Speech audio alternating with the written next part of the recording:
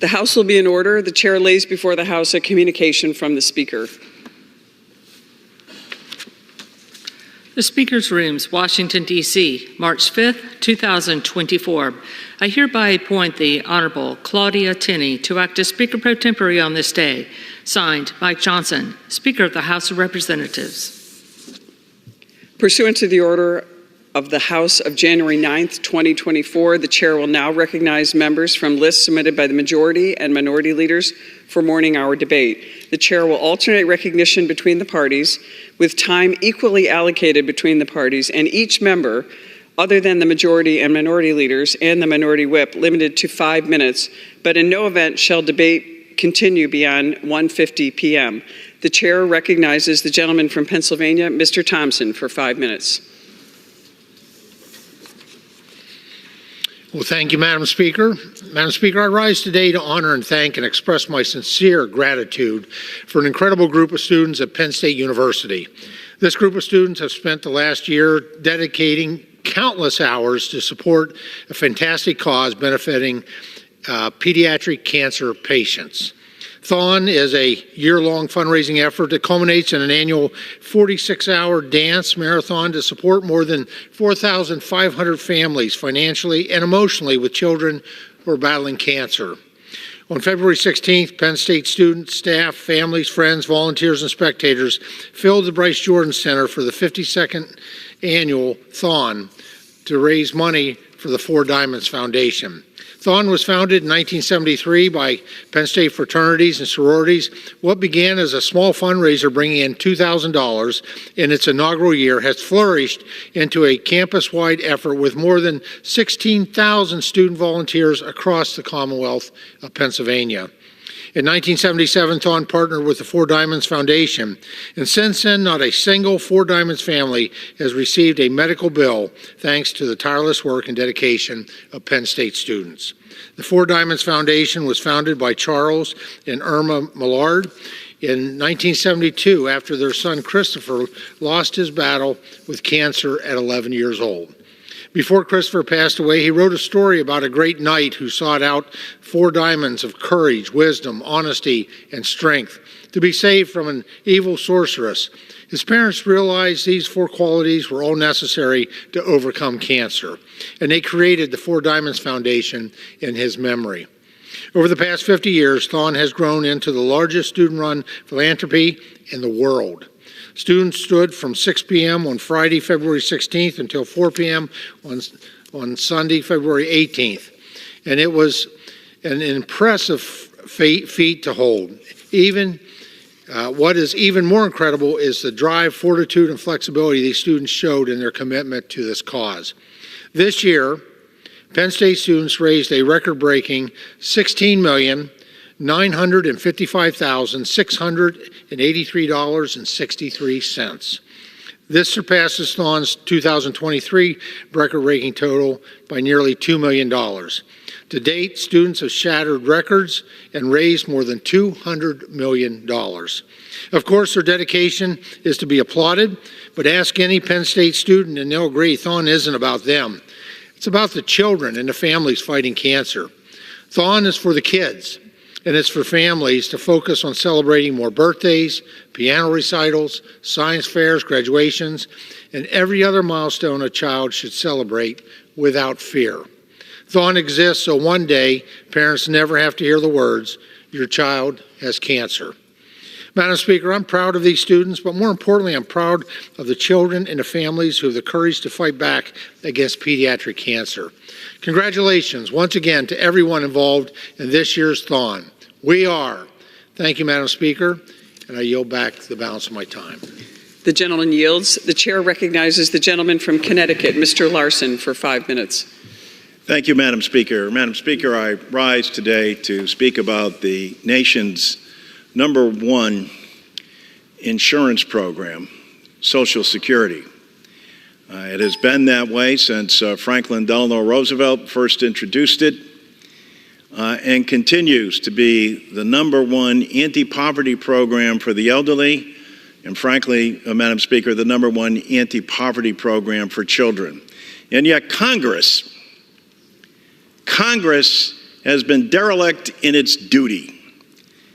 There has not been a vote to enhance Social Security since 1971. Richard Nixon was President of the United States. As we speak today, there are close to 70 million Americans who rely on Social Security. Of those 70 million, it's important to understand that 10,000 baby boomers a day become eligible for Social Security. More than 5 million of our fellow Americans have worked and paid into a system and get below poverty level checks from their government, the wealthiest in the world, with the nation's #1 anti-poverty program that this body has not acted on in more than 50 years. It's long overdue that we take the initiative and have a vote in the United States Congress that will help the American people. Social Security is bedrock, and whether you're a Democrat, Republican, or independent, you understand this. Now, our colleagues on the other side have put forward something they call a study commission. We don't need to study Social Security. We know what needs to be done. But to have a study that goes behind closed doors, has an up or down vote that's unamendable, with no input from this body, is absurd and anti-democratic and anti-elderly and children from the standpoint of the havoc that it would wreak on this system. The idea that they're doing this to save Social Security is a fallacy. They're doing it so they can go behind closed doors and cut the very program that sustains so many Americans. More than 40% of all Americans who are on Social Security, this is the only pension benefit that they will have. And Madam Speaker, you know as well as I that it's not only a pension benefit, it's a disability benefit, as well as taking care of spouses and children. And imagine, for our viewers in the audience, Congress hasn't taken a vote in more than 50 years for the nation's #1 anti-poverty program. It's long overdue that we not study this. How about we do what we're elected to do by the public and actually vote? And if you got a better idea, put it out there. But we believe this as well. I commend President Biden for saying, and look, the way that we're going to pay for this is to lift the cap, or what's called scrap the cap, on people making over $400,000. This past month marked that millionaires have already stopped paying into the Social Security program. Bill Gates stopped paying back in January. That is wrong, it's not right, but to lift that cap will allow us not only to extend the solvency of Social Security, but increase benefits across the board for its members, to make sure that WEP and GPO, which have hurt teachers and municipal employees over the year, is finally scrapped. To have in there a tax cut for more than 23 million Americans who continue to pay taxes on their Social Security. And to make sure that everyone's benefits are enhanced. And where does that money go, Madam Speaker? The money from Social Security goes right back into every single congressional district. And it allows those individuals in that district to sustain themselves. Nobody's going out and buying stock options with Social Security 2100. And with that, Madam Speaker, I yield back my time and thank you. Thank you. The gentleman yields. The chair now recognizes the gentlewoman from Iowa, Ms. Miller Meeks, for 5 minutes.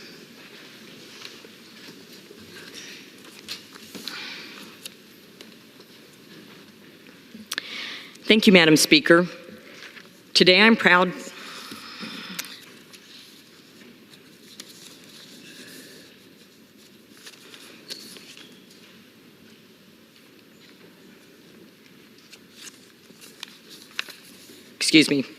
Today, I'm proud to recognize the passing of Secretary of Agriculture Bill Northey.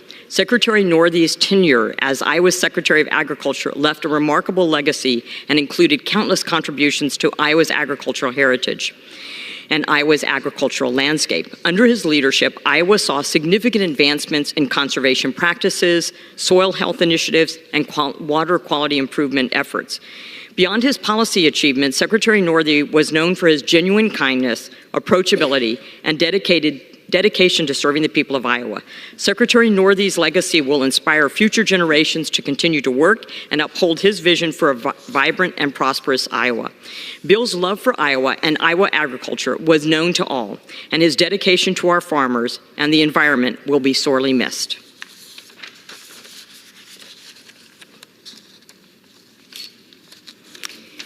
Thank you, Madam Speaker. Today, I'm thrilled to share exciting details about the upcoming 2024 Register's Annual Great Bike Ride Across Iowa, also known as RAGBRAI. Earlier this year, it was announced that the route of the 51st edition of this renowned bicycle ride will cross southern Iowa towns in Iowa for the first time in 5 years. The route will extend 424 miles from Glenwood to Burlington, Iowa, and at the end of the ride, cyclists can take on the challenge and power their way up Snake Alley. The ride will take place this summer from July 21st to July 27th, and I look forward to cheering on everyone who will participate in this upcoming adventure. Madam Speaker, I would like to wish my nephew, Andrew Martino, a blessed confirmation. Congratulations, Andrew, on this milestone. Madam Speaker, I have introduced this resolution with the entire Iowa delegation.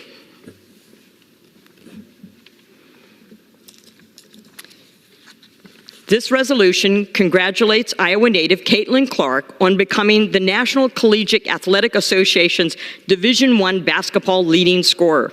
Whereas on March 3, 2024, during a basketball game between the University of Iowa Hawkeyes and the Ohio State University Buckeyes, Caitlin Clark, referred to in this preamble as Clark, became the National Collegiate Athletic Association referred to in this preamble as NCAA Division I basketball all-time leading scorer. Whereas, because of Clark and the University of Iowa Hawkeyes women's basketball team, referred to in this preamble as the Hawkeyes, women's sports are being covered and talked about at the national level in the United States with the same fervor as men's sports. Whereas the Hawkeyes have sold out games at home at the Carver Hawkeye Arena and on the road in arenas across the United States. Whereas every sold out game is full of young girls watching Clark and the Hawkeyes demonstrate the excitement, competition, and fun that is possible because of women's sports. Whereas women's sports serve as an important way for young girls to develop discipline, teamwork, confidence, and leadership skills, and the achievements of female athletes should be celebrated. Whereas Clark serves as a role model, demonstrating that dreams are achievable with hard work and dedication. And whereas Iowans are proud of Clark and thankful for the opportunity to watch Clark, one of the greatest athletes to ever play basketball, compete for the Hawkeyes. Now, therefore, be it resolved that the House of Representatives congratulate Caitlin Clark on becoming the National Collegiate Athletic Association Division I basketball all-time leading scorer, and respectfully request that the Clerk of the House of Representatives transmit an enrolled copy of this resolution to Caitlin Clark, B, Athletic Director of the University of Iowa, Beth Gates, and Head Coach of the University of Iowa Hawkeyes women's basketball team, Lisa Bluter. And go Hawks! With that, Madam Speaker, I yield. The gentlewoman yields. The chair now recognizes the gentleman from Virginia, Mr. Byer, for 5 minutes. Madam Speaker, I rise this afternoon to honor the lifetime contributions of Marie Ritter to Virginia and our nation. Marie, a distinguished journalist and one of the most passionate conservationists I've ever known, celebrated her 99th birthday just a few weeks ago. I believe her children have finally gotten her to agree to stop driving herself to every one of her many engagements. Marie Ritter began her career as a journalist, covering the Reconstruction and post-World War II Europe for the Philadelphia Bulletin. But over the years, she wrote for the Washington Post, the Boston Globe, and Knight Ridder publications. But not just a writer, Marie also edited Vogue, Glamour, Mademoiselle, and even Condé Nast magazines. I became close with Marie when she hosted my first political event more than 36 years ago. When everyone else was skeptical, including my own family, she believed in me. Marie is passionate about saving our landscapes and our environment. She has been the champion of the Piedmont Environmental Council for decades. She served on the boards of the League of Conservation Voters and the Trust for Public Land. She's also a master gardener. And working in the garden high above the Potomac River, she was bitten by a copperhead a few years ago and rushed to Sibley Hospital for the anti-venom. When she was struck again by a copperhead a few years later, the emergency room doctor noted that he only treated 2 snake bites in his whole life. Both were Marie. So it was come as no surprise that he was yet again the attending physician on her 3rd snake bite. I do my best to avoid her garden. Marie's public service history is both remarkable and intriguing. She was the National Director of Head Start. She also served as the direct liaison to First Lady Lady Bird Johnson for 4 years. Later, she led the Sasha Bruce House, a compassionate home for lost children in our capital city, the abused, abandoned, neglected, and run away. Marie has won many awards in her fight for democracy, and in 2019, I was privileged to award her the Clara Mortensen Beyer Women and Children First Award for her outstanding accomplishments and contributions to empowering women. On a recent visit to her McLean home, we were regaled with the most recent bow and arrow and deer story in her garden, that same cursed garden. It was in season, of course. Megan and I are most fortunate to count Marie Ritter as our beloved friend, and our America is the long beneficiary of her creativity, her energy, and her tireless commitment to others. And when you earn her trust, Marie will even tell you about her date with John F. Kennedy. Madam Chair, I yield back. The gentleman yields. The chair now recognizes the gentleman from Tennessee, Mr. Rose, for 5 minutes. Madam Speaker, in the final week of the 1980 presidential campaign, former President Ronald Reagan posed an important question to voters. Are you better off today than you were 4 years ago? We don't have to wait till November to answer that same question today. The answer lies right outside this building. If you're not sure whether you're better off than you were 4 years ago, consider that last year Washington, D.C. saw 274 homicides. That's the highest number in almost 30 years. Homicides are up 23% from 2019 in Chicago. In New York City, homicides are up 23% from 2019. Felony assault is up 35%. Car thefts have almost tripled. And a record 5,363 NYPD officers were injured on the job last year. In major cities across this country, organized retail theft has claimed more than $100 billion in property, up from just $94 billion in 2021. There are 2 reasons for this, Madam Speaker: bad policy and bad messaging. House Republicans are committed to restoring law and order and opposing all efforts to defund the police and cracking down on rogue prosecutors who refuse to hold criminals accountable. We passed into law a bill to stop the D.C. Council's dangerous plan to change the criminal code. It would have ended mandatory minimums for many offenses and reduced maximum penalties for burglary, carjacking, and robbery. According to a recent article from the Washington Post, the D.C. Council is finally starting to reverse its position on these radical, progressive criminal reforms that it has been considering. It turns out that advocating for criminals isn't the best approach to stopping crime.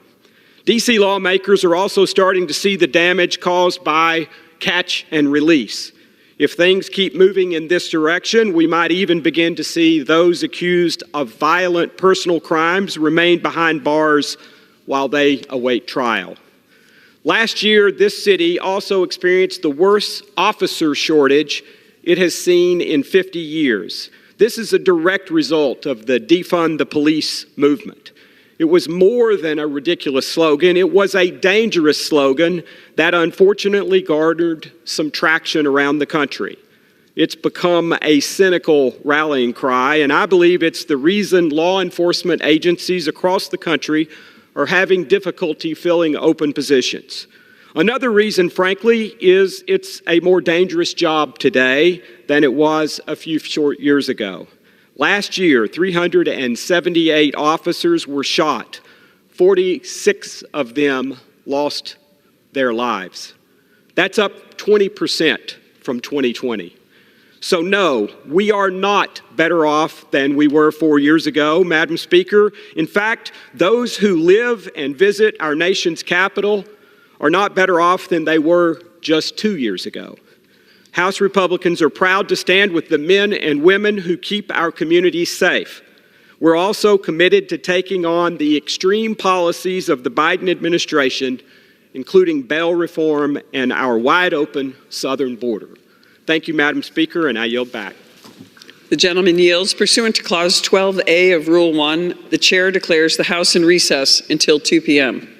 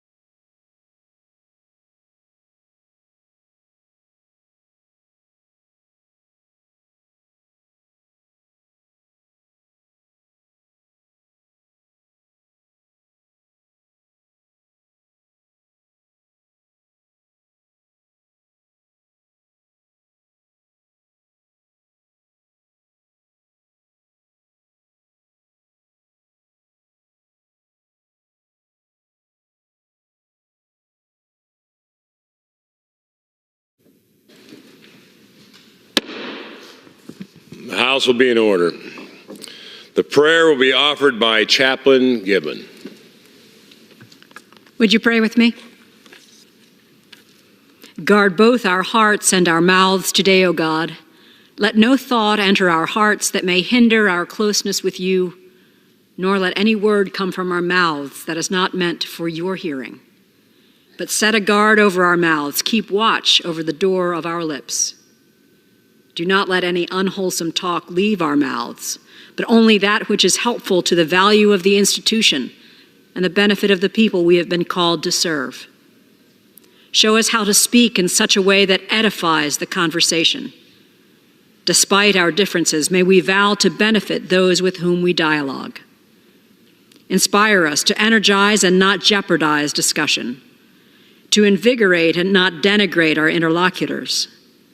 May we cultivate dignity and demonstrate respect for all with whom we engage this day. Encourage us to build one another up according to their needs, that we may succeed in strengthening the body and repairing the divisions that weaken our purpose to do good works in our service to you and to this country. O God, our guardian, guide, and stay, abide with us this day and grant us the blessing of your divine guidance. In your sovereign name we pray. Amen. The House has examined the journal of the last day's proceedings and announces to the House the approval thereof. Pursuant to Clause 1 of Rule 1, the journal stands approved. For what purpose does the gentleman from the great state of Pennsylvania seek recognition? Mr. Speaker, pursuant to Clause 1, Rule 1, I demand a vote on agreeing to the Speaker's approval of the journal.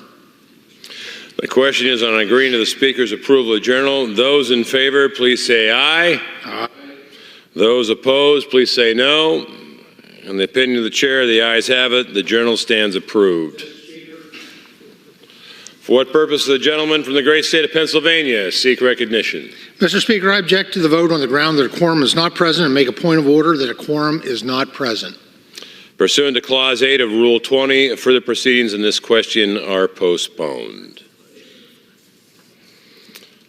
The Pledge of Allegiance shall be offered and led by the gentleman from Pennsylvania, Mr. Thompson. Sir.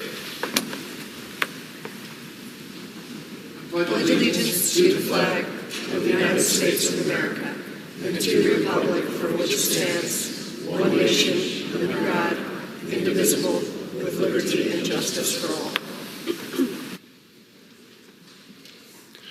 The chair will entertain requests for 1-minute speeches. For what purpose does the gentleman from the great state of Pennsylvania seek recognition? Mr. Speaker, request unanimous consent to address the House for 1 minute and revise and extend my remarks. Without objection, the gentleman from the great state of Pennsylvania is recognized for 1 minute.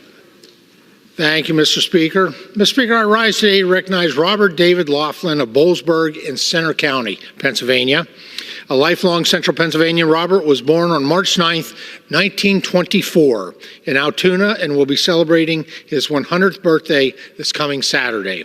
At 18, he enlisted in the United States Navy and was selected for officer training. He received his commission at the U.S. Naval Academy under an accelerated program for wartime midshipmen. At that time, he was one of the youngest commissioned officers in the fleet. He served during World War II in the Pacific region as radar officer aboard the USS Pittsburgh and later aboard the USS Pasadena. A Penn State graduate, Robert spent his career as a physicist, studying electro-optical research for early airborne reconnaissance platforms and holds several U.S. patents. He later served as science advisor to the governor of Pennsylvania under 3 administrations. Most notably, he helped coordinate the initial state government response to the 3 Mile Island accident in 1979. Today, Robert is actively working on computer repairs, studying quantum physics, and spending time with his 8 grandkids and 10 great-grandchildren. Happy birthday, Robert. Thank you, Mr. Speaker, and I yield back the balance of my time. For what purpose does the gentleman from the great state of Tennessee seek recognition? I seek unanimous consent to address the House for 1 minute and to revise and extend my remarks. Without objection, the gentleman from the great state of Tennessee is recognized for 1 minute. Mr. Speaker, before President Biden took office, there was no war in Ukraine. Israel had not suffered a brutal attack from Iran-backed Hamas terrorists, and America was respected on the world stage. Now, 3 years into the Biden administration, a message has been sent far and wide to our enemies and adversaries around the world. America's leadership is weak. Whether it was the botched Afghanistan withdrawal, the appeasement of Iran, or the delay and downright refusal to stand up to Moscow, the world has been plunged into chaos. Now we must deal with the consequences. Military service members' lives are at risk. Mr. Speaker, our enemies are emboldened more than ever. That's why House Republicans are pursuing policies that counter China, promote peace through strength, and support our troops and allies to deter increasing global threats. We are committed to the security of the United States of America. Thank you, Mr. Speaker, and I yield back. Pursuant to Clause 12A of Rule 1, the Chair declares the House in recess subject to the call of the Chair.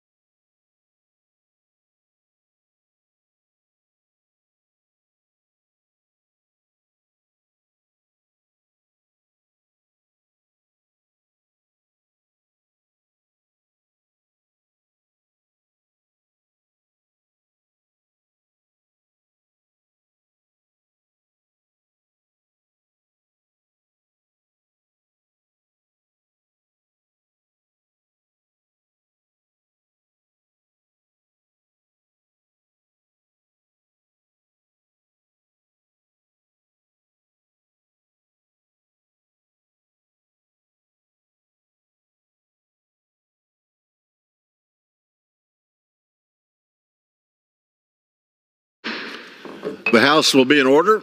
The chair will receive a message. Mr. Speaker, a message from the President of the United States.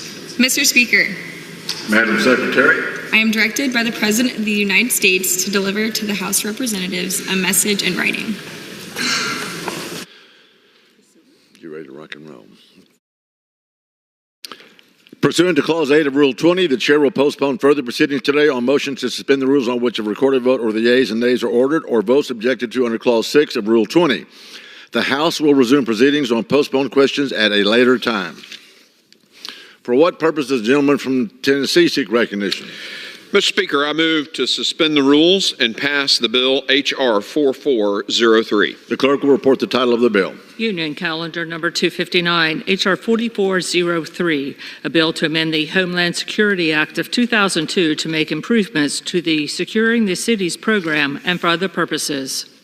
Pursuant to the rule, the gentleman from Tennessee, Mr. Green, and the gentleman from Louisiana, Mr. Carter, each will control 20 minutes. The chair recognizes the gentleman from Tennessee. Speaker, I ask unanimous consent that all members have 5 legislative days in which to revise and extend their remarks and to include extraneous material on H.R. 4403. Without objection. Thank you, Mr. Speaker. I yield myself such time as I may consume. The gentleman is recognized. I rise in support of H.R. 4403. Since 2007, DHS has operated the Securing the Cities program to help cities prepare for and respond to nuclear or radiologic threats. H.R. 4403, the Securing the Cities Improvement Act, will remove the requirement for a justification for a jurisdiction to be designated as a high-risk urban area by FEMA, diminishing the uncertainty for cities to be removed from the STC program. Additionally, this legislation will provide transparency by requiring the department to establish performance metrics and milestones for the STC program to track its performance and monitor its expenditures. Thank you for your work on this, Congressman Carter. I urge my colleagues to support H.R. 4403, and with that, I reserve the balance of my time. The gentleman reserves. The gentleman from Louisiana is recognized. Thank you, Mr. Speaker. I yield myself as much time as I may consume. The gentleman is recognized. I am pleased that we're here today to consider my bill, H.R. 4403, the Securing the Cities Improvement Act. My bill will help cities build and maintain their security capabilities against nuclear or radiological threats. While I want to emphasize the critical nature of my bill, its effectiveness hinges upon the reauthorization of the DHS Office of Countering Weapons of Mass Destruction, CWMD. Without CWMD, the Securing the Cities program will cease to operate. Securing the Cities, also called STC, was launched by the Department of Homeland Security in fiscal year 2007 as a pilot program to support New York City, New Jersey, and Newark in detecting and preventing nuclear or radiological threats. Today, the STC program provides 14 local governments, including my hometown of New Orleans, with detection equipment, training, exercise support, operational and technical support, subject matter expertise, and programmatic support. STC's work in New Orleans has supported important events such as Mardi Gras, which is very special and a joyous time in my hometown. As you know, we will have the Super Bowl next year. This will have critical impact on its safety and delivering joy to the people of our country and our world. However, STC is limited to high-risk urban areas designated by the Federal Emergency Management Agency under the Urban Area Security Initiative, or UASI program. Linking STC and UASI together can create uncertainty for local governments participating in the program, as the composition of jurisdictions in the UASI program can fluctuate from one year to the next. To ensure stability within the STC program and maintain partnerships with at-risk cities, I introduced the Securing the Cities Improvement Act. My legislation would allow CWMD to determine which cities to partner with the STC program based on the jurisdiction's capability and capacity to prepare for and respond to threats or vulnerabilities against terrorist attacks, and other high-consequence events utilizing nuclear or other radiological materials. It would also establish performance metrics and milestones for the STC program and monitor expenditures for the program. Furthermore, the legislation requires DHS to provide a report to Congress regarding participation in the STC program, the establishment of metrics and milestones for the program, and any proposed modifications for this program. The bill is a common sense measure, one that will ensure that our cities are protected from nuclear or radiological threats. With that, Mr. Speaker, I encourage my colleagues to join me in supporting H.R. 4403, and I reserve the balance of my time. The gentleman from Louisiana reserves. The gentleman from Tennessee is recognized. Mr. Speaker, I reserve. The gentleman reserves. The gentleman from Louisiana is recognized. Mr. Speaker, I yield myself the balance of my time. The gentleman is recognized. Mr. Speaker, H.R. 4403 is important for sustaining local jurisdictions' capabilities to counter chemical, biological, radiological, and nuclear threats. Without the support of programs like STC, addressing and mitigating threats could become more difficult or cease to exist altogether, which would jeopardize the safety and well-being of every individual residing in our country. Passage of this legislation is vital to maintaining our preparedness and ensuring the security of the nation against the evolving challenges posed by terrorist attacks and other high-consequence events that utilize nuclear or radiological materials. With that, I urge my House colleagues to support H.R. 4403, and I wish to thank our Chairman Green for his support in this measure. I yield back the balance of my time. The gentleman yields back. The gentleman from Tennessee is recognized. Mr. Speaker, I yield myself the balance of my time. The gentleman is recognized. I again urge my colleagues to support H.R. 4403. I also want to again thank Mr. Carter, the gentleman from Louisiana, for his excellent work on this, and I yield back the balance of my time. The gentleman yields back. The question is, will the House suspend the rules and pass the bill H.R. 4403? Those in favor say aye. Those opposed say no. In the opinion of the chair, two-thirds being in the affirmative, the rules are suspended, the bill is passed, and without objection, the motion to reconsider is laid on the table. For what purpose does the gentleman from Tennessee seek recognition? Mr. Speaker, I move to suspend the rules and pass the bill H.R. 5969 as amended. The clerk will report the title of the bill. Union Calendar Number 332, H.R. 5969, a bill to direct the Secretary of Homeland Security to revise certain regulations to permit certain children to accompany their parents or legal guardians through global entry airport lanes and for other purposes. Pursuant to the rule of the gentleman from Tennessee, Mr. Green, and the gentleman from Louisiana, Mr. Carter, each will control 20 minutes. The chair recognizes the gentleman from Tennessee. Mr. Speaker, I ask unanimous consent that all members have 5 legislative days in which to revise and extend their remarks and to include extraneous material on H.R. 5969. Without objection. Thank you, Mr. Speaker. I yield myself as such time as I may consume. The gentleman is recognized. I rise in support of H.R. 5969. The Global Entry Program, which is managed by U.S. Customs and Border Protection, grants expedited clearance for pre-approved low-risk travelers. Millions of users are enrolled in the Global Entry Program, and Global Entry kiosks are deployed at many major airports throughout the United States. However, issues can arise when families are traveling with minor children who are not enrolled in the Global Entry Program.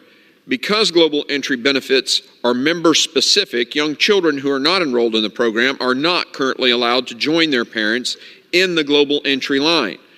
H.R. 5969 would rectify this by allowing children ages 10 and younger to join their Global Entry enrolled parents or guardian through the Global Entry lane. Thank you to Congressman Luttrell for his work on this very important bill, and I urge my colleagues to support H.R. 5969, and with that I reserve the balance of my time. The gentleman reserves. The gentleman from Louisiana is recognized. Mr. Chairman, Mr. Speaker, I yield as much time as I may consume. The gentleman is recognized. H.R. 5969 aims to make Global Entry more family-friendly by allowing children ages 10 or under to accompany their parents or legal guardians through Global Entry lanes when clearing customs in the United States. I think we would like I think we would like to see all families with young children stay together throughout the customs process, and this bill would make travel more family-friendly without compromising security. This bill also makes it possible for parents to schedule interviews for global entry for their kids as groups, as opposed to in the current format, which schedules appointments separately, a logistical nightmare for parents. With that, Mr. Speaker, I reserve the balance of my time. The gentleman reserves. The gentleman from Tennessee is recognized. Mr. Speaker, I'd like to yield 3 minutes to the sponsor of the bill, the gentleman from Texas, Mr. Luttrell. The gentleman is recognized for 3 minutes. Thank you, sir. Mr. Speaker, I rise today to advocate for the passage of our bill, H.R. 5969, the Improving Travels for Families Act. Global Entry has been a critical asset in expediting clearance for pre-approved, low-risk travelers upon arrival in the United States. Reduced wait times and access to expedited entry in the United States are all the benefits of Global Entry membership. Global Entry began as a small pilot program in 2008 with availability in just 3 airports. And today, the Global Entry program offers expedited pre-approved traveler clearance for millions of travelers and is available in over 60 U.S. airports. Our bill would improve international travel for families by allowing children ages 10 and younger who are not currently enrolled in the Global Entry program to accompany their parents and guardians who are in the program in the designated clear lanes upon arrival at international airports in the United States. Additionally, the bill would streamline the Global Entry application process by permitting parents or guardians to schedule a single application appointment for up to 4 young children at a time, rather than having to book multiple individual appointments, thereby reducing the interview appointment backlog. These small but meaningful advances will be a marked improvement on the Global Entry program. Under current law, only pre-approved Global Entry travelers, regardless of age, are permitted to utilize dedicated lanes and kiosks. This creates a major inconvenience for Global Entry enrolled parents who are traveling with young children who are not currently enrolled.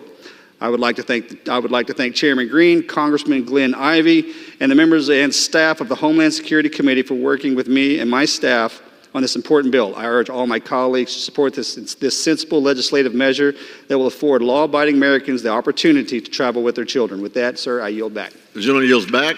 Reserve. The gentleman reserves. The gentleman from Louisiana is recognized. Mr. Speaker, I would yield as much time as may be consumed by the gentleman from Maryland, Representative Ivey. The gentleman is recognized. Thank you. I thank the gentleman for yielding. I rise in strong support of H.R. 5969, the Improving Travel for Families Act. I'm proud to co-sponsor this bipartisan legislation with my friend and Homeland Security Committee colleague from Texas, Representative Morgan Luttrell. This bill aims to make the GBP Global Entry Program more friendly for family travel at our international airports by allowing children ages 10 or under to accompany their parent or guardian through Global Entry when clearing customs in the United States. The bill also makes it possible for parents to schedule interviews for Global Entry for their kids as a group. It will do all of this without risking the security of children, as Global Entry approval requires multiple steps, including a background check. As a father of 6, I know how difficult the logistics can be for families traveling with young children. I urge my colleagues to support this common sense bipartisan legislation that will make travel more friendly for families without compromising security. And I yield back. The gentleman from Louisiana reserves. The gentleman from Tennessee is recognized. Mr. Speaker, I have no more speakers and am prepared to close after the gentleman from Louisiana closes. The gentleman from Louisiana is recognized.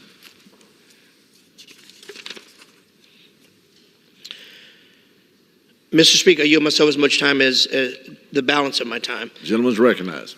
I commend my colleague from Texas, Representative Luttrell, for introducing this bill, and I commend my colleague, Mr. Ivey, as the co-sponsor, at improving the travel experience for families. I believe this bill will help families traveling with young children eliminate some of the difficulties that they may experience along the way. I'm happy to support this bill and urge all members of the House to do the same. With that, Mr. Speaker, I yield back the balance of my time. The gentleman from Louisiana yields back. The gentleman from Tennessee is recognized. Mr. Speaker, I yield the balance of my time. The gentleman is recognized. I again urge my colleagues to support H.R. 5969, and of course I want to thank again Mr. Luttrell for his excellent work on the bill. I yield the balance of my time. The gentleman yields back. The question is, will the House suspend the rules and pass the bill H.R. 5969 as amended? Those in favor say aye. Those opposed, no. In the opinion of the chair, 2/3 being in the affirmative, the rules are suspended, the bill is passed, and without objection, the motion to reconsider is laid on the table. For what purpose does the gentleman from Tennessee seek recognition? Mr. Speaker, I move to suspend the rules and pass the bill S-206. The clerk will report the title. Senate 206, an act to require the Commissioner of the U.S. Customs and Border Protection to regularly review and update policies and manuals related to inspections at ports of entry. Pursuant to the rule, the gentleman from Tennessee, Mr. Green, and the gentleman from Louisiana, Ms. Carter, each will control 20 minutes. The gentleman from Tennessee is recognized. Mr. Speaker, I ask unanimous consent that all members have 5 legislative days in which to revise and extend their remarks and to include extraneous material on S-206. Without objection, so ordered. Thank you, Mr. Speaker. I yield myself such time as I may consume. The gentleman is recognized. I rise in support of S-206. In 2019, the Government Accountability Office issued a report which determined that U.S. Customs and Border Protection did not regularly update their inspection policies at ports of entry. In some cases, policies had not been updated in 20 years and did not accurately reflect current operating conditions, presently deployed technology, or adequately address how to handle things like fentanyl. S-206 would require CBP to review and update policies and manuals at least once every 3 years and also provide reports to Congress on changes made by those updates. This should ensure that CBP is employing the latest and most efficient methods to stop illegal activity at the ports of entry and prevent it from entering the United States. Thank you to Senator Scott and Congressman Guest for your important work on this bill. I urge my colleagues to support S-206, and with that, I reserve the balance of my time. The gentleman from Tennessee reserves. The gentleman from Louisiana is recognized. Mr. Speaker, I yield myself as much time as I may consume. The gentleman is recognized. This bill is a common sense step to address the fentanyl crisis and save American lives. By requiring U.S. Customs and Border Protection to incorporate and continually update uniform policies and standards for their operations at ports of entry, we can be sure our officers continually adapt their implement inspection practices to the changing dynamics of illicit activities along the U.S. borders. It's important that we continue supporting necessary improvements for our ports of entry, where approximately 90% of CBP's fentanyl seizures occur. This bill complements the unprecedented progress that the Department of Homeland Security has made in recent years to stop fentanyl from entering our communities. DHS has launched new cross-government efforts to target smugglers and put more personnel, technology, infrastructure, and resources at our border. As a result, DHS has seized more fentanyl and arrested more criminals for fentanyl-related crimes in the last 2 years than over the previous 5 combined. DHS has taken serious action to thwart human trafficking and human smuggling through ports of entry. The End Fentanyl Act builds on these efforts as well. With that, Mr. Speaker, I urge my colleagues to support this bill, and I reserve the balance of my time.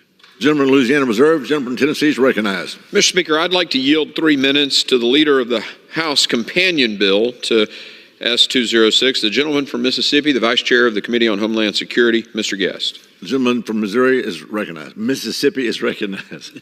Thank you, Mr. Speaker, and thank you, Chairman Green.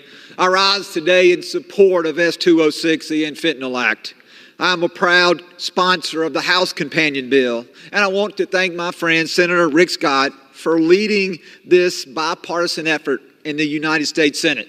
And I also want to thank Congressman David Trone for co-leading this legislation in the House. This bill would require the United States Customs and Border Protection, CBP, to regularly review and update their inspection practices at ports of entry. It would also require them to respond to any new or innovative smuggling methods. This bill would require CBP to brief Congress on new inspection practices. The goal of this bill is to ensure that CBP is employing the most up-to-date methods to interdict and prevent illegal activity, such as the smuggling of deadly narcotics like fentanyl into our country. As Chairman Green said, this bill was introduced in direct response to a 2019 Government Accountability Office report, which found that CBP's inspections techniques were not uniformed across different ports of entry. and in some cases found that they were entirely outdated. The GAO report determined, and I quote, because CBP has not updated many of its policies, in a few cases for almost 20 years, they do not always reflect changes in technology or processes, such as those conducting searches and the handling of fentanyl. The End Fentanyl Act will be a valuable tool in our fight against the deadly scourge of fentanyl, which has devastated families and communities across our country. From May of 2022 to May of 2023, the U.S. suffered over 112,000 overdose deaths, with many of those deaths being attributed directly or indirectly to the use of fentanyl. Fentanyl poisoning is now the leading cause of death for Americans between the ages of 18 and 45. As cartels continue to develop new methods to traffic these deadly drugs in the United States, this bill will ensure that CBP responds to any new smuggling techniques in a uniform manner with the most up-to-date and effective practices. In closing, this bill will save lives, and this bill is a first step to securing our border from those smuggling drugs into our communities. With that, I urge my colleagues to join me in supporting S206, and with that, I yield back. Yields back. The gentleman from Tennessee reserved. And the gentleman from Louisiana is recognized. Mr. Speaker, I have no more speakers, and I'm prepared to close when the gentleman from Tennessee is prepared to close. The gentleman reserves, and the gentleman from Tennessee is recognized. Mr. Speaker, I'm prepared to close. I have no other speakers after the gentleman from Louisiana closes. The gentleman from Louisiana is recognized. Mr. Speaker, I yield myself as much time as the balance of my time. Gentleman is recognized. I thank my colleague from Mississippi, Mr. Guest, for introducing the End Fentanyl Act. It's a key step toward ensuring that we're better prepared to stop fentanyl smuggling. By regularly improving our strategies and our port of entry, we can ensure that the Department of Homeland Security is keeping our communities safe. With that, Mr. Speaker, I urge all of my colleagues to support this incredible measure, and I yield back the balance of my time. The gentleman yields back, and the gentleman from Tennessee is recognized. Mr. Speaker, I yield myself the balance of my time, and I again urge my colleagues to support S206, and I thank Mr. Guest for his work in assisting Senator Scott, and I yield back the balance of my time. The gentleman yields back. The question is, will the House suspend the rules and pass Senate 206? Those in favor say aye. Those opposed, no. In the opinion of the chair, 2/3 being in the affirmative. Mr. Speaker, I object to the vote on the ground that a quorum is not present and make the point of order that a quorum is not present. Pursuant to Clause 8 of Rule 20, further proceedings on this motion will be postponed. For what purpose does the gentleman from Tennessee seek recognition? Mr. Speaker, I move to suspend the rules and pass Bill H.R. 4467 as amended. The clerk will report the title of the bill. Union Calendar Number 190, H.R. 4467, a bill to direct the Undersecretary for Management of the Department of Homeland Security to assess contracts for covered services performed by contractor personnel along the United States land border with Mexico and for other purposes.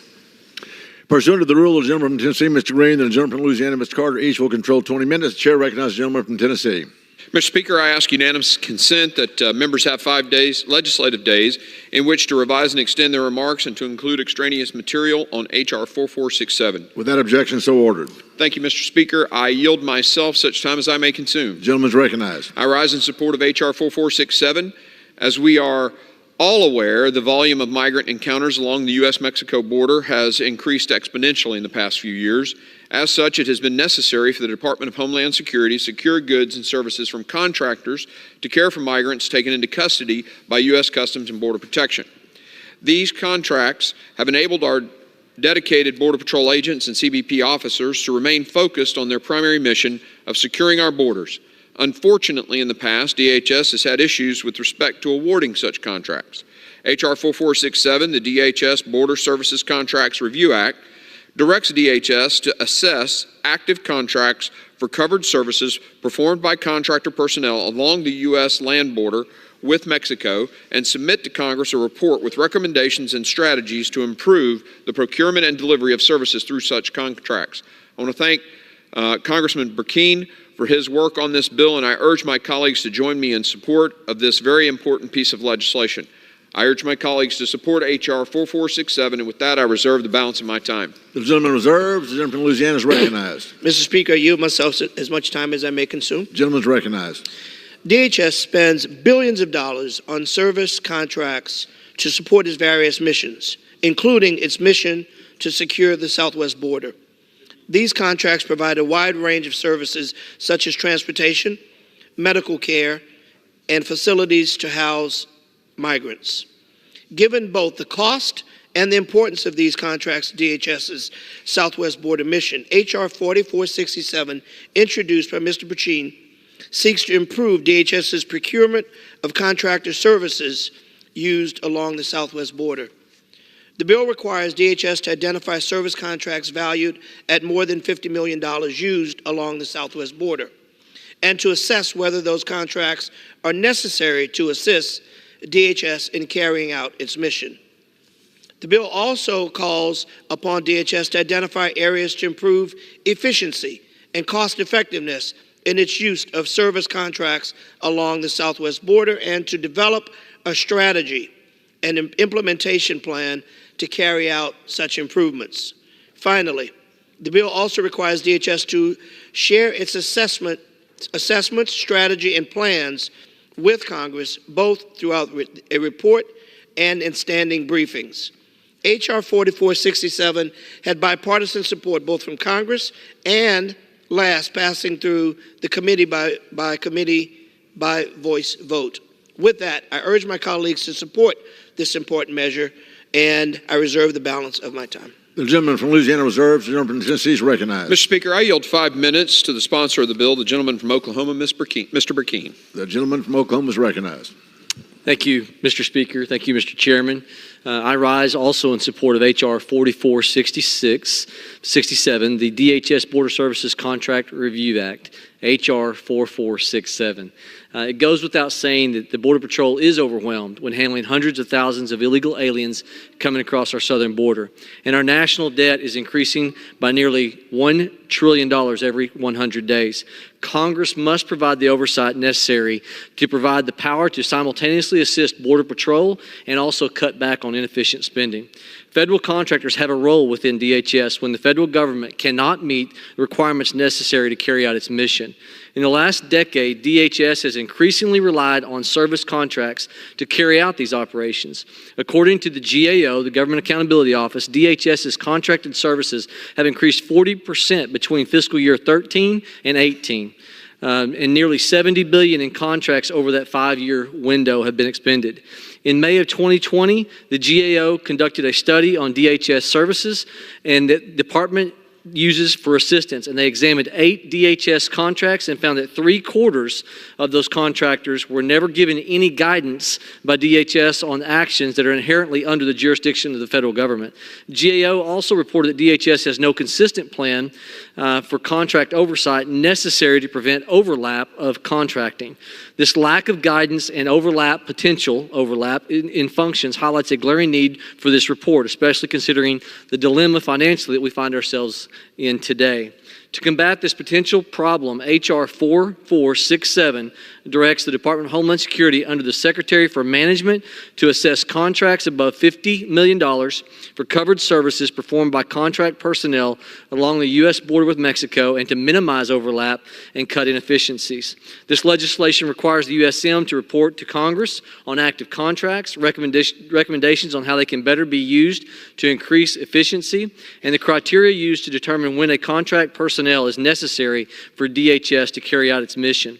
If enacted, this bill will provide needed clarity and oversight for service contracts and helping DHS at the border where there is room for improved efficiencies.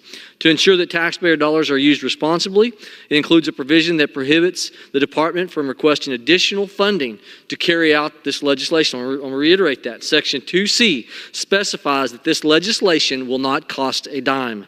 I want to thank Chairman Green, the committee staff, and urge all members to support this common sense legislation. And I yield back the balance of my time, Mr. Speaker. The gentleman yields back. The gentleman from Tennessee reserves. The gentleman from Louisiana is recognized. Mr. Speaker, I have no more speakers.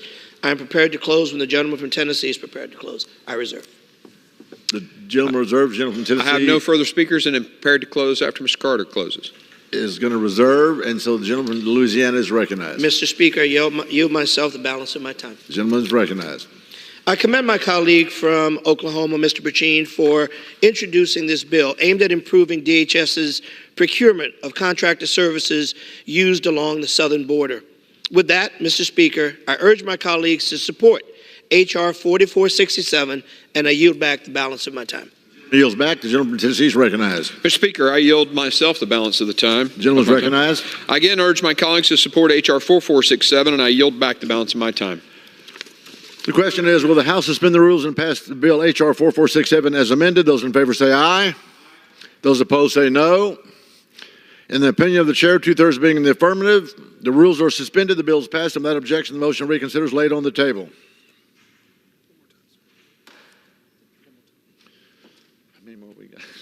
For what purpose does the gentleman from Tennessee seek recognition? Mr. Speaker, I move to suspend the rules and pass the bill H.R. 6174. The clerk will report the title of the bill. Union Calendar Number 260, H.R. 6174, a bill to improve the biodetection functions of the Department of Homeland Security and for other purposes. Pursuant to the rule of the gentleman from Tennessee, Mr. Green, and the gentleman from Louisiana, Ms. Carter, each will control 20 minutes. The chair recognizes the gentleman from Tennessee. Mr. Speaker, I ask unanimous consent that all members have 5 legislative days in which to revise and extend their remarks and to include extraneous material on H.R. 6174. Without objection. Thank you, Mr. Speaker. I yield myself such time as I may consume. The gentleman is recognized. I rise in support of H.R. 6174. The Department of Homeland Security established the BioWatch program to collect and test air samples of biological agents likely to be used in a bioterrorism attack. However, there have been ample criticisms and questions about the effectiveness of the BioWatch program. As such, in 2019, DHS launched a new acquisition program to move into the next generation of detection of biothreats and to replace the BioWatch program with new and more reliable technology. However, DHS has not used all the resources at its disposal, including the national laboratories housed within the Department of Energy. H.R. 6174, the DHS Biodetection Improvement Act, will ensure that DHS is doing everything it can to improve biodetection research and development, including requiring DHS to explain how it plans to utilize the expertise of the Department of Energy National Labs. Congressman Strong, I want to thank him for his work on this bill, and I hope all the members will support this legislation today. I urge my colleagues to support H.R. 6174, and with that, I reserve the balance of my time. The gentleman from Tennessee reserved. The gentleman from Louisiana is recognized. Mr. Speaker, I yield myself as much time as I may consume. The gentleman is recognized. I rise today in support of H.R. 6174, the DHS Biodetection Improvement Act. This bill seeks to enhance biodetection capabilities at the Department of Homeland Security by leveraging resources at the Department's Energy's national laboratories. Currently, DHS's Office of Countering Weapons of Mass Destruction, or CWMD, leads DHS's biodetection work. The premier biodetection program is BioWatch, which is outdated, expensive, and labor-intensive. CWMD's more recent efforts to advance biodetection technologies have been delayed because of this. H.R. 6174 would move DHS's biodetection programs forward by requiring the department to complete an assessment of how it's utilizing the Department of Energy's national laboratories of biodetection. The bill would require DHS to create defined program and technical requirements necessary to advance biodetection programs, including critical research and development. Further, The bill requires the Homeland Security Secretary to provide Congress with strategy for conducting regular external evaluations to identify capability gaps and recommend contingency plans if biodetection technologies underperform. As foreign and domestic security threats evolve, Congress's support for advancements in biodetection programs is key. With that, I encourage my colleagues to support this bill, and I reserve the balance of my time. The gentleman from Louisiana reserves. The gentleman from Tennessee is recognized. Mr. Speaker, I'm honored to yield 3 minutes to the sponsor of the bill, the gentleman from Alabama, Mr. Strong. The gentleman from Alabama is recognized. Thank you, Mr. Speaker. Thank you, Chairman Green. I appreciate your support as well as that of my colleagues who joined me in introducing this legislation. H.R. 6174, the DHS Biodetection Improvement Act. Threats from Americans' enemies have continued to evolve and become more complex. The anthrax attack of 2001 opened our eyes to a new threat landscape that includes acts of bioterrorism. In the wake of the 2001 attacks, the Department of Homeland Security established the BioWatch program, which monitors, collects, and tests air samples for biological agents likely to be used in a terrorist attack. This technology is vital in protecting Americans against bioweapons, and we must have full confidence that if we deliver timely, accurate, and comprehensive information to our partners that operate this system. As a first responder myself, I know the difference that early detection makes. This becomes more vital when responding to an act of bioterrorism, which could have catastrophic consequences. We have worked across all levels of government to improve prevention, detection, and response capabilities, but there remains work to be done. DHS has faced continuous challenges in developing and acquiring new technologies to move forward the next generation of national biodetection. This legislation will ensure that DHS is fully leveraging every tool and resource to accomplish this goal, to include utilizing the Department of Energy's National Lab to develop new technologies related to biodefense, developing a plan to acquire existing technologies that can meet the department's biodetection mission needs, conducting external evaluations to identify gaps and potential failure points, and to report to Congress and define plan that for the future of biodetection. As our adversaries watch on, we cannot afford to fall behind. America's security depends on it. I was proud to introduce this legislation, the DHS Biodetection Improvement Act, to ensure DHS is prepared to protect Americans against bioweapons. I urge my colleagues to support this legislation. I yield the balance of my time. Yields back. Gentleman from Tennessee reserves. Gentleman from Louisiana is recognized. Mr. Speaker, I yield myself as much time as the balance of my time. The gentleman's recognized. While DHS has worked to improve the biodetection capabilities, many challenges remain, and the current technologies are aging. H.R. 6174 pairs DHS and the Department of Energy and National Laboratories, which will improve biodetection innovation and will ultimately keep our communities safe from biological threats. I hope my colleagues will join me in supporting this critical bill, and I yield back the balance of my time. Is recognized. Here I yield myself the balance of my time. The gentleman is recognized. I again urge my colleagues to support H.R. 6174, and I appreciate and thank Mr. Strong for his hard work on this bill. I yield back the balance of my time. The gentleman yields back. Question is, will the House suspend the rules and pass the bill H.R. 6174? Those in favor say aye. Those opposed say no.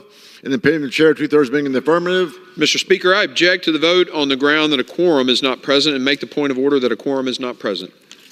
Pursuant to Clause 8 of Rule 20, further proceedings on this motion will be postponed.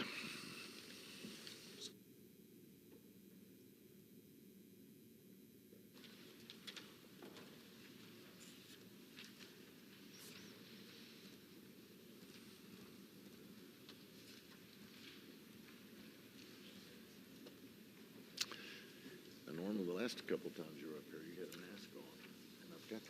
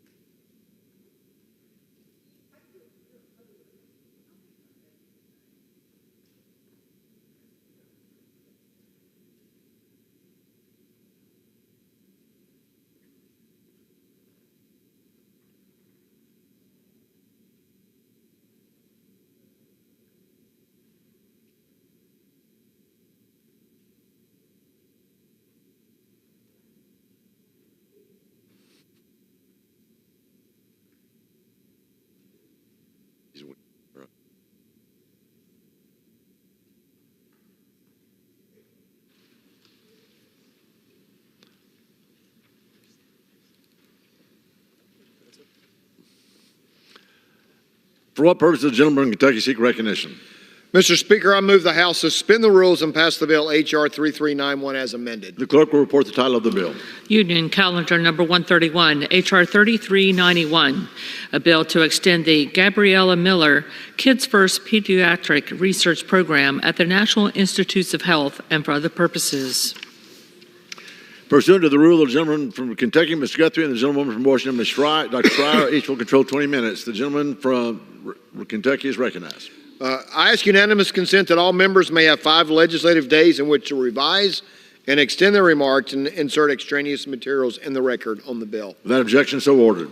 Mr. Speaker, I yield myself as much time as I may consume. The gentleman is recognized. Thank you, Mr. Speaker. I rise in support of H.R. 3391, the Gabriella Miller Kids First Research Act 2.0. In the United States, it is estimated that nearly 10,000 children under the age of 15 will be diagnosed with cancer in 2024. Major advancements over the past several decades have improved survival rates, with 85% of children with cancer now living until 5 years or older. However, estimates predict that tragically over 1,000 children will still die from cancer this year, making it the leading cause of death from disease for kids. This legislation will ensure progress towards better understanding childhood cancer and structural birth defects will continue. It will also prioritize non-duplicative research and coordination across the National Institutes of Health on pediatric research. I urge my colleagues to support the underlying bill, and I reserve the balance of my time. The gentlelady from Washington is recognized.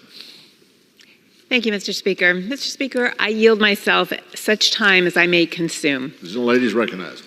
Mr. Speaker, I rise to speak in support of H.R. 3391, the Gabriella Miller Kids First Research Act 2.0.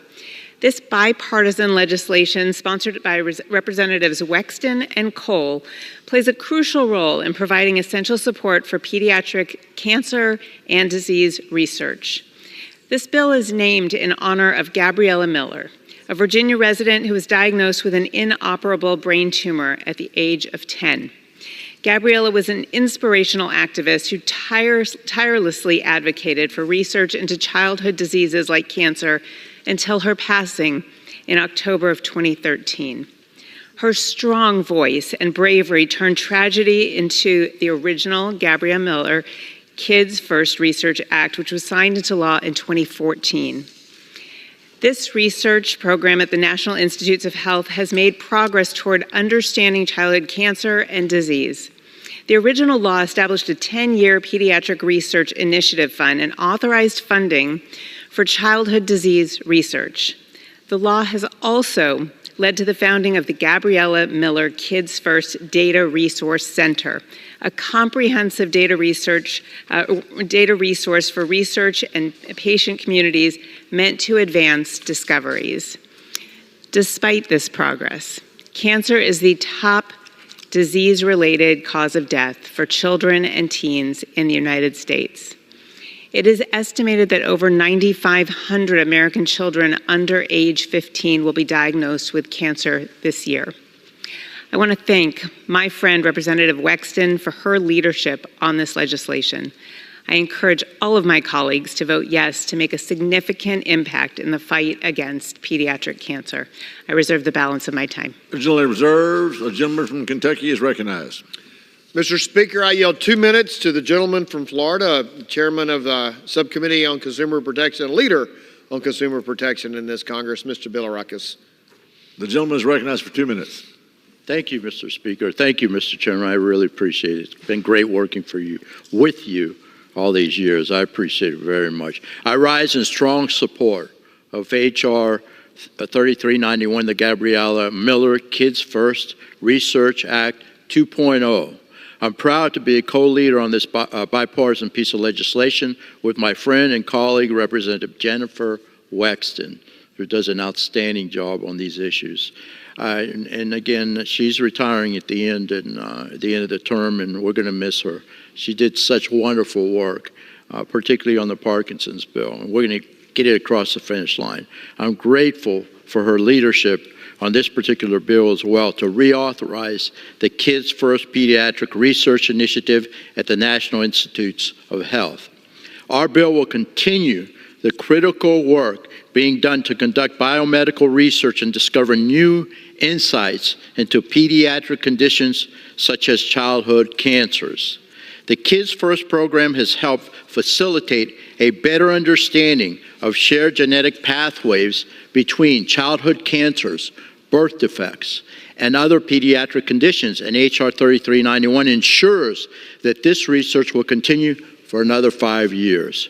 Further, the Gabriella Miller Kids First Research Act requires coordination of all federal efforts related to pediatric cancer research, as well as a report detailing current federally funded programs and initiatives and all advancements made thus far. And there have been several advancements.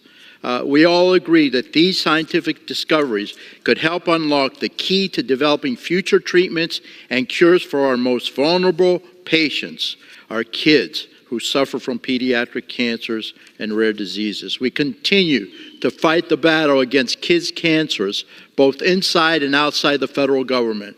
I urge my colleagues to support our bill, the Gabriella Miller Kids First Research Act 2.0, and I yield back. Thank you. 30 seconds. But I'll yield back to 30 seconds. And Thanks the gentleman so yields much. back 30 seconds. The gentleman from Kentucky is recognized. Thank you. I reserve. The gentleman reserved. The gentlelady from Washington is recognized. I reserve. The gentlelady from Washington reserved. I have no further speakers. Mr. I've informed the House I have no further speakers. If the gentlelady's prepared to close. Does the gentleman reserve? Reserve. The gentlelady from Washington. Reserve. Reserve. I'm prepared to close. Prepared to close. The lady is recognized to close. I simply want to speak in support of this bill. Want to encourage all of my colleagues to vote for this important bill to help cancer research. And I yield back. The gentlelady yields back. The gentleman from Kentucky is recognized. Thank you, Mr. Speaker. I urge my colleagues to support the underlying bill, and I reserve the balance of my time. I'll yield back the balance of my time. The gentleman yields back. The gentleman yields back. The question is, will the House suspend the rules and pass the bill H.R. 3391 as amended? Those in favor say aye. Those opposed say no. In the opinion of the chair, 2/3 being in the affirmative. Mr. Speaker, I request the yeas and nays.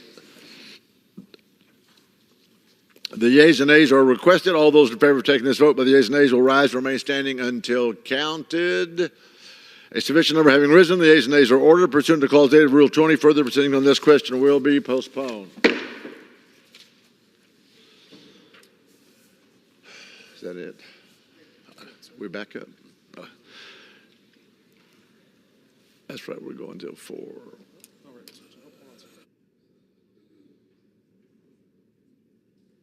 So, was it something I said?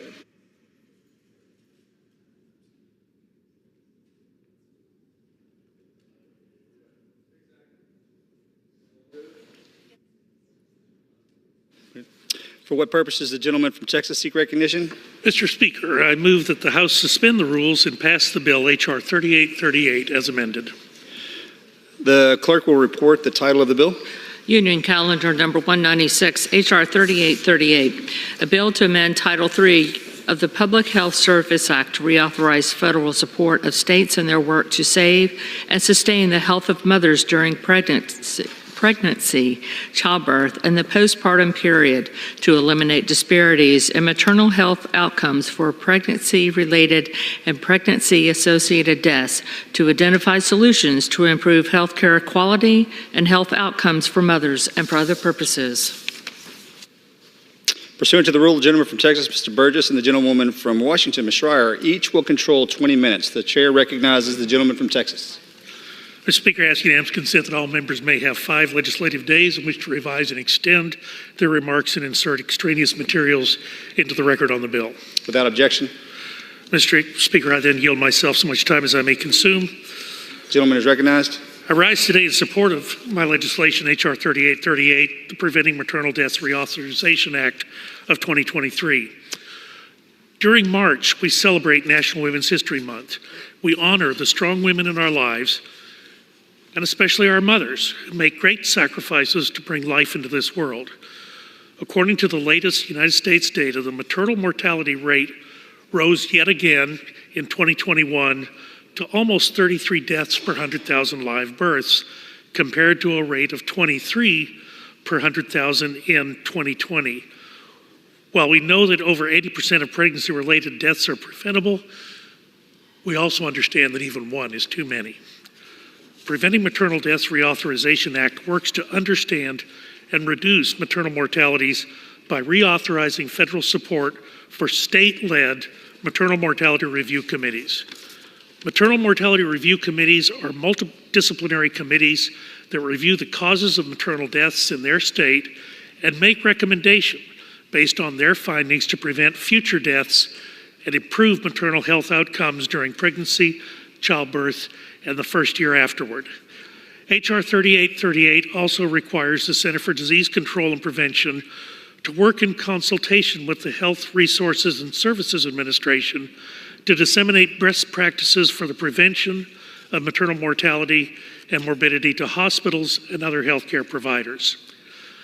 Maternal mortality review committees are vital to understanding the drivers of maternal deaths and informing effective interventions.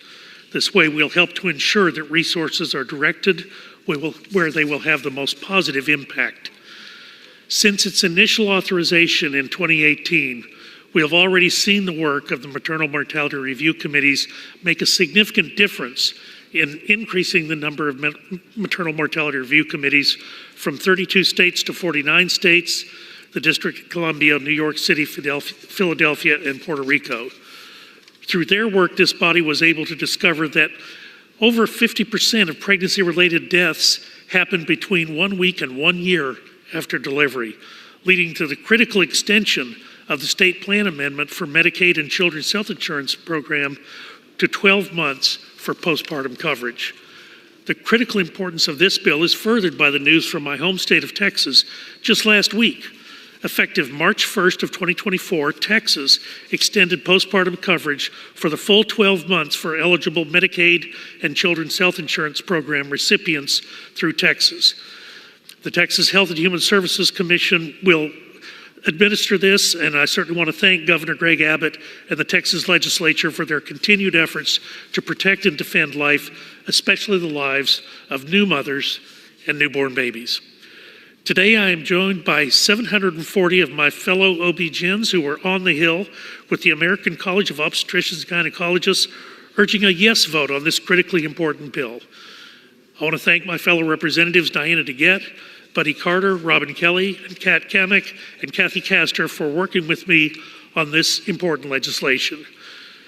Mr. Speaker, I stand in strong support of H.R. 3838 and urge fellow members to vote for its passage today, and I will reserve the balance of my time. Gentleman reserves. The gentlewoman is recognized. Thank you, Mr. Speaker. I'd like to yield as much time as she may consume to my colleague, Representative Diana DeGette from the state of Colorado. I thank Gentleman's recognized. I thank the gentlelady for yielding. As Dr. Burgess said, we're facing a maternal health crisis in this country. From 2018 to 2021, the overall maternal mortality rate in the United States nearly doubled. We're simply failing American women as they become mothers. And we're particularly failing Black Americans, who in 2021 were nearly 3 times as likely than white Americans to die becoming mothers, irrespective of education or socioeconomic status. This is exactly the trend that the former gentlelady from Washington, Ms. Herrera Butler, and I sought to address when we passed the original Preventing Maternal Deaths Act in 2018. Through the programs developed by that legislation, we now have a much greater knowledge of what's causing this crisis and the infrastructure we need to build further understanding and drive solutions. Data generated by the maternal mortality review committees have provided us with the insight that 80% of maternal deaths are preventable. This understanding is the first step towards solutions, and we have to ensure that not only we don't lose, but that we strengthen the process we have made in building understanding and standardizing data so that we have a clear picture across the country of why this is happening. The Preventing Maternal Deaths Reauthorization Act will continue and bolster our support for the maternal mortality review committees. It will also ensure the timely and frequent dissemination of best practices to prevent maternal mortality. Make no mistake, further action is needed. And this reauthorization in itself will not solve the crisis. But that further action depends on the critical insights that we can get from this legislation. It's the foundation on which the solutions stand. I'm very grateful that my friend Dr. Burgess has taken up the mantle on this legislation. Also, my dear friend Kathy Castor and our ranking member here. And I urge a yes vote on the legislation and yield back. Does the gentlewoman reserve? I reserve. The gentleman from Texas is recognized. Thank you, Mr. Speaker. At this time, I'm pleased to recognize the gentleman from Georgia, Mr. Carter, for 3 minutes. The gentleman is recognized. I thank the gentleman for yielding. And before I begin, Mr. Speaker, I want to thank my colleague, the sponsor of this bill, Dr. Burgess, for his outstanding work in health care, especially as a member of this august body. For many years, he's served here, and I know he's going to be retiring at the end of this year, and we're certainly going to miss his leadership, particularly in the healthcare space, and we appreciate you very much.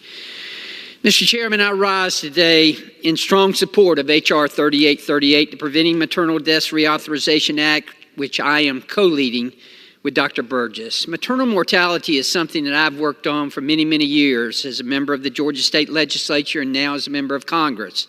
It baffles me as to why Georgia, my home state, would be one of the leading states in the nation in maternal mortality. Have not been able to get my arms around that and understand why that is, but it is. Our nation's maternal mortality crisis, which, as I say, severely impacts Georgians, is alarming and trending in the wrong direction. In fact, in Georgia, the maternal mortality rate has increased to over 30 deaths per 100,000 live births. For women of color and people living in rural communities, those numbers are much higher. The United States is trending in the wrong direction as well. And we need to understand why moms are dying, despite us spending $4.4 trillion on health care in 2022. As a father, as a grandfather, and a healthcare professional, I believe that we can and we must do much better. It's time for this to become a national priority, which is why I am proud to be co-leading the Preventing Maternal Deaths Act with Dr. Burgess. This legislation will ensure continued support for the critically important work that the state maternal mortality review committees have done in addressing the maternal mortality crisis. State maternal mortality review committees are crucial to collecting data so that each state can form a plan to address maternal health issues impacting their community. This bipartisan bill is an important step towards ending the maternal mortality crisis in the U.S. We value women, we value life, and this bipartisan bill prioritizes both. I'd like to thank again Dr. Burgess for working with me on this important issue, and I urge my colleagues to support this legislation. Thank you, Mr. Chairman, and I yield back. Gentleman reserves. The gentlewoman is recognized. Mr. Speaker, I yield myself as much time as I may consume. The gentlewoman is recognized. Mr. Speaker, the United States faces a significant crisis with one of the highest maternal mortality and morbidity rates among developed nations. According to the most recent data, in 2021, more than 1,200 women died as a result of pregnancy or childbirth, continuing an upward trend over nearly 20 years. Racial disparities in maternal outcomes continue, with Black and Indigenous women dying at 3 times the rate of white women. Additionally, rural areas experience higher rates of maternal mortality compared to urban areas. And yet, experts and research using the Maternal Mortality Review Committee data indicates that at least 80% of maternal mortalities are preventable. H.R. 3838, the Preventing Maternal Deaths Reauthorization Act of 2023, is bipartisan legislation to reauthorize support for state-based maternal mortality review committees until 2028. These committees play a critical role in reviewing pregnancy-related deaths to identify causes and make recommendations for the prevention of future mortalities in their state. The legislation also requires the Centers for Disease Control and Prevention, the CDC, to work with HHS, the Health Resources and Services Administration, HRSA, to share the best practices to prevent maternal mortality with hospitals and healthcare providers. Enacting this legislation will provide the needed ongoing support of maternal mortality review committees, ultimately enhancing the safety of women throughout their pregnancy, delivery, and postpartum experiences while reducing racial disparities in outcomes. The legislation is supported by over 85 organizations across the healthcare spectrum. I'm pleased that it is before us today, and I encourage all of my colleagues to vote yes on this important bill. I reserve the balance of my time. The gentlewoman reserves. The gentleman from Texas is recognized. Thank you, Mr. Speaker. I'll yield myself 1 minute. I do want to The gentleman is recognized. I do want to point out in this bill, probably one of the most important aspects is the collection and dissemination of data by the CDC and HRSA. The best practices that occur across the country. There's no reason why one hospital should have excellent statistics and another hospital has questionable statistics.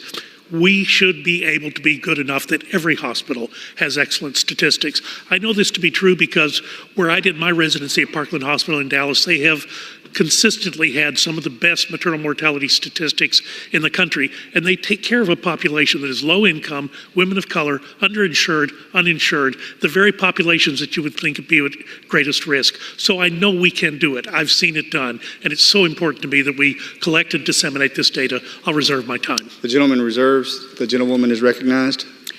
I yield as much time as she may need to my colleague, Representative Kathy Castor from Florida. The gentlewoman is recognized. Well, I thank Dr. Schreier for yielding the time. I rise in strong support of the Preventing Maternal Deaths Reauthorization Act. It's critical legislation that I am proud to co-lead to address the maternal mortality crisis in America, unconscionably the worst in the developed world. You know, each of us deserves to live a healthy life, and for mothers, for women, that includes access to the care they need before, during, and after pregnancy. But pregnancy in America right now is too often traumatic, or it's life-threatening, and our maternal health crisis in many places is tearing families apart. This is particularly true for Black women, who often experience worse outcomes due to disparities in access to medical care, the care that they need and that they deserve. Our bill will help recommit to the health of our neighbors by ensuring that more moms can have safe pregnancies and by improving health outcomes for the patients at the highest risk of maternal mortality and morbidity. In the Tampa Bay area, I'm proud to represent outstanding OBGYNs and providers like clinics like Avera Health or organizations like Reach Up and the Healthy Start coalitions and more. They have worked tirelessly to address our maternal mortality rates and improve the quality care for new and expecting mothers. This bill will help them. And similar organizations across the country in partnership with CDC by building upon the comprehensive framework of the Preventing Maternal Deaths Act, supporting maternal mortality review committees, and strengthening life-saving initiatives to improve health outcomes. For example, Florida's Maternal Mortality Review Committee has successfully created initiatives to reduce deaths associated with postpartum bleeding and opioid use disorder. But we have to do more. And I look forward to working with my colleagues to address America's maternal mortality crisis through research, through prevention, and evidence-based practices. And I want to thank my partners on the Energy and Commerce Committee who brought this bill to the floor, Congressman Burgess, Congresswoman DeGette, Congressman Carter, Congresswoman Kelly for her years of advocacy, Dr. Schreier, Ms. Kamek as well. Thank you for co-leading this legislation with me. Families are counting on us. Please vote yes, and I yield back the balance of my time. I reserve. The gentlewoman reserves. The gentleman from Texas is recognized. I'll reserve, Mr. Speaker. The gentleman reserves. The gentlewoman is recognized. I'd like to yield as much time as she may require to Representative Robin Kelly. The gentlewoman is recognized. Mr. Speaker, I rise today in support of this bipartisan effort to address the maternal health crisis. One of the most glaring inequities in our country is the disparities in maternal health outcomes. In the richest country in the world, the United States is falling behind and failing our mothers and babies. Over 1,000 women died in 2021 because of complications from childbirth. This is up from 861 deaths in 2020 and 754 deaths in 2019. What's even worse, as you've heard, is that Black women are nearly 3 times more likely to die from pregnancy-related causes as non-Hispanic white women. And that depends on where you live. Where I represent is 6 times as likely. Indigenous women are more than twice as likely to die from pregnancy-related causes as non-Hispanic white women. Again, it depends on where they live. But this is just unacceptable. But I'm proud to say that this legislation will bring us closer to a future where no mother has to worry that growing her family will cost her life. The Preventing Maternal Deaths Act that I co-led with Reps. Burgess, Kamek, Castor, Carter, and DeGette will strengthen and expand federal support for maternal mortality review committees, or MMRCs. State-fashioned MMRCs are tasked with identifying maternal deaths, analyzing the factors that contributed to those deaths, and translating those lessons into policy changes. I am proud to say that a piece of my comprehensive maternal health legislation, the Mamas Act, is included in this legislation.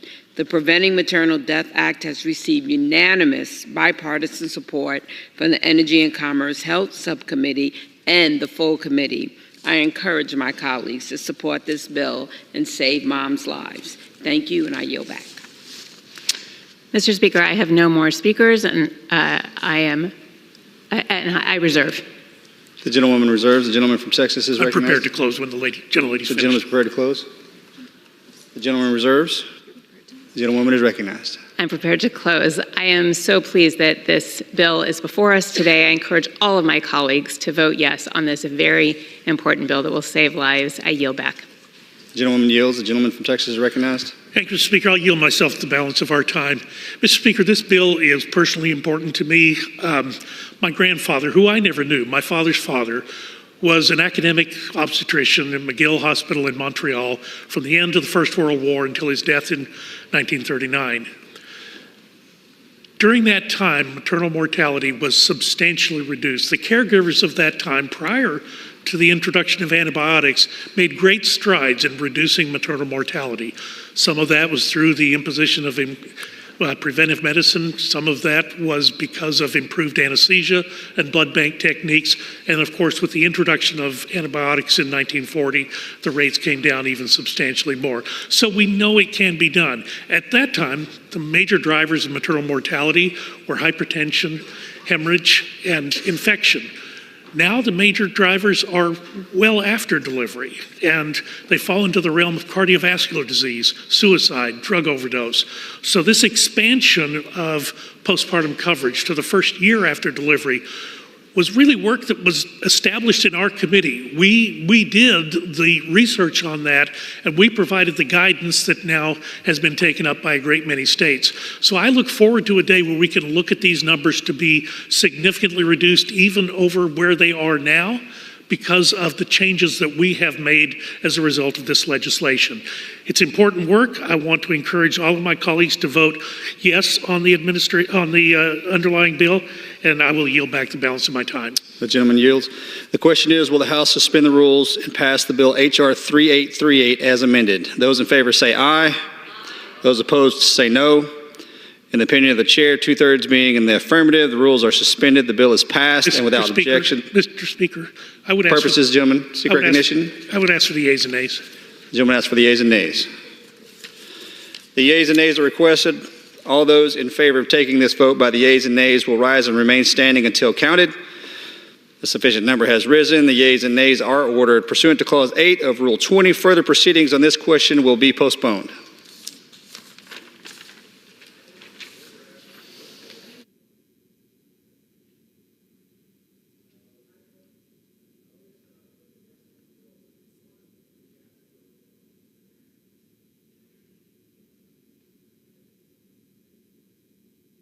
For what purpose does the gentleman from Kentucky seek recognition? Mr. Speaker, I move that House suspend the rules and pass the bill H.R. 3821. The clerk will report the title of the bill. Union Calendar Number 197, H.R. 3821, a bill to reauthorize the Firefighter Cancer Registry Act of 2018. Pursuant to the rule, the gentleman from Kentucky, Mr. Guthrie, and the gentlewoman from Washington, Ms. Schreier, will each control 20 minutes. The chair recognizes the gentleman from Kentucky. Ask unanimous consent that all members have 5 legislative days in which to revise and extend their remarks and insert extraneous materials in the record of the bill. Without objection. Mr. Speaker, I yield myself as much time as I may consume. The gentleman is recognized. Thank you, Mr. Speaker. I rise today in support of H.R. 3821, the Firefighter Cancer Registry Reauthorization Act. Firefighters are among our nation's first responder heroes. They're on the front lines of the most dangerous and frightening emergencies, and they bravely answer the call to save our family members and loved ones from harm. Tragically, cancer remains one of the leading causes of death for firefighters, and firefighters are more likely to develop certain types of cancer than the general public. This legislation authorizes the voluntary National Firefighter Registry for Cancer, which will help us monitor, study, and understand the relationship between toxic exposures firefighters face and cancer risk. I want to thank Representative Pascrell and Fitzpatrick on their work on this bipartisan legislation. I urge my colleagues to support this bill, and I reserve the balance of my time. The gentleman reserves. The gentlewoman is recognized. Mr. Speaker, I yield myself as much time as I may consume. The gentlewoman is recognized. Thank you, Mr. Speaker. Mr. Speaker, I rise in support of H.R. 3821, the Firefighter Cancer Registry Reauthorization Act of 2023, sponsored by Representative Pascrell from New Jersey. H.R. 3821 reauthorizes funding for the critical research at the Center for Disease Control and Prevention, CDC, to monitor and study the relationship between career-long exposure to dangerous fumes and toxins and the incidence of cancer in firefighters from 2024 to 2028. Created in 2018, the National Firefighter Registry was established to address knowledge gaps and improve nationwide data collection capabilities and monitoring of cancer incidents from a large and diverse population of firefighters. Studies have shown that firefighters may have a greater risk of some types of cancer due to their exposure to smoke, toxins, and hazardous chemicals. The registry's work is a collaboration amongst epidemiologists, public health experts, clinicians, and firefighters. Thousands of firefighters have enrolled, making it the most extensive initiative ever undertaken in our country to comprehend and mitigate cancer risks among firefighters. This bill is supported by the International Association of Fire Chiefs, the National Volunteer Fire Council, and National Fallen Firefighters Foundation, among others. I encourage all of my colleagues to vote yes on this important bill, and I reserve the balance of my time. The gentlewoman reserves. The gentleman from Kentucky is recognized. I have no further speakers, and I'm prepared to close, but I'll reserve. The gentleman reserves. The gentlewoman is recognized. Mr. Speaker, I would like to yield as much time as he may consume to Representative Pascrell from the state of New Jersey. The gentleman is recognized. Thank you, Mr. Speaker. I want to thank the members of the Energy and Commerce Committee on both sides of the aisle for this Reauthorization Act. The time flies. When we put this together 5 years ago, it was bipartisan as well. I thank them. Our fire heroes run into burning buildings while we run away. And they make harrowing rescues every single day, saving lives and protecting property. But there are dangerous carcinogens lurking in the air that they breathe and in the equipment that they use. The effects of these toxins are not fully known, may take years to determine.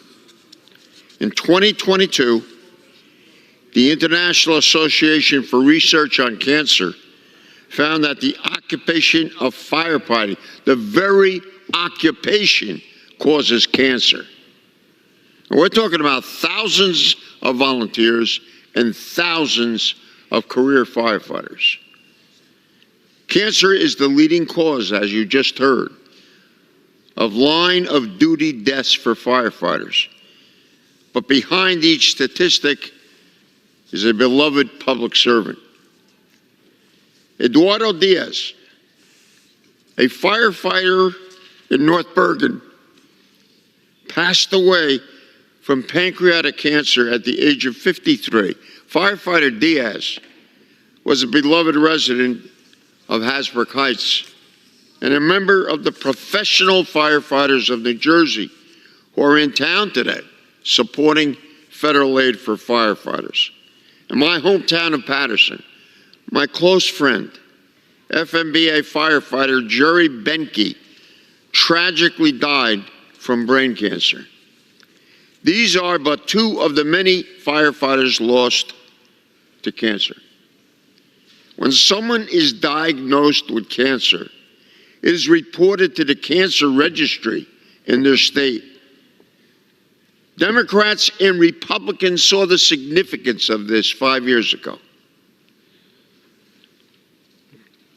There was no registry.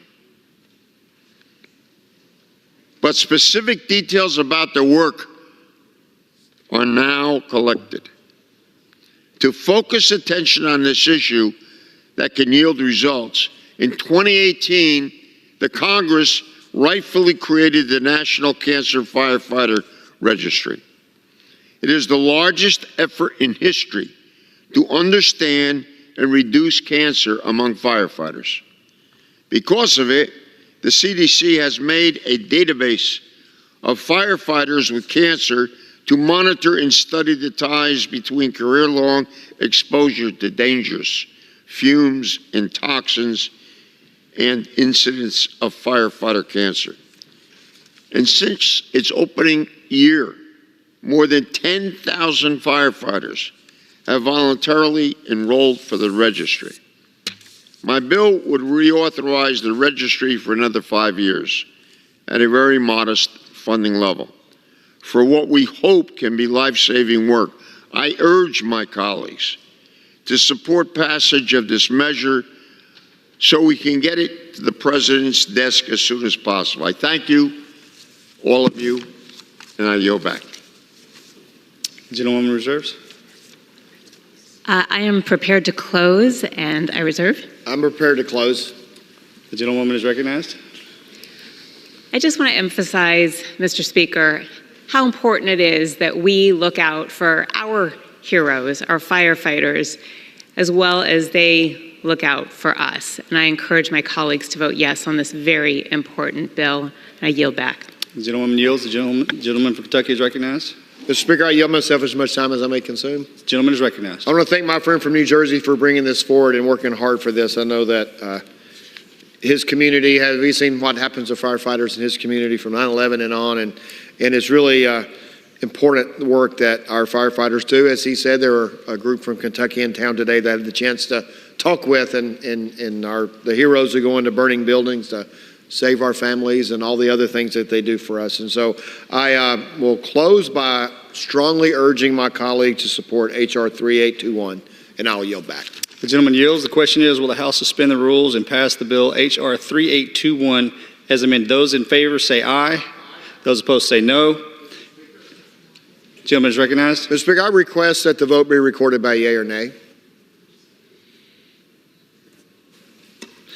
In the opinion of the chair, 2/3 being in the affirmative, what purpose does the gentleman from Kentucky seek recognition? Mr. Speaker, I request that the votes be recorded by yea or nay. The yeas and nays are requested. All those in favor of taking the vote by the yeas and nays will rise and remain standing until counted. A sufficient number has risen. The yeas and nays are ordered pursuant to Clause 8 of Rule 20. Further proceedings on this question will be postponed.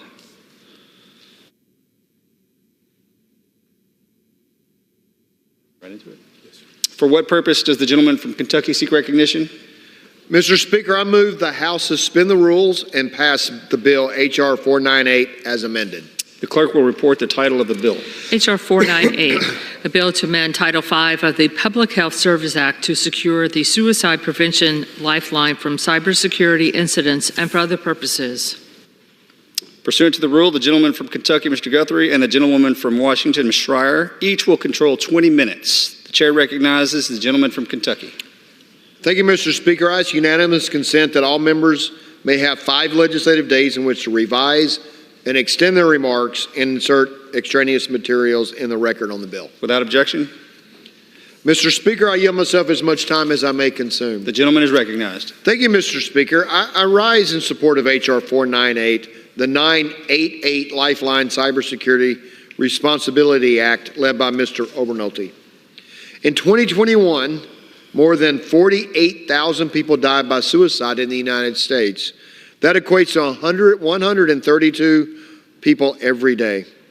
These are our family members, our neighbors, and our friends. This number is staggering, and unfortunately, suicide deaths are continuing to rise. People need hope.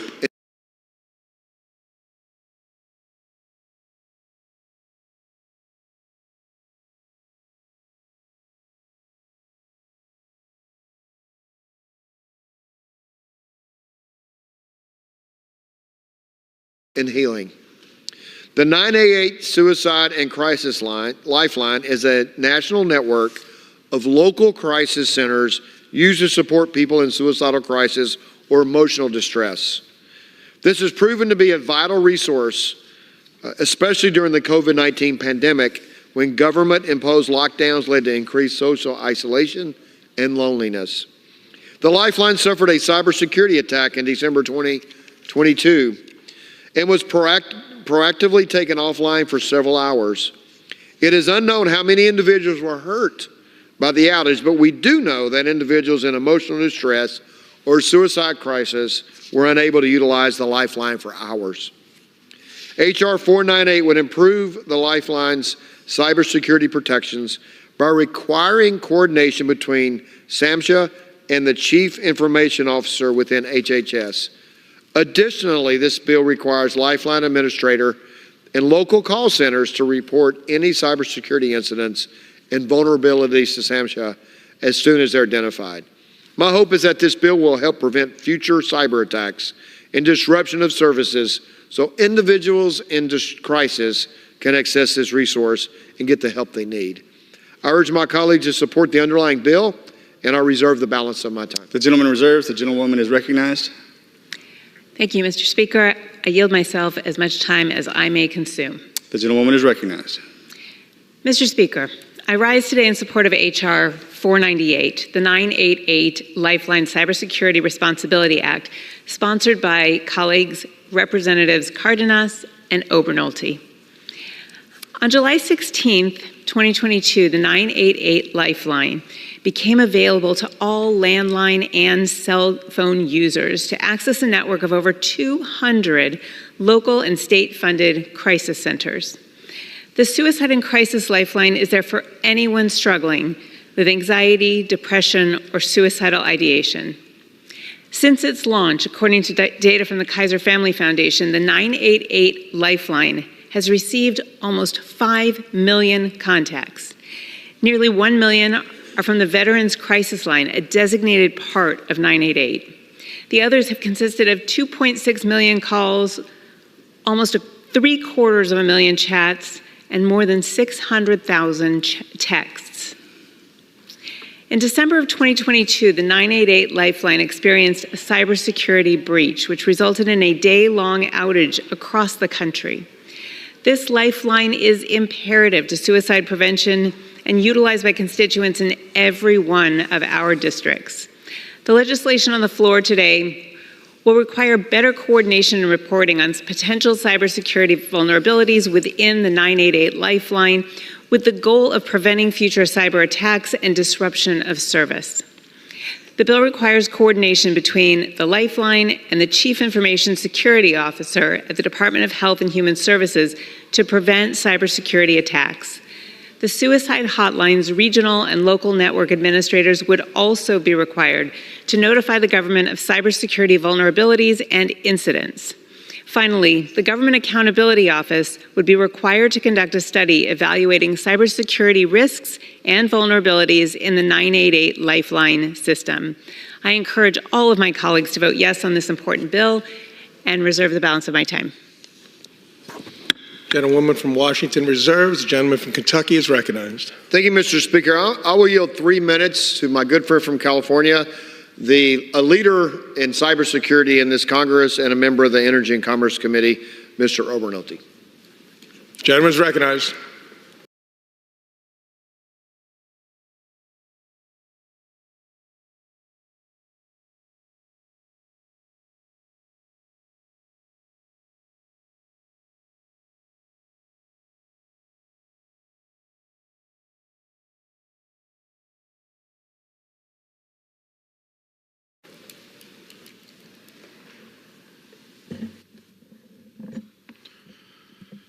I'd like to thank the gentleman from Kentucky, my friend and colleague, for the opportunity to present my bill, H.R. 498, the 988 Lifeline Cybersecurity Responsibility Act. Mr. Speaker, according to the CDC, in 2022, nearly 50,000 Americans took their own lives. This is a shocking and frankly shameful commentary on the state of mental health in this country. Mr. Speaker, that amounts to over 100 suicides a day. In response to this growing crisis, in 2005, Congress authorized the 988 Lifeline. 988 is a 24-hour, 7-day-a-week hotline that anyone with suicidal thoughts can call to be connected to counseling and to resources. In the first year of operation, the 988 Lifeline received nearly 50,000 calls, and it's continued to grow in the years since then. It has undoubtedly saved thousands of American lives. Unfortunately, 14 months ago, the 988 Lifeline was taken down by a cyber attack on its systems operator. Mr. Speaker, every minute that Lifeline is offline is the potential for the loss of American lives because those resources are not available to them. This bill is an attempt to solve that problem. H.R. 498 would require 988 systems operators to report cybersecurity vulnerabilities and would require the Department of Health and Human Services to coordinate in addressing those vulnerabilities. The bill also requires the Comptroller General to create a study of the cybersecurity vulnerabilities on the hotline and the ways that those vulnerabilities can be addressed. Mr. Speaker, the 988 Lifeline is a vital resource for Americans that might be having suicidal thoughts or contemplating the irrevocable act of taking their own lives. This bill is a small step in making sure that that Lifeline remains available to the Americans who are depending on it. I thank the gentleman from Kentucky for bringing this bill forward to the floor. I urge my colleagues to respectfully to vote yes and to pass this bill to the Senate. I yield back. Reserve. Gentleman reserves. Gentlewoman from Washington is recognized. Mr. Speaker, I have no more speakers and I am prepared to close. No, I'm prepared to close. I have no more speakers. Gentlewoman is recognized. Before I yield, I do have one speaker. Mr. Cardenas from the state of California is here to discuss this bill. The gentleman is recognized. I yield as much time as he may require. Thank you for yielding. Thank you, Mr. Speaker. I rise today as a proud partner. I actually ran over here as a proud partner with my colleague, Republican Obernolte, to support the passage of the 988 Lifeline Cybersecurity Responsibility Act, which would help to protect 988 from any future cyber interference. Unfortunately, suicide is the second leading cause of death among our young people in America. And prior to COVID-19, prior to the pandemic, was the 10th leading cause of death in our nation. We need to treat this as the legitimate health crisis that it is. This is one of the reasons why I believe there is so much promise in 988 Suicide and Crisis Lifeline. Not only does the 3-digit calling code provide a 24/7 lifeline to individuals in crisis from anywhere in the United States, it also represents a change in the way we think and respond to mental illness as something that warrants help and support, just like other kinds of health conditions. 988 in its fullest form is not just a number, but a connection to a full mental health crisis response.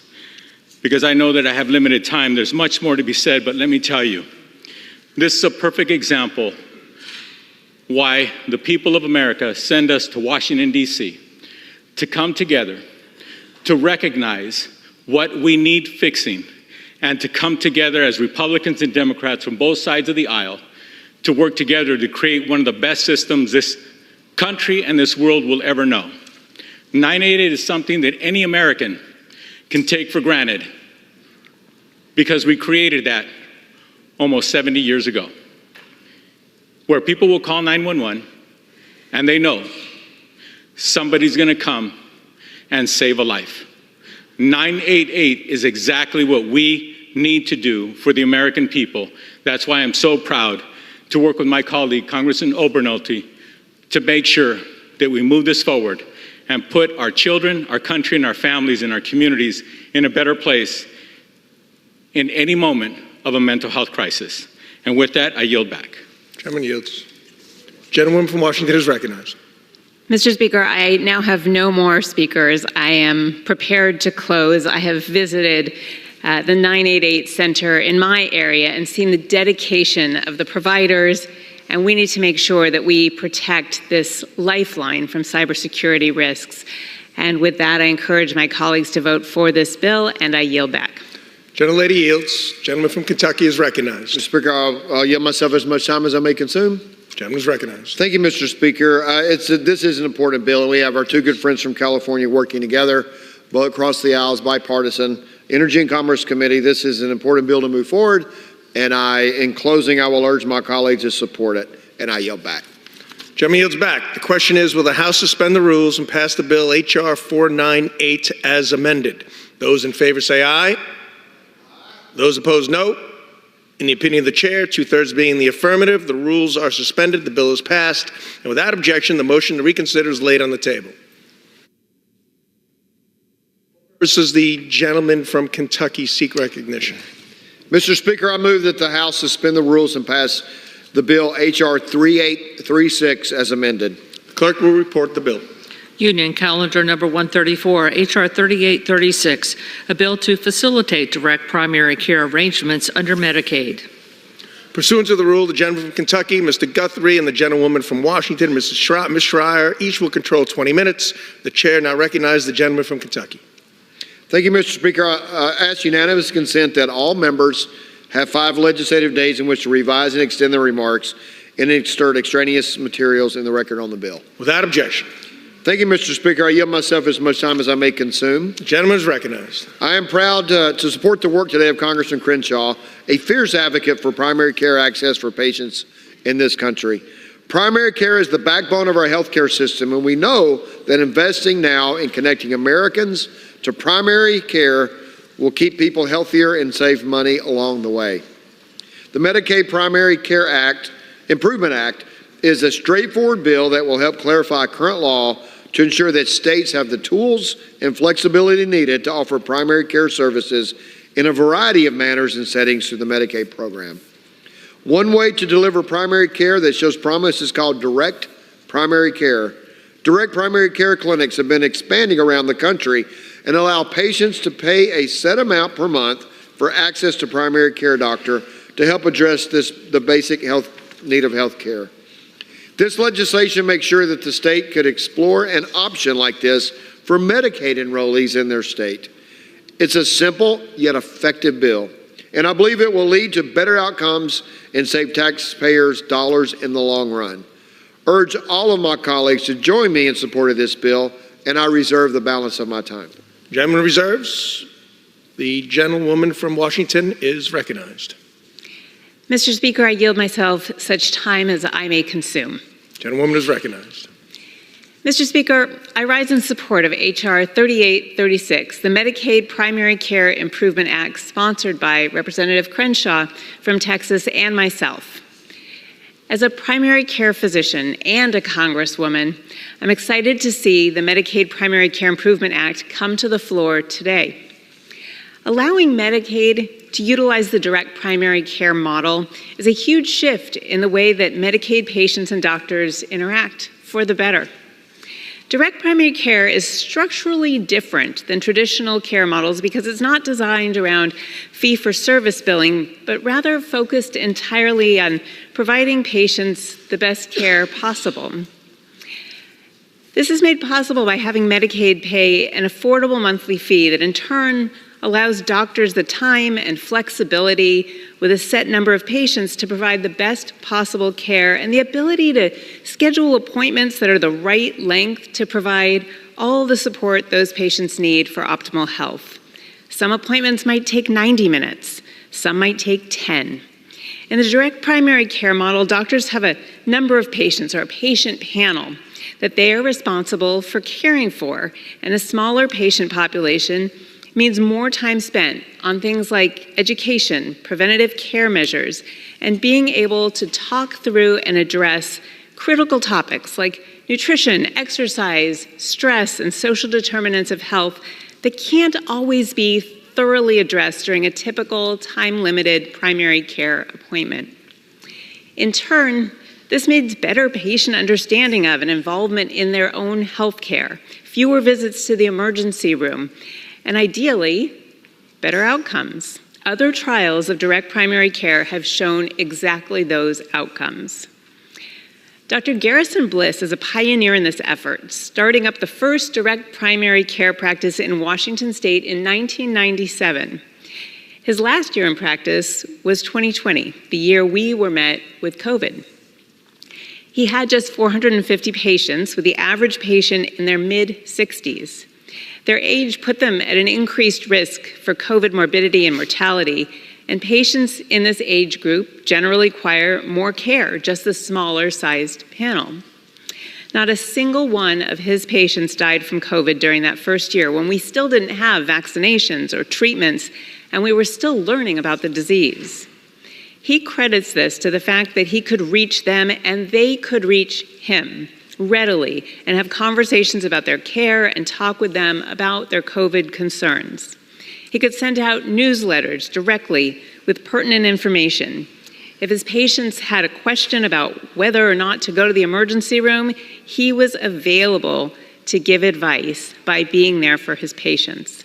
Consulting with him prevented ER visits with no compromise in care. This model of care deserves to have more pilots around the country, hopefully with similar results: better outcomes, lower costs, tighter relationships between doctor and patient, and improved patient and physician satisfaction. And if these benefits are consistently achieved, then all people, no matter their level of income or insurance, deserve the option of a direct primary care model, including Medicaid. I encourage all of my colleagues to vote yes on H.R. 3836, and I reserve the balance of my time, although I have no further speakers. Gentlewoman reserves. Gentleman from Kentucky is recognized. Thank you, Mr. Speaker. I'll yield 3 minutes to the strong proponent of this bill, strong proponent for primary care, and one of the strongest in Congress, a gentleman from Texas, Mr. Crenshaw. Gentleman is recognized. Thank you. I rise today in support of my bill, the Medicaid Primary Care Improvement Act. And I want to thank both the chair and the ranking member for their support. And I also really want to thank Representative Schreier for being such an excellent co-lead and advocate, and Representative Smucker, Blumenauer, and Pedersen who continue to also champion direct primary care. Look, a lot of attention gets paid to the members who come down here and raise their voices and scream and yell about all the things they're really mad at because they want the public to know how mad they are. Every once in a while, we can raise our voices and wave our arms for some good things that we all work on together, just to improve people's health care.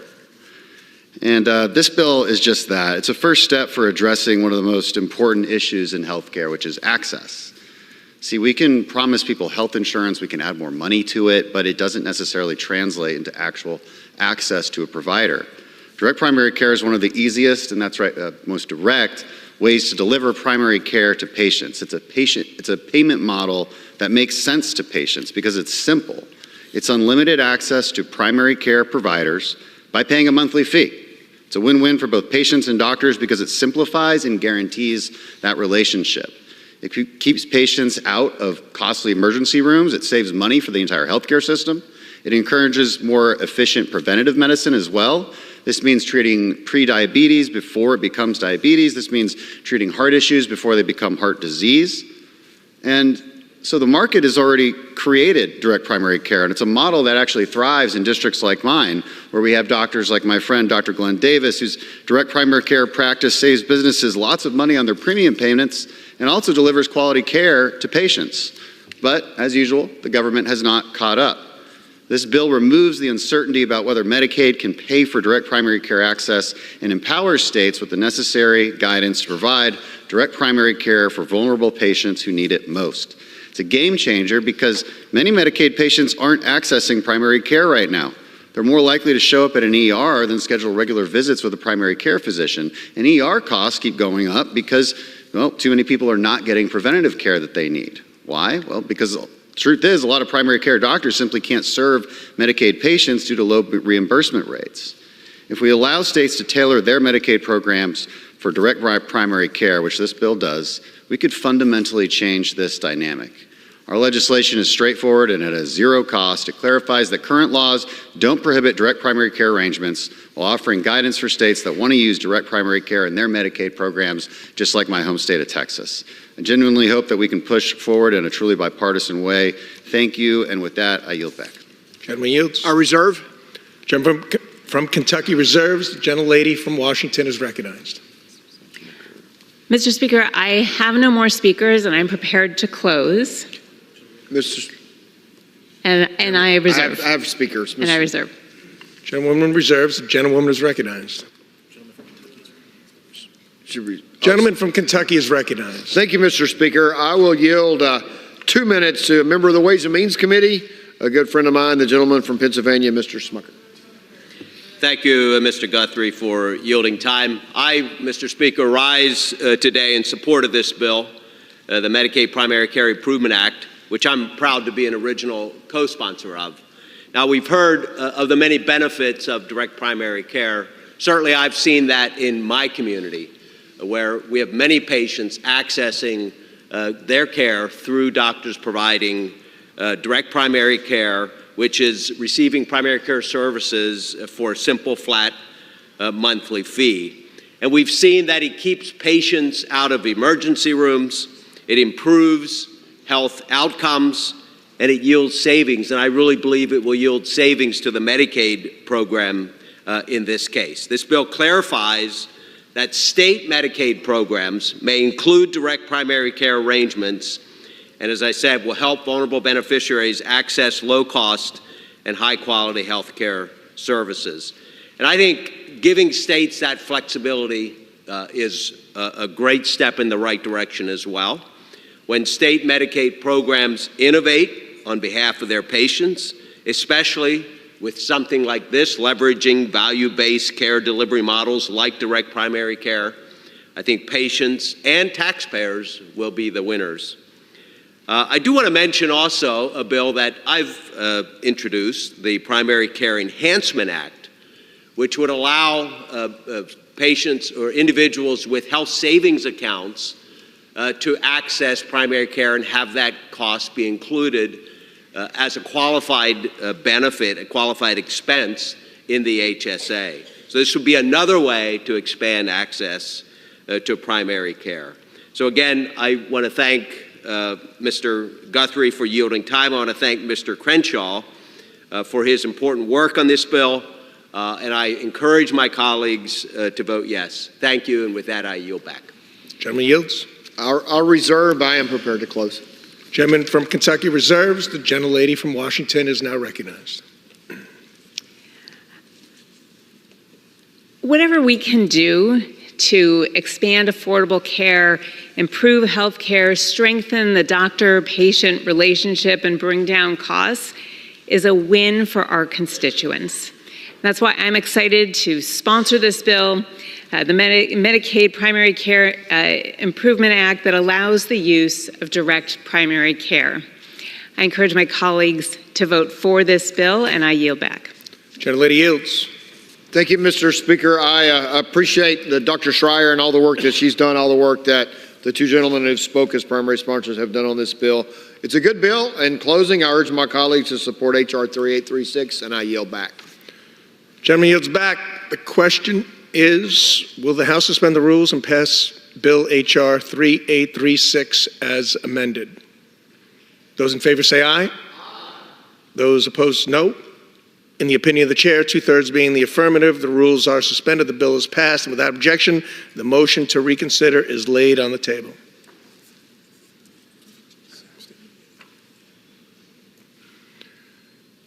Gentleman from Kentucky is recognized.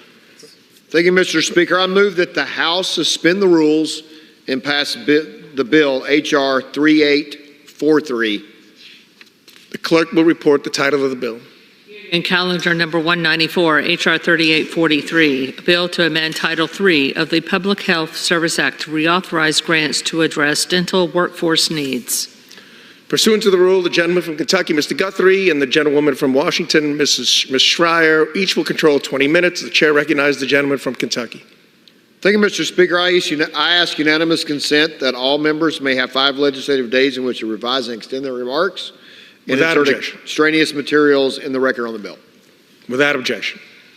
Mr. Speaker, I yield myself as much time as I may consume. Gentleman is recognized. Thank you, Mr. Speaker. I rise in support of H.R. 3843, the bipartisan Action for Dental Health Act led by Representative Simpson. Oral health plays an important role in the well-being of all Americans. According to the Health Resources and Service Administration, we'll be facing a shortage of close to 9,000 general dentists and more than 23,000 dental hygienists over the next 15 years. The Action for Dental Health program directs federal funding to state and local organizations to help support the dental workforce and improve access to care for patients. The bill authorizes the important program for a 5-year period and strengthens the impact of existing resources to enhance oral health care. Advancing early diagnosis and preventive dental treatments will improve the patient care and health outcomes. This reauthorization is an important step in addressing barriers to oral health care services. Urge my colleagues to support the underlying bill. Thank you, Mr. Speaker, and I reserve the balance of my time. Gentleman reserves. Gentlelady from Washington is recognized. Mr. Speaker, I yield myself such time as I may consume. Gentlewoman is recognized. Mr. Speaker, I rise in support of H.R. 3843, the Action for Dental Health Act, sponsored by Representatives Kelly and Simpson. Access to oral health care is critical to ensuring a person's overall health and well-being. Too often, however, oral health care is overlooked. Tooth decay is the most common chronic disease in both children and adults in the United States. In fact, more than 1 in 4 adults have untreated cavities, and nearly half of American adults show signs of gum disease. Clearly, we need to do more to expand access to oral health care, including strengthening the oral health care workforce. The Action for Dental Health Act will reauthorize state oral health workforce improvement programs. These programs seek to enhance dental workforce planning and development through the support of innovative programs that meet the individual needs of each funded state. I hope my colleagues will join me in this effort to strengthen and expand access to oral health care, and I encourage all of my colleagues to vote yes on H.R. 3843, and I reserve the balance of my time. Gentleman reserves. Gentleman from Kentucky is recognized. Thank you, Mr. Speaker. I will yield 3 minutes appropriately to a dentist who's a member of the House, chairman of a subcommittee on the Appropriations Committee, my good friend from the great state of Idaho, Dr. Simpson. 3 minutes. I thank the gentleman for yielding, and I thank the gentleman from Kentucky and the gentlelady from Washington for bringing this bill to the floor. I rise today in support of H.R. 3843, the bipartisan reauthorization of the Action for Dental Health Act of 2023. First, I want to thank my colleague from Illinois, Congresswoman Robin Kelly, for her continued leadership on this issue. I was proud to partner with her in 2018 when the Action for Dental Health Act first passed. And I am pleased to see that the House of Representatives working again in a bipartisan fashion to consider the reauthorization of the Action for Dental Health Act. Since its implementation, the Action for Dental Health Act has improved dental care in communities across the United States, strengthened the dental safety net, and brought disease prevention and education to underserved communities. This reauthorization is an essential step in continuing to address barriers to oral health care services that still exist, like tackling the oral health workforce issues and reducing the number of adults and children living with untreated dental disease. As a former dentist in Blackfoot, Idaho, I know that the more we can provide patients with an early diagnosis, the better off our patients and our oral health care system will be. As co-chair of the Congressional Oral Health Caucus, I am proud to once again join Congresswoman Kelly in this effort, and I encourage my colleagues to vote yes on this critical reauthorization so we can continue the work to decrease dental health disparities in communities where better access to care is most needed. And I yield back the balance of my time. Gentleman yields. Gentleman is recognized. I reserve. Gentleman reserves. Gentlewoman from Washington is now recognized. I yield to my colleague, Representative Kelly from Illinois, as much time as she may consume. Gentlewoman is recognized. Thank you, Mr. Speaker. Thank you for considering the Action for Dental Health Act that I'm proud to co-lead with Rep. Mike Simpson. The Action for Dental Health Act was the first bill that I passed when I arrived to Congress, and I'm honored to see the continued support for this important piece of legislation. Oral health care is a critical part of our overall health, and preventative dental care can reduce costs for families and help so many people live better lives. Oral disease is a common risk factor with chronic diseases such as cardiovascular diseases and diabetes. Oral health affects our ability to eat, speak, and show emotions. It plays a crucial role in shaping an individual's self-esteem, academic performance, and attendance at work or school. Furthermore, many studies have shown a connection between poor oral health and increased mortality risk, showing that preventative oral health care not only enhances quality of life, but also plays a pivotal role in promoting longevity and reducing mortality risk. Additionally, oral health is an important part of perinatal health. Reducing bacteria in a woman's mouth during pregnancy can significantly reduce her risk of developing oral diseases and spreading decay, causing bacteria to her baby. Moreover, some evidence suggests that women with periodontal disease during pregnancy could be at greater risk for poor birth outcomes, such as preeclampsia, preterm birth, and low birth rate. Regular preventive dental care is essential for good oral health, so one can find problems earlier when they are easier to treat and have better outcomes. Unfortunately, many don't get the care they need. More people are unable to afford dental care than other types of health care. Vulnerable populations, including children, low-income communities, minorities, and the elderly, are particularly susceptible to experiencing limited access to dental care, leading to poorer oral health outcomes. We must address the barriers to oral health care services by prioritizing early diagnosis, intervention, and preventative dental treatments. We can significantly improve the well-being of patients and alleviate strain on our healthcare system. I am proud the Energy and Commerce Health Subcommittee, as well as the full committee, has recognized the urgent need to address this pressing challenge for so many Americans. The Action for Dental Healthcare Act passed the Health Subcommittee and the full Energy and Commerce Committee with unanimous bipartisan support. I encourage my colleagues to support this bill. Thank you, and I yield back. Gentlelady yields. Mr. Speaker, I'm prepared to close, and I reserve. I reserve. I have no further speakers. I reserve. I have no further speakers. Gentlewoman from Washington is recognized. Thank you, Mr. Speaker. Mr. Speaker, I'll speak now as a pediatrician. In addition to limiting children's consumption of sweet drinks and frequent snacking on carbohydrates, and in addition to providing fluoride for all of our patients, we absolutely need to expand the oral health care workforce to provide dental care for our patients. I encourage my colleagues to vote yes on H.R. 3843 and I yield back. Gentlewoman yields. Gentleman from Kentucky is recognized. Thank you, Mr. Speaker. In closing, this is an important piece of legislation. I thank my friends for bringing this forward. I urge my colleagues to support H.R. 3843, and I yield back the balance of my time. Gentleman yields. The question is, will the House suspend the rules and pass the bill H.R. 3843? Those in favor say aye. Those opposed, no.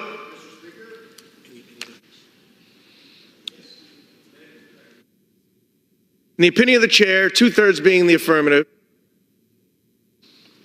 for what purpose does the gentleman seek recognition? Mr. Speaker, I request that the yeas and nays be recorded. The yeas and nays are requested. All those in favor of taking this vote by the yeas and nays will rise and remain standing until counted. A sufficient number having risen, the yeas and nays are ordered. Pursuant to Clause 8 of Rule 20, further proceedings on this question will be postponed.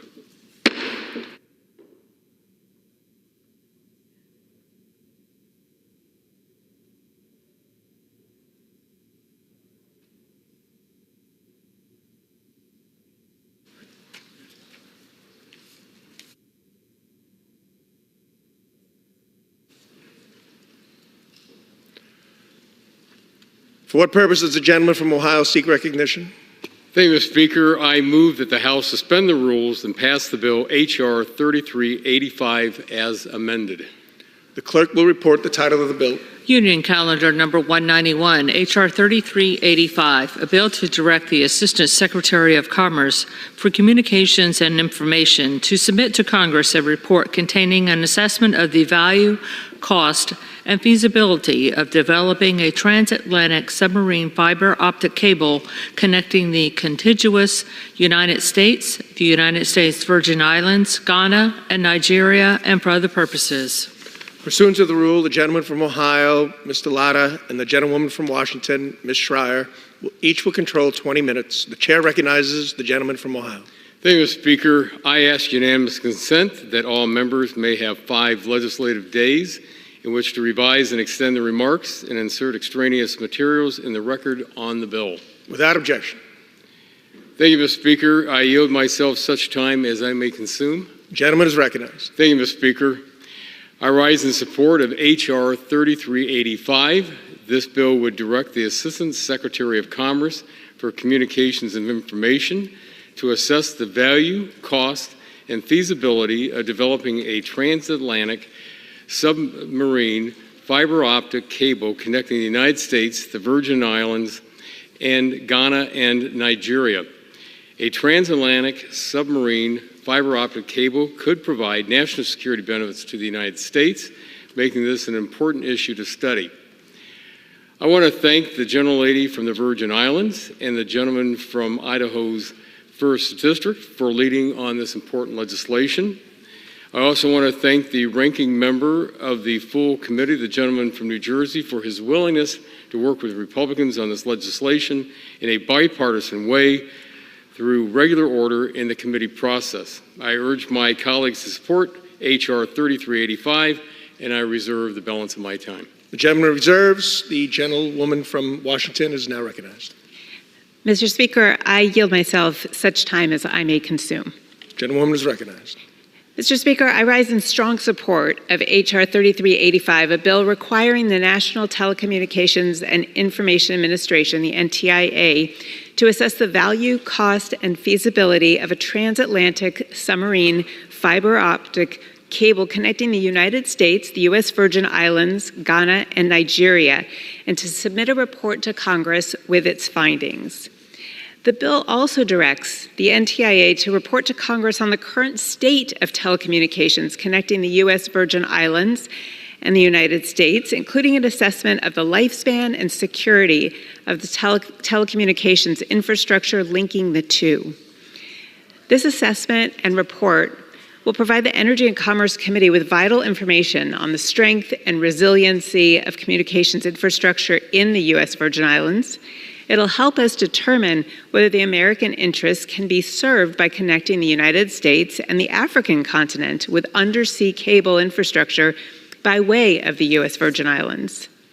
H.R. 3385 is a critical step to enhance American communications security and competitiveness around the world. In recent years, the United States and many allies have recognized the threat posed by untrusted Chinese telecommunications equipment to our own national security. Thanks to the work of the Energy and Commerce Committee and our colleagues, we've taken steps to remove suspect equipment from the American communications networks to protect against attacks or sabotage by our adversaries.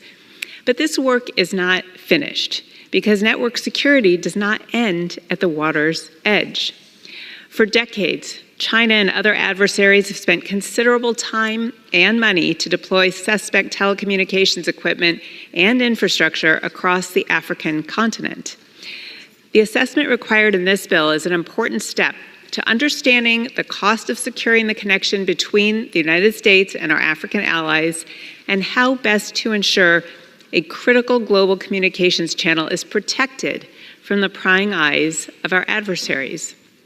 I thank Representative Plaskett from the U.S. Virgin Islands for her leadership of this bill and Representative Fulcher for his partnership in this effort. This legislation is critical to enhancing our nation's national security and the security of communications between the United States and our African partners.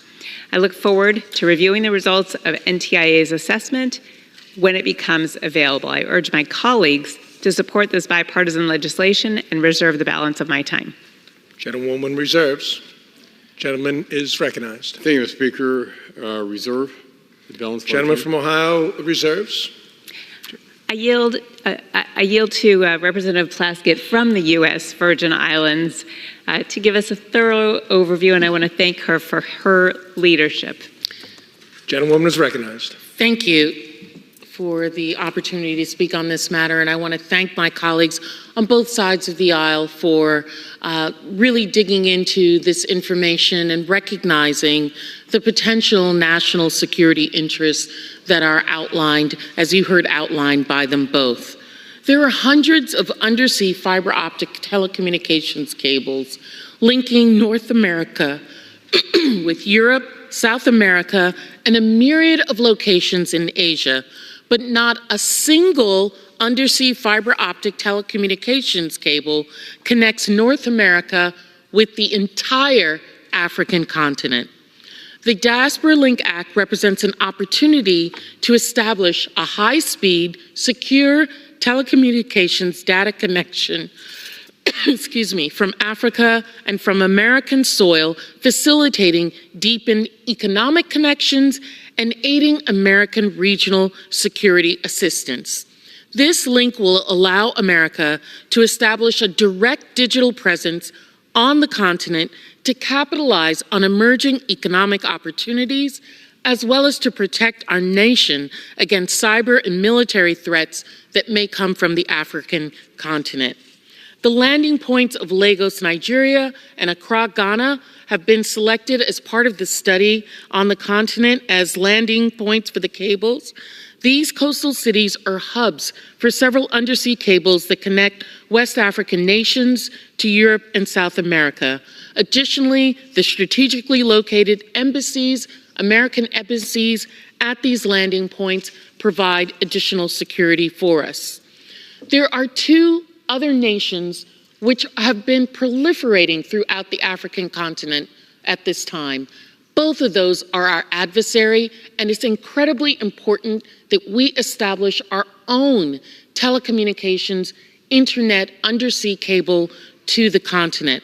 The first one, which is China, has a proliferation of Chinese telecommunications and military investments, which is profound and growing. The Chinese multinational Huawei has constructed roughly 70% of Africa's information technology infrastructure. China continues to make similar investments in the Caribbean through its Belt and Road Initiative. No less than 10 nations have signed agreements of various kinds to open their nations up to Chinese influence. Russia, as well, has developed a multipolar world order. Its deployment of disinformation and its use of mercenaries have undermined democratic stability and driven conflict on the continent of Africa. Moscow's increasing ambitions to position itself as an ally to African countries and stoke anti-Western sentiment has assisted to turn the continent into a flashpoint in the global strategic competition between Russia and the West. Russia's support of authoritarian governments, including its backing of a string of coups in recent years, is undermining the continent's democratic aspirations.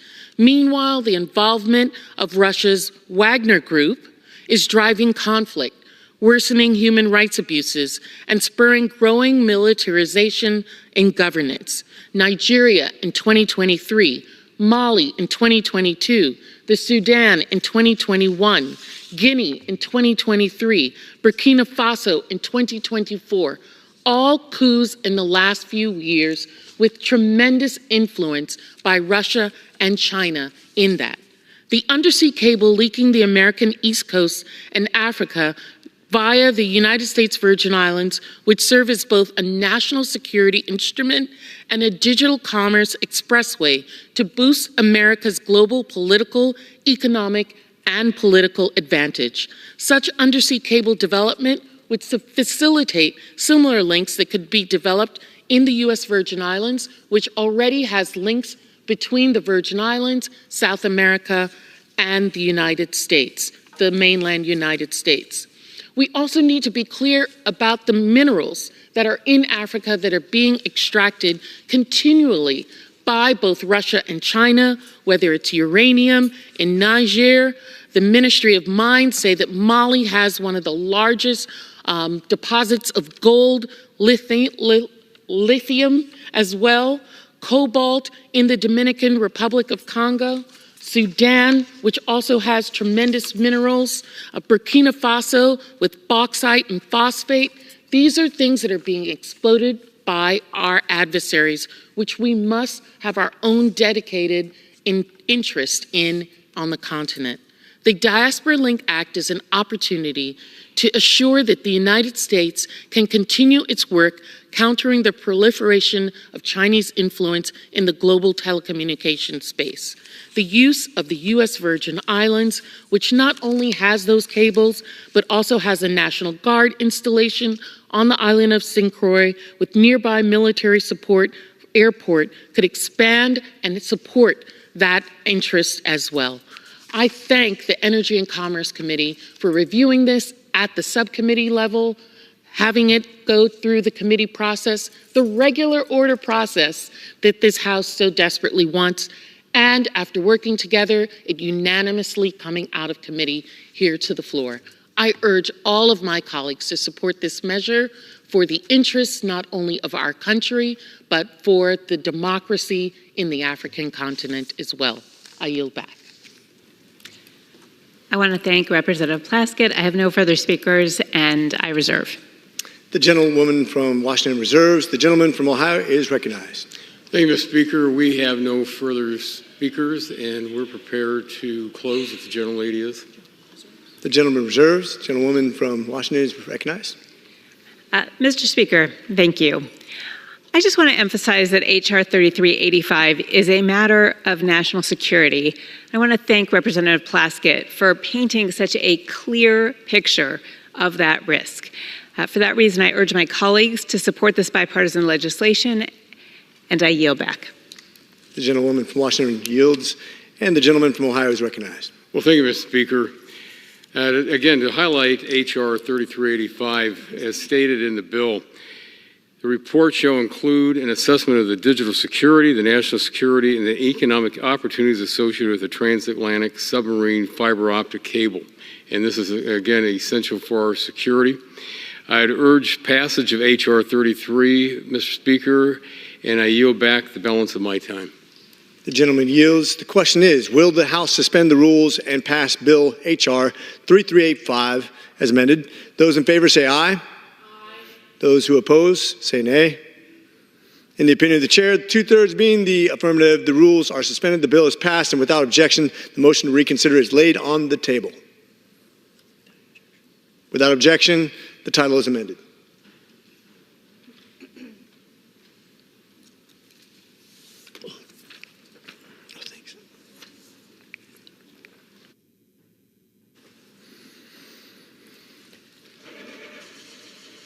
For what purpose does the gentleman from South Carolina seek recognition?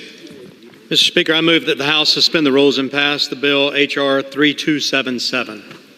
The clerk will report the title of the bill. Union Calendar Number 331, H.R. 3277. A bill to amend the Department of Energy Organization Act with respect to functions assigned to assistant secretaries and for other purposes. Pursuant to the rule, the gentleman from South Carolina, Mr. Duncan, and the gentlewoman from Washington, Ms. Shriver, will control 20 minutes each. The chair recognizes the gentleman from South Carolina. Mr. Speaker, I ask unanimous consent that all members have 5 legislative days in which to revise and extend their remarks and insert extraneous materials into the record on the bill. Without objection. Mr. Speaker, I yield myself as much time as I may consume. The gentleman is recognized. Thank you, Mr. Speaker. I rise in support of H.R. 3277, the Energy Emergency Leadership Act. Sponsored by Representatives Walberg and Blunt Rochester, H.R. 3277 has a strong bipartisan support, passing out of Energy and Commerce Committee 48-0 last May. The bill is necessary to strengthen the Department of Energy's important energy emergency mission. It does so by requiring that the well-established energy emergency and cybersecurity functions at the DOE are organized under the leadership of an Assistant Secretary confirmed by the Senate. This bill amends the Department of Energy Organization Act to establish in law this Assistant Secretary level of leadership at the Department of Energy's emergency response and cybersecurity functions. This bill will ensure that the department has focused and accountable leadership to protect the public more fully from fuel and electricity supply disruptions against natural or man-made hazards, including emerging threats from our foreign adversaries to the nation's electric grid.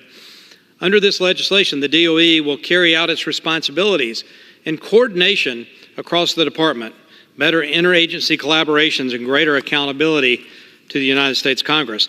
Establishing accountable leadership of this DOE mission is an important step in the face of increased threats, vulnerabilities, and interdependencies of energy infrastructure and in-use systems. Protecting energy security requires defense in depth. This means a strong energy sector, strong state capabilities, and ensuring sector agencies like the Department of Energy have the tools that they need to respond to energy emergencies. So a vote on H.R. 3277 is a vote for ensuring accountable DOE leadership over energy emergencies for the benefit of public safety and welfare, and for stronger cybersecurity protections within the energy systems. So I encourage my colleagues to support this bill, and I reserve the balance of my time. The gentleman reserves. The gentlewoman from Washington is recognized. Mr. Speaker, I yield myself such time as I may consume. The gentlewoman is recognized. Mr. Speaker, I rise in strong support of H.R. 3277, the Energy Emergency Leadership Act.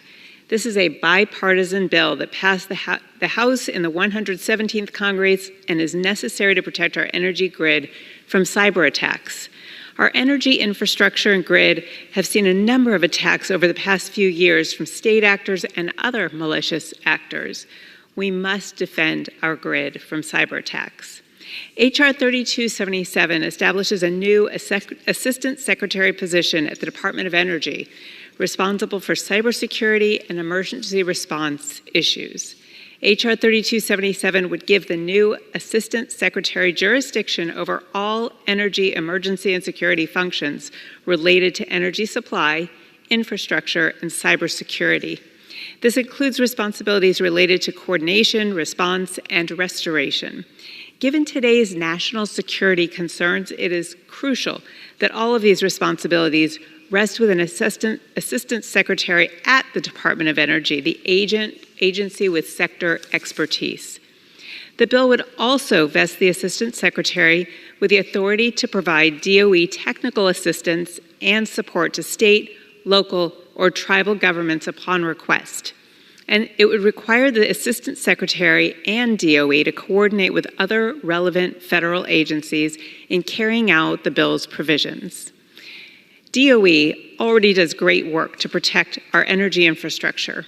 The Office of Cybersecurity, Energy Security, and Emergency Response has been at the forefront of protecting our grid and coordinating responses to attacks.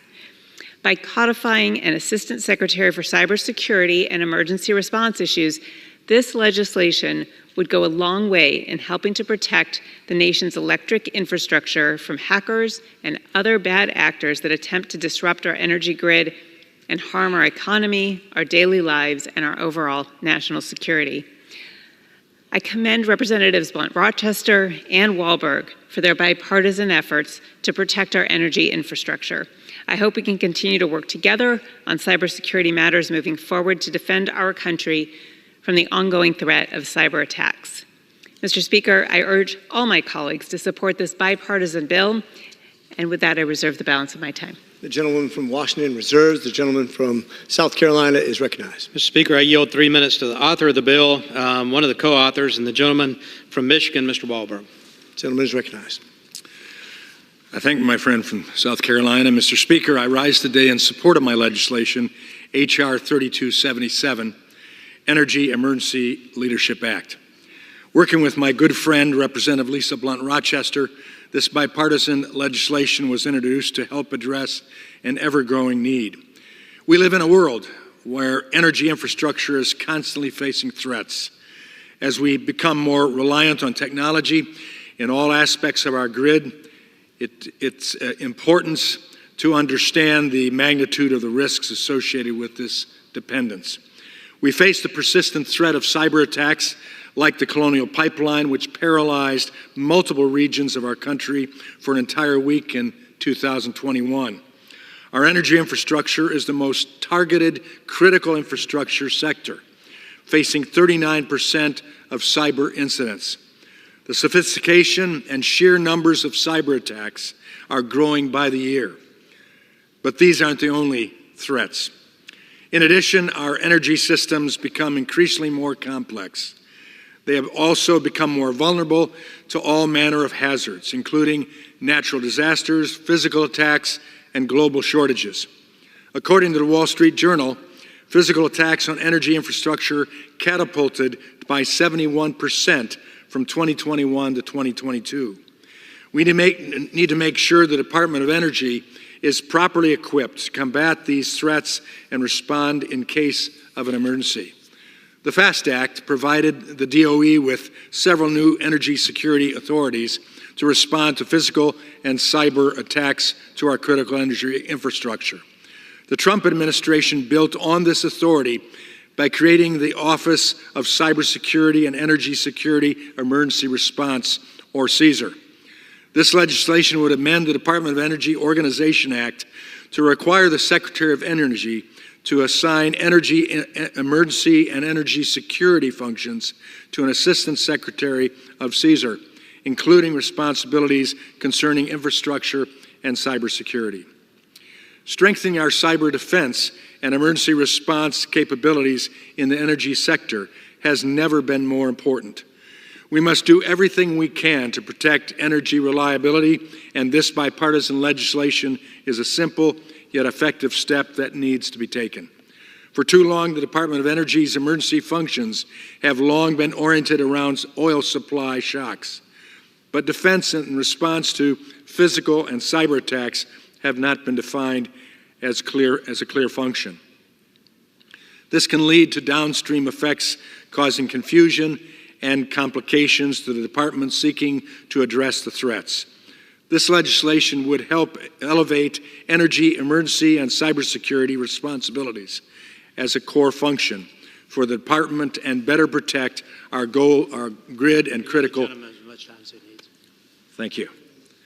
Gentleman yields. And better protect our grid and critical energy infrastructure.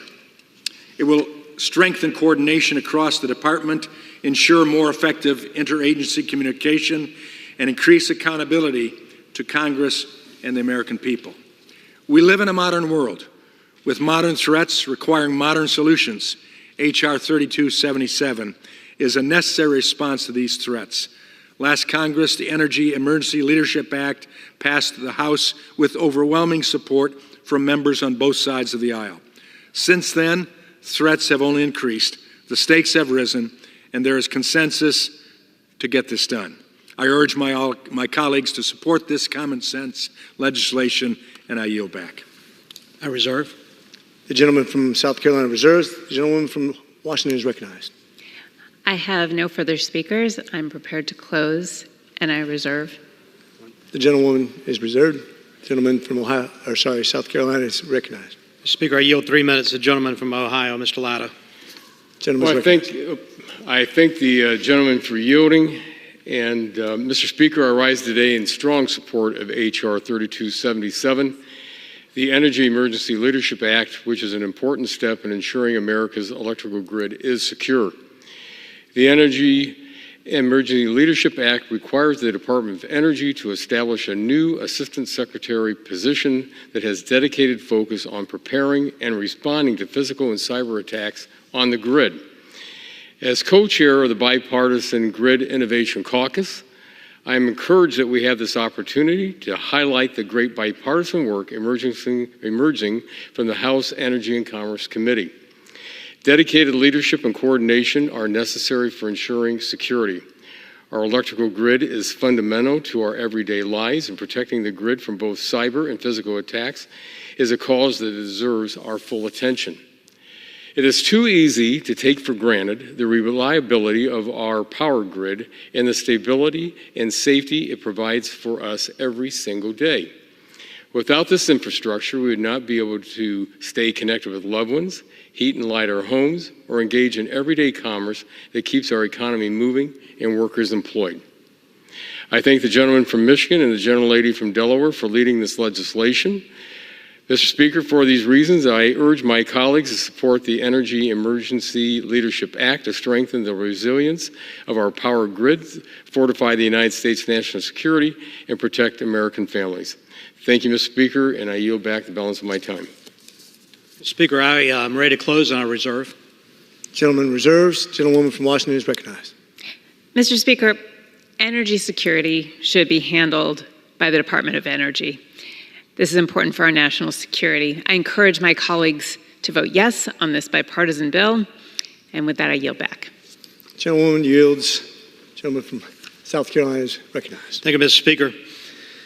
It's important times to address cybersecurity in this nation, and the energy infrastructure that we have is vulnerable. As the gentleman from Michigan mentioned, Colonial Pipeline incident, which affected my state of South Carolina. You know, Republicans generally aren't about growing government, creating new positions or whatever, but this is important, to raise this to a level of Assistant Secretary to put the emphasis where the nation needs to at the Department of Energy. So I want to thank the gentleman from Michigan and the gentlelady from Delaware for authoring this bill. I want to thank the minority on the Energy and Commerce Committee as well as the majority members for supporting this through the full committee. And I would love for all my colleagues to support this legislation. I yield back the balance of my time. The question is, will the House suspend rules and pass Bill H.R. 3277? Those in favor say aye. Those opposed say no. In the opinion of the chair, 2/3 being the affirmative, the rules are suspended, the bill is passed, and without objection, the motion to reconsider is laid on the table.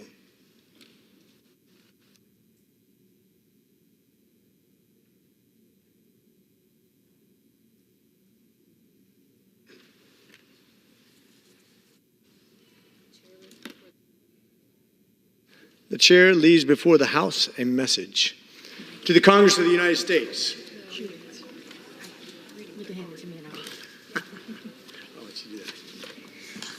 To the Congress of the United States, Section 202D of the National Emergencies Act, 50 United States Code 1622D, provides for the automatic termination of a national emergency unless, within 90 days prior to the anniversary date of its declaration, the President publishes in the Federal Register and transmits to the Congress a notice stating that the emergency is to continue in effect beyond the anniversary date. In accordance with this provision, I have sent to the Federal Register for publication the enclosed notice stating that the national emergency declared in Executive Order 13692 of March 8, 2015, with respect to the situation in Venezuela, is to continue in effect beyond March 8, 2024. The situation in Venezuela continues to pose an unusual and extraordinary threat to the national security and foreign policy of the United States. For this reason, I have determined that it is necessary to continue the national emergency declared in Executive Order 13692 with respect to the situation in Venezuela. Signed, Joseph R. Biden, Jr., the White House, March 5, 2024. Referred to the Committee on Foreign Affairs and ordered printed.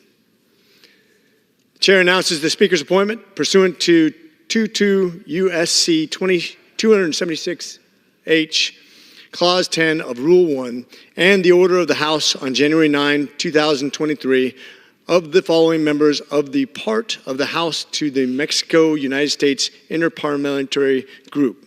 Mrs. Chavez DeRemer of Oregon, Mr. Mike Garcia of California, Mr. Vicente Gonzalez of Texas, Ms. Escobar of Texas, Mr. Carbajal of California. Pursuant to Clause 12A of Rule 1, the Chair declares the House in recess until approximately 6:30 p.m. today.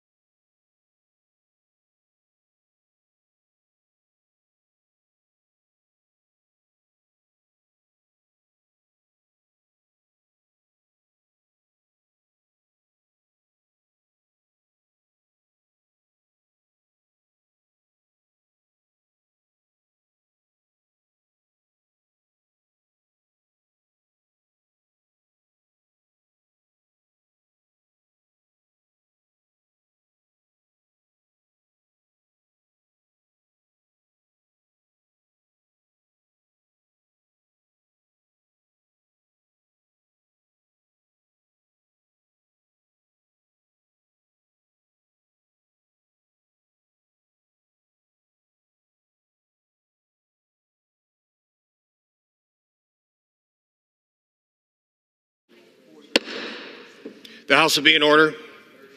Proceedings will resume on questions previously postponed. Votes will be taken in the following order. Motion to suspend the rules with respect to the following measures, H.R. 3391 and H.R. 3838. Agreeing to the Speaker's approval of the journal if needed. The first electronic vote will be conducted as a 15-minute vote. Pursuant to Clause 9 of Rule 20, remaining electronic votes will be conducted in 5-minute votes. Pursuant to Clause 8 of Rule 20, the unfinished business in the vote on the motion, the gentleman from Kentucky, Mr. Guthrie, to suspend the rules, pass H.R. 3391 as amended, on which the yeas and nays are ordered. The clerk will report the title. Union Calendar Number 131, H.R. 3391. A bill to extend the Gabriella Miller Kids First Pediatric Research Program at the National Institutes of Health and for other purposes. The question is, will the House suspend the rules and pass the bill as amended? Members will record their votes by electronic device. This will be a 15-minute vote.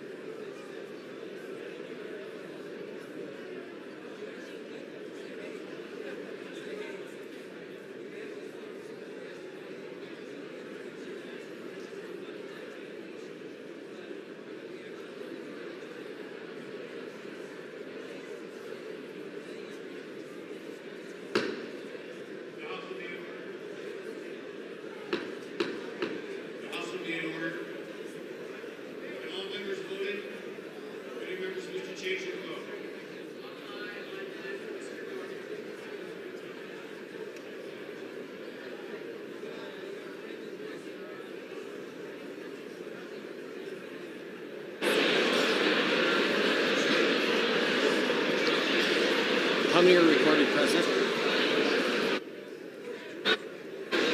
On this vote, the yeas are 384, the nays are 4. Two-thirds being in the affirmative, the rules are suspended, the bill is passed, and without objection, the motion is reconsidered, as considered, is laid on the table. Pursuant to Clause 8, Rule 20, the unfinished business of the vote and the motion of the gentleman from Texas, Mr. Burgess, to suspend the rules and pass H.R. 3838 as amended, on which the yeas and nays are ordered. The clerk will report the title. Union Calendar Number 196, H.R. 3838. A bill to amend Title III of the Public Health Service Act to reauthorize federal support for states in their work to save and sustain the health of mothers during pregnancy, childbirth, and the postpartum period, to eliminate disparities in maternal health outcomes for pregnancy-related and pregnancy-associated deaths, to identify solutions to improve health care quality and health outcomes for mothers, and for other purposes. The question is, will the House suspend the rules and pass the bill as amended? Members will record their votes by electronic device. This is a 5-minute vote.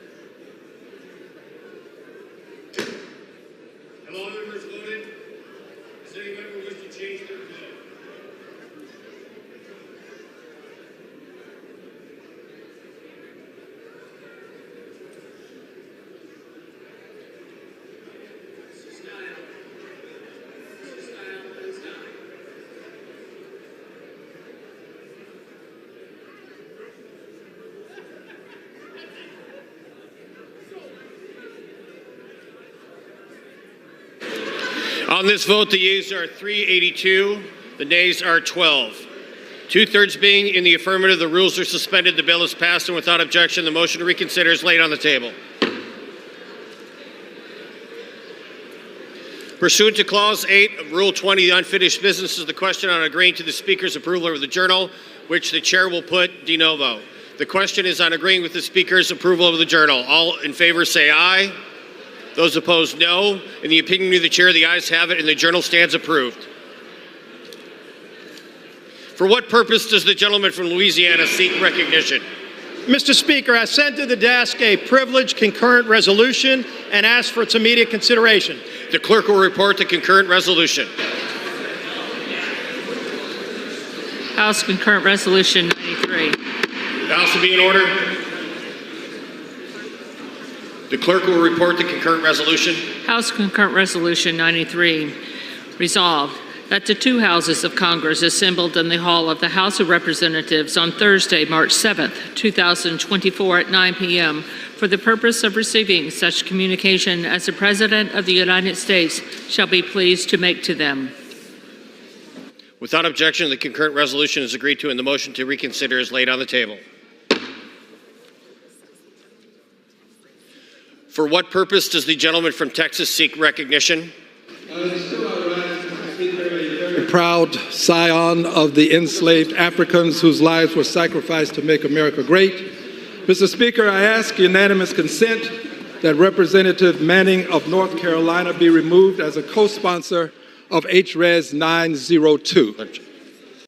Without objection, so ordered. Thank you.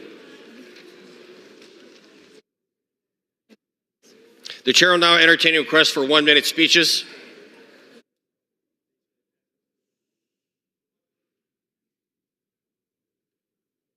Does the gentleman from Texas seek recognition?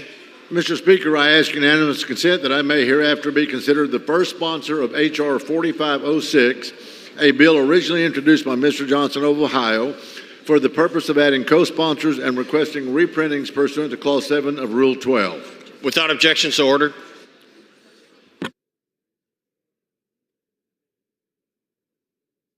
Purpose does the gentleman from Tennessee seek recognition? Unanimous consent to address the House in 1 minute. Consent my remarks. Without objection, the gentleman is recognized for 1 minute.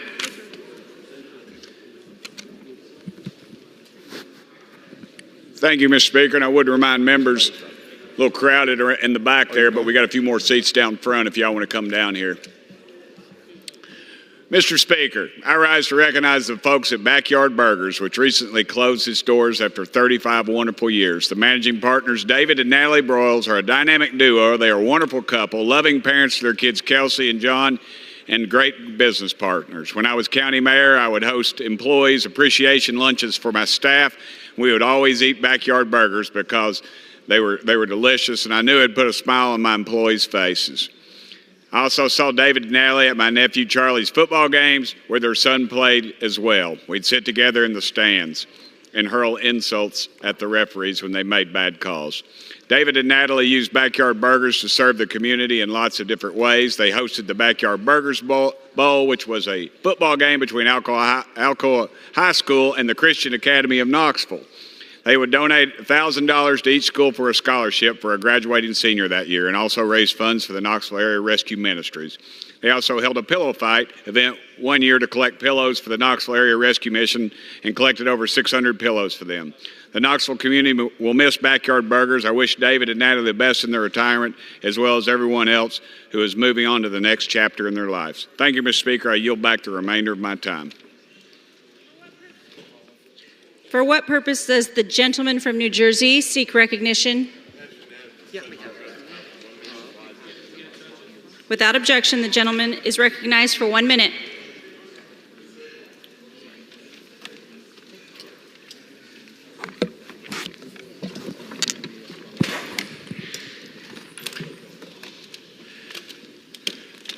Mr. Speaker, I rise today to discuss the great work of President Biden and the House Democrats.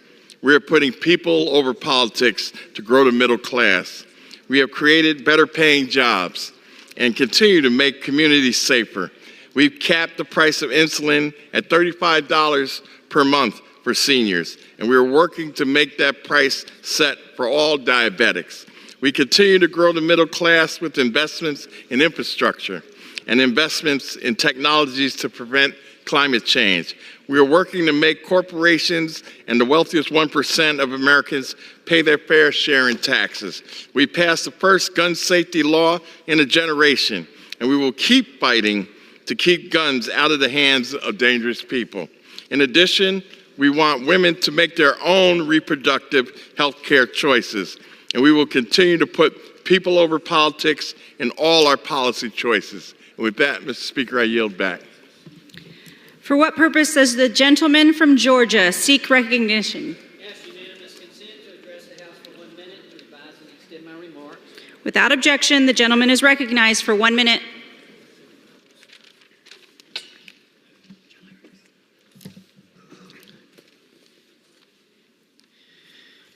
Mr. Speaker, I rise today to recognize the remarkable career of Bob Houghton. Bob is a giant in Georgia broadcasting and has worked with over 500 Georgia television and radio stations during the span of his career. Bob is retiring as president of the Georgia Association of Broadcasters, a position he has held since 2012. Although born and raised in Chicago, Bob chose to make Georgia his home. Bob has been a live announcer for college football, baseball, and basketball in Georgia. He finally refers to the University of Georgia as his adopted college and served for several years on the Grady College Board of Trust before being named a Grady Fellowship recipient in 2022. During his career, Bob has held management positions at WGST Radio, CBS, Georgia Public Broadcasting, and has advocated extensively for the continuation of AM radio. Bob has earned a tremendous amount of respect in his field, and I hope you join me in congratulating him on a well-earned retirement. Thank you, Mr. Speaker, and I yield back. For what purpose does the gentleman from California seek recognition? Madam Speaker, I ask unanimous consent to address the House for 1 minute and to revise and extend my remarks. Without objection, the gentleman is recognized for 1 minute.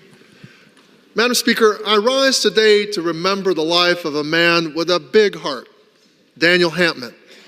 Dan was a lawyer, leader, and tireless civic volunteer, earning him the title of Mr. Riverside.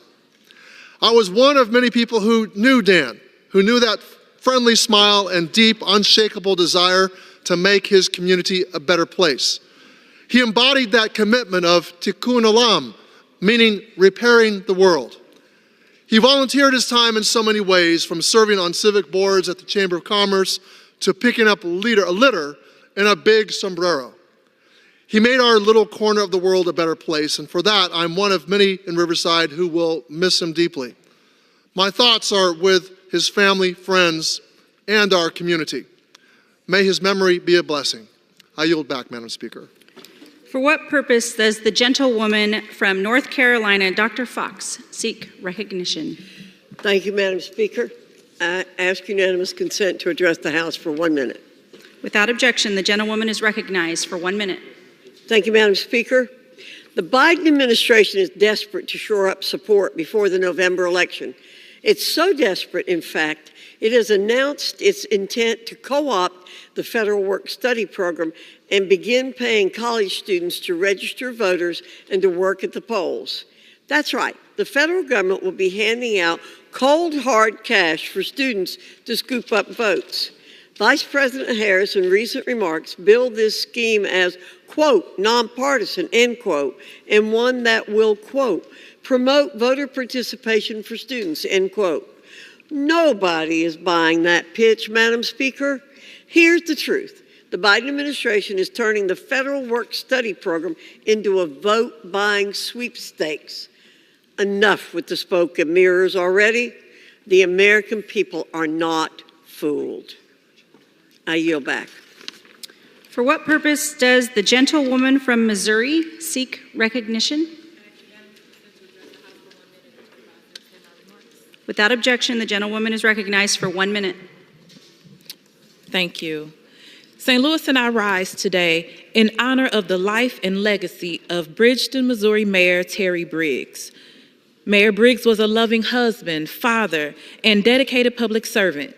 As the 3-term mayor of Bridgeton in St. Louis County, he cared deeply about his community and those in it. One issue we worked together on was the cleanup of Manhattan Project waste dumped in Westlake Landfill and surrounding areas. Together, we fought not only for the cleanup of this waste, but also for compensation for those impacted. Mayor Briggs was also a champion for the rights of those living with disabilities. He worked to ensure that everyone was treated with dignity and given the resources to thrive through his service on the Productive Living Board, Special Olympics Board, Special School District Board of Education, and the Municipal League of Metro St. Louis. Mayor Briggs was deeply loved, and his legacy will live on through the lives he has touched. My heart goes out to Mayor Briggs' family and his friends, and to all of Bridgeton. May he rest in peace. For what purpose does the gentleman from South Carolina seek recognition? Without objection, the gentleman is recognized for 1 minute. Thank you, Madam Speaker. During the State of the Union speech on Thursday, Biden will falsely claim that his policies are working, but in reality, Bidenomics is a failure. When Biden took office, inflation was 1.4%. Since then, inflation has risen by nearly 18%. Inflation is a tax on all families, paying more for goods and services since Biden took office, including electricity, up 29%, food up 21%, auto insurance up 21%, just to name a few basic examples. Americans for Prosperity reveals the truth at Bidenomics.com. House Republicans led by Speaker Mike Johnson will continue fighting to reduce inflation and create jobs. In conclusion, God bless our troops who successfully protected America for 20 years as the global war on terrorism moves from the Afghanistan safe haven to America. We do not need new border laws. We need to enforce existing laws. Biden shamefully opens borders for dictators as more 9/11 attacks across America are imminent, as warned by the FBI. I yield back. For what purpose does the gentleman from North Carolina seek recognition? Madam Speaker, I ask for unanimous consent to address the House for 1 minute to provide an extension. Without objection, the gentleman is recognized for 1 minute.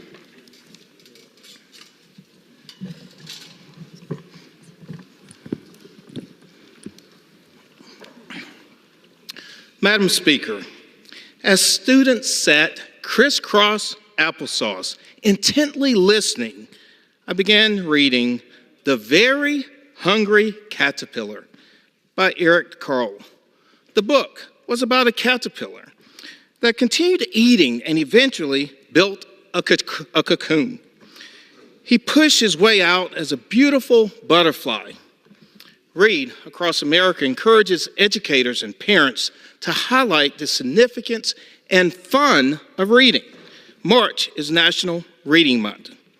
Madam Speaker, Ms. Sarah Joyner, a former student of mine, is the teacher of this fantastic class. Ms. Sarah, your class is as beautiful as a butterfly. I'm so proud of you for devoting yourself to your students and transforming their lives for over 30 years. Congrats on a successful teaching career and your upcoming retirement. Thank you, Madam Speaker. I yield back. For what purpose does the gentleman from California seek recognition?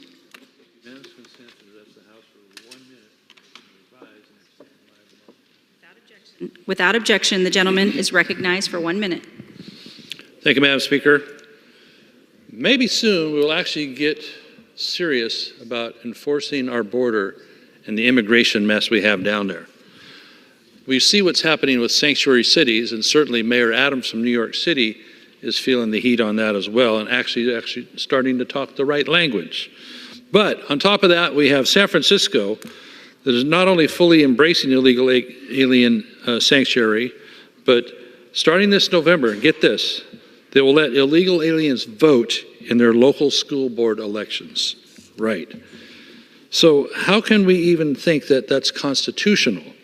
How is that going to make San Francisco elections and the legislators they would send to Washington, D.C. or Sacramento, in the eyes of the voters of the rest of the country, How do they have confidence in that?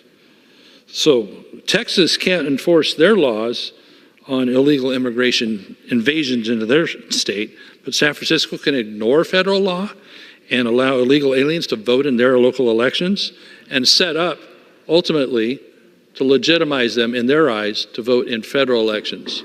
That will lead to this body having to invalidate their elections for Congress and Senate and for the White House. I yield back. For what purpose does the gentlewoman from Ohio seek recognition?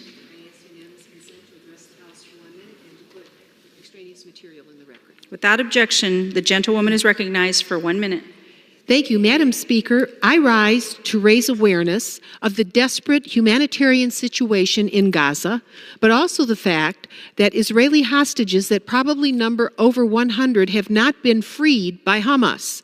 Every means at our disposal, including USC and airdrops, should be airlifted to get all necessary aid to civilian populations trapped and in dire need of supplies. I applaud the Biden administration's new mission to airdrop food and other aid directly into Gaza in collaboration with our Jordanian allies and in cooperation with Israeli forces. If our nation could lead the Berlin airlift following World War II, surely we can ease the suffering as we urge a truce and work with our allies toward a two-state solution. I wish to submit for the record a proposal for a negotiated truce and a two-state solution that will allow for rebuilding.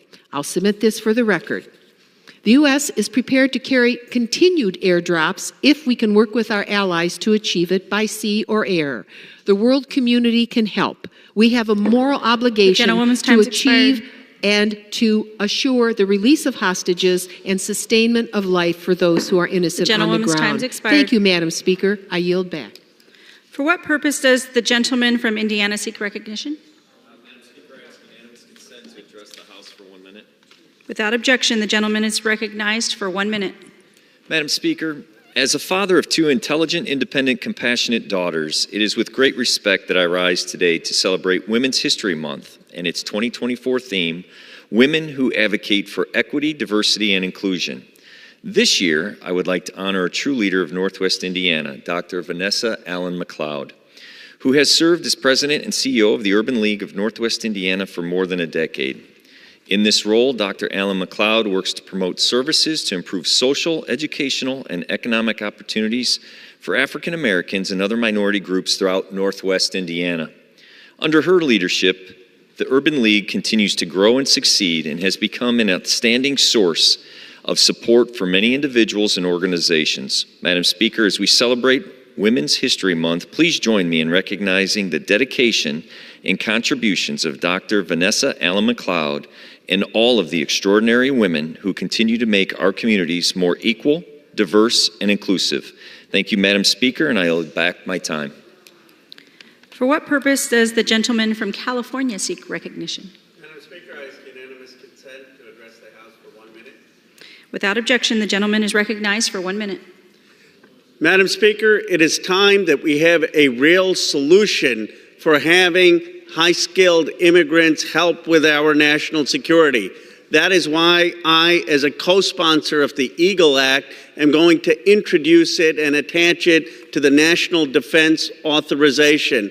The reality is we need immigrants to help build some of the critical technology that is going to keep us ahead of China and keep our military strong and our industrial base strong. The EAGLE Act benefits all American workers by lifting the arbitrary per-country green card cap to bring down the decades-long backlog. It also will help end H-1B abuse by foreign outsourcing corporations as these visas undercut wages. It is time to pass the EAGLE Act and attach it to national defense and make it a national security issue. Thank you, Madam Speaker. Under the Speaker's announced policy of January 9th, 2023, the gentleman from Arizona, Mr. Schweikert, is recognized for 60 minutes as the designee of the Majority Leader. Thank you, Madam Speaker Pro Tem. We're going to actually try three things tonight. And I apologize to anyone that doesn't like math or complexity. Originally, I had promised I was going to do something more simple tonight. and let's just say it didn't work out. So the three things we're going to try doing this evening. One, I want to spend a few minutes talking about folklore. The things we get as members of Congress, and this is both for the folks on the left and the right, you know, the comments we get, things people believe, and I want to walk through a little bit of that. I want to do sort of an update status on what's happening financially. And then I'm going to broach a subject that's really uncomfortable, and that's going to be talking about sort of the future. I'm going to talk about sort of fertility rates and what that means to being able to finance Social Security and other things. And for anyone that does not like math, please just go watch something on Netflix right now. A couple weeks ago, I did a whole presentation on the work we've done on what it takes financially to save Social Security. And one of the things I'm genuinely angry about, and I've been angry about for years, is the left uses Social Security as a weapon, and our folks are terrified to talk about it because every time we talk about trying to save it, we get attacked. And then my brothers and sisters on the left will say, well, just raise the cap. And we showed the math. We had 2 PhD economists spend months working out the math, and raising the caps doesn't get you anywhere close to stabilizing it. And the immorality of this place being willing to double senior poverty in 9 years. You do understand, even if you raise the caps, I showed math that you were still having about a $400 billion shortfall in the first year. And if you did all the taxes, you might got that down to $250, $300 billion shortfall. Today's math says the average couple in 2034 will take a $17,400 cut. We will double senior poverty. Is that a Republican or Democrat perversity? I'll just argue it's a moral one. Why can't we actually work on the math? Yet, when I chaired the Social Security subcommittee, every time I tried to do a room full of actuaries and those things, my brothers and sisters on the left found more joy in the politics because it's a powerful issue. And absolutely immoral what we're doing. There's this concept of a black swan. That's something that sneaks up on you and blows you up. There's this concept of a white swan.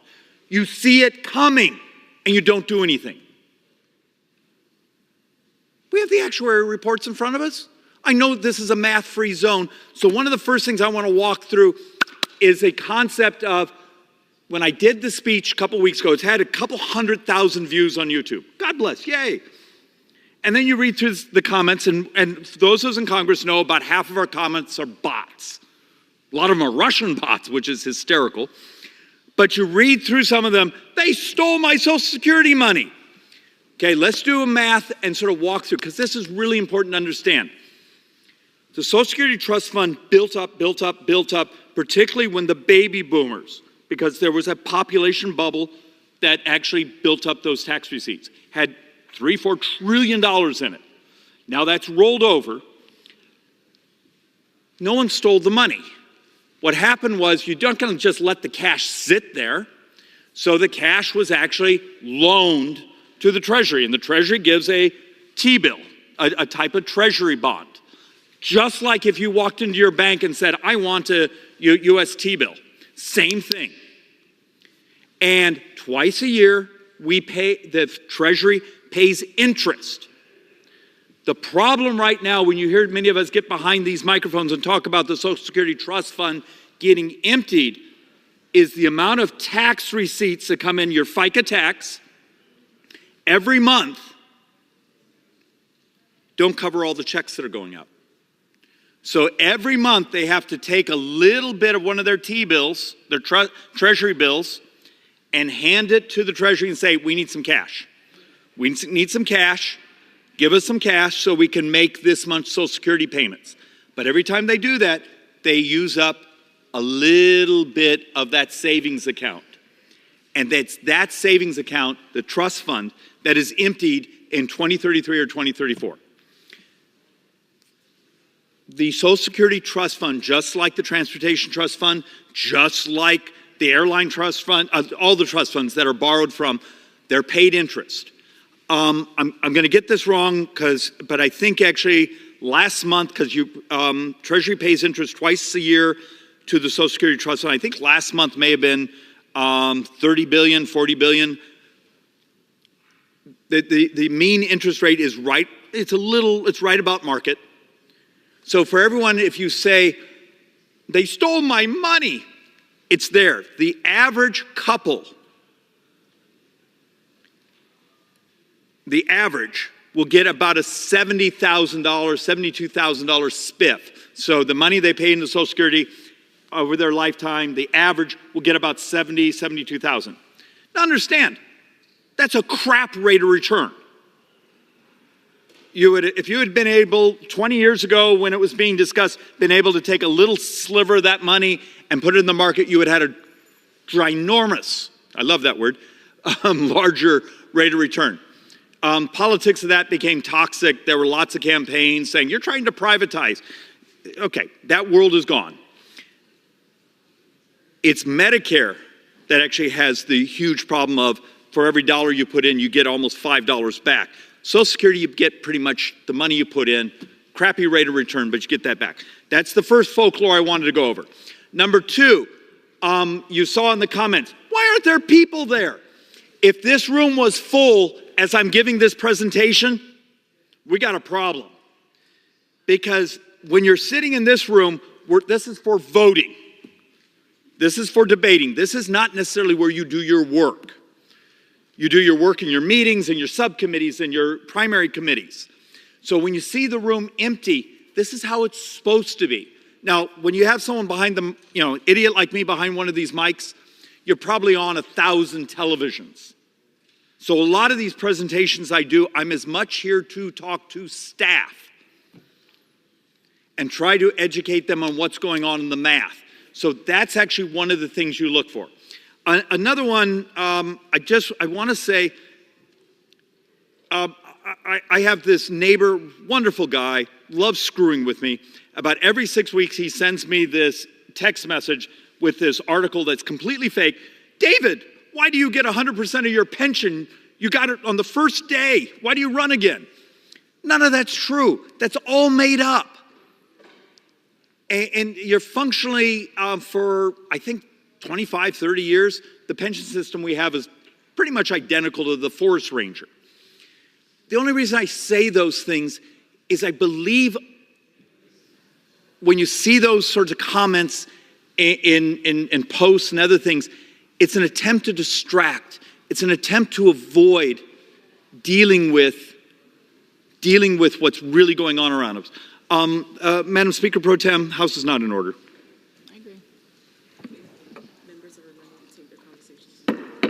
Can the House be in order? Will members please take their conversations outside? And sorry, as you know, this room has a really weird echo effect. And actually the echo sort of goes away when there's lots of bodies in here. Where there's not, the sound bounces all over. So one of the points I wanted to go to tonight is what's happening. The economy is actually fairly decent right now. GDP growth is fairly decent. Yet I want to make a point because we did the math just before coming to the floor. So we're functioning, 5 months into the fiscal year? We have added $1,443 billion, $1,243 billion in that 5 months. My current math is right now about every 123, 25 days at the current borrowing per day, we're adding another $1 trillion. This is in a time where the economy is pretty good. That means if my average since functionally October 1st is right now we're borrowing about $7.9 billion every day. Got to understand what that ultimately means to us because it's actually been accelerating I think on Friday we set our all-time record. I think we were up to borrowing like $95,000 a second.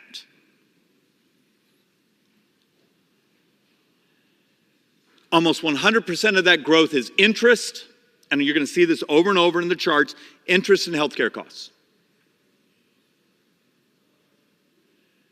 It's Medicare.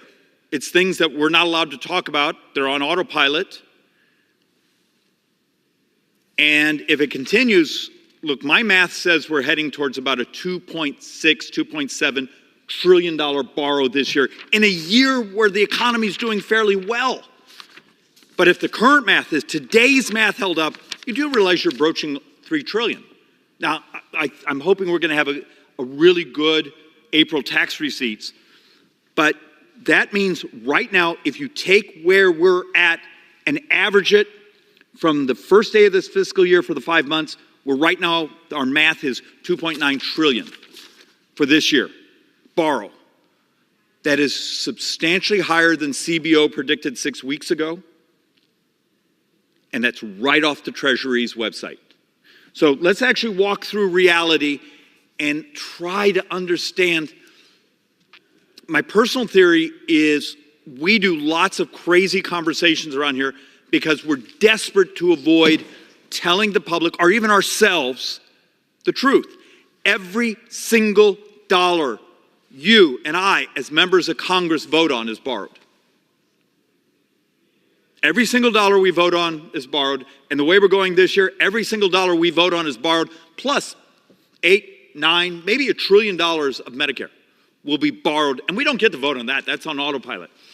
So my point is trying to understand how much. Now, this number is no longer about 73%. We think it's actually approaching 75% will be on mandatory because of the growth of interest. Let me hand that to you. So we made this board a couple days ago, and then it popped. So it wasn't $93,000, it was almost $95,000 a second. But I didn't want to waste the ink and print a new one. Why do the second? Because it's understandable. I mean, let's be brutally honest. How many of us can see 12 zeros in our head? And my fear is that is one of my great sins in trying to communicate my stress about this, is I'm here saying, it's $1 trillion. No one knows what the hell $1 trillion is. It's 12 zeros.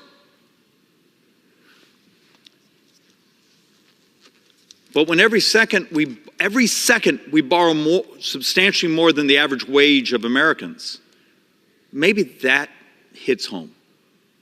So let's actually sort of walk through what's going on, and then my sarcasm here is going to be my anger at myself, my brothers and sisters here, particularly on the left, but also on the right. We've been debating and fighting over things that don't even qualify as a day's borrowing. We bring this place to its knees. We remove a speaker. We do this and that. And then you realize the amount of dollars being fought over only equal a couple days worth of borrowing. But darn it, it got us on television. I got to raise some money on the internet. And it's that type of false profit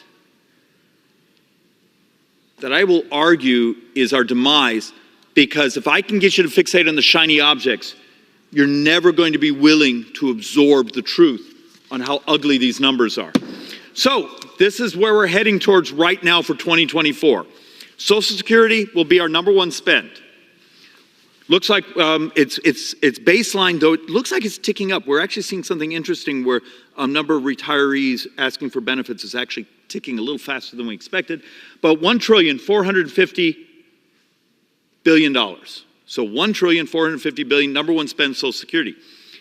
Interest, both gross and potentially net, but gross interest now is our second biggest spend. And I just had to redo the math because our math right now looks like for 2024, we're going to cross $1.1 trillion of just interest. Just interest this year. And I know for many people who are forced because you're employed to sit here and listen to an idiot like me talk, you've heard this before, but it doesn't seem to sink in. is paying $1.1 trillion. Is that a Republican or Democrat? It's math. Yet we're not allowed to actually talk about it. Because the hallways in this place are full of people coming to our doors wanting more spending. And you point this out to them and they'll often say, well, take it from someone else. I want my money. It's not your money, it's the taxpayers' money. Medicare, and Medicare is rising rapidly, healthcare costs. And then defense. For all of my brothers and sisters on the left who always say, cut defense, okay. Yeah, it's sort of stupid, but it's the number 4 expense. It's not number 1. How often would you and I go home to our constituents and say, what's the biggest spend in government? Oh, it's defense.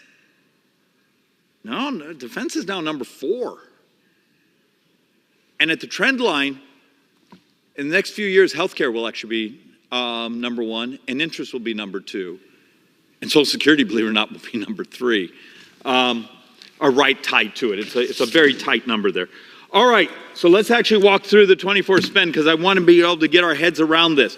Social Security, and this was a fascinating number, and we've been trying to also average in what the new appropriations bills, remember, we're just now finishing up our 2024, so we're only 5 months late, is the net interest. Because the United States does something no other industrialized country does. We play a game with how we describe our borrowing. Oh, that's borrowing from the public. This is borrowing from the trust funds. So if anyone's listening right now and you question this, go on, the OECD. Go in and Google right now, or your favorite search engine, what is the debt to GDP of the United States according to OECD?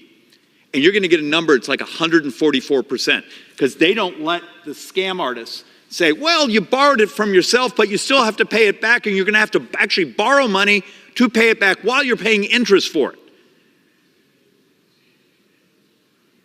It's a con.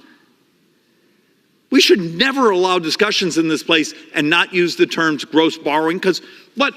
Is it magic money? We don't have to pay it back? It's just money we didn't have to go float publicly traded bonds, but we still have to pay it back. And the reason I built this chart is I wanted you to see a line right here. Even the net interest, so the publicly borrowed money, the interest we're going to pay on that, is still the second biggest spend in this government.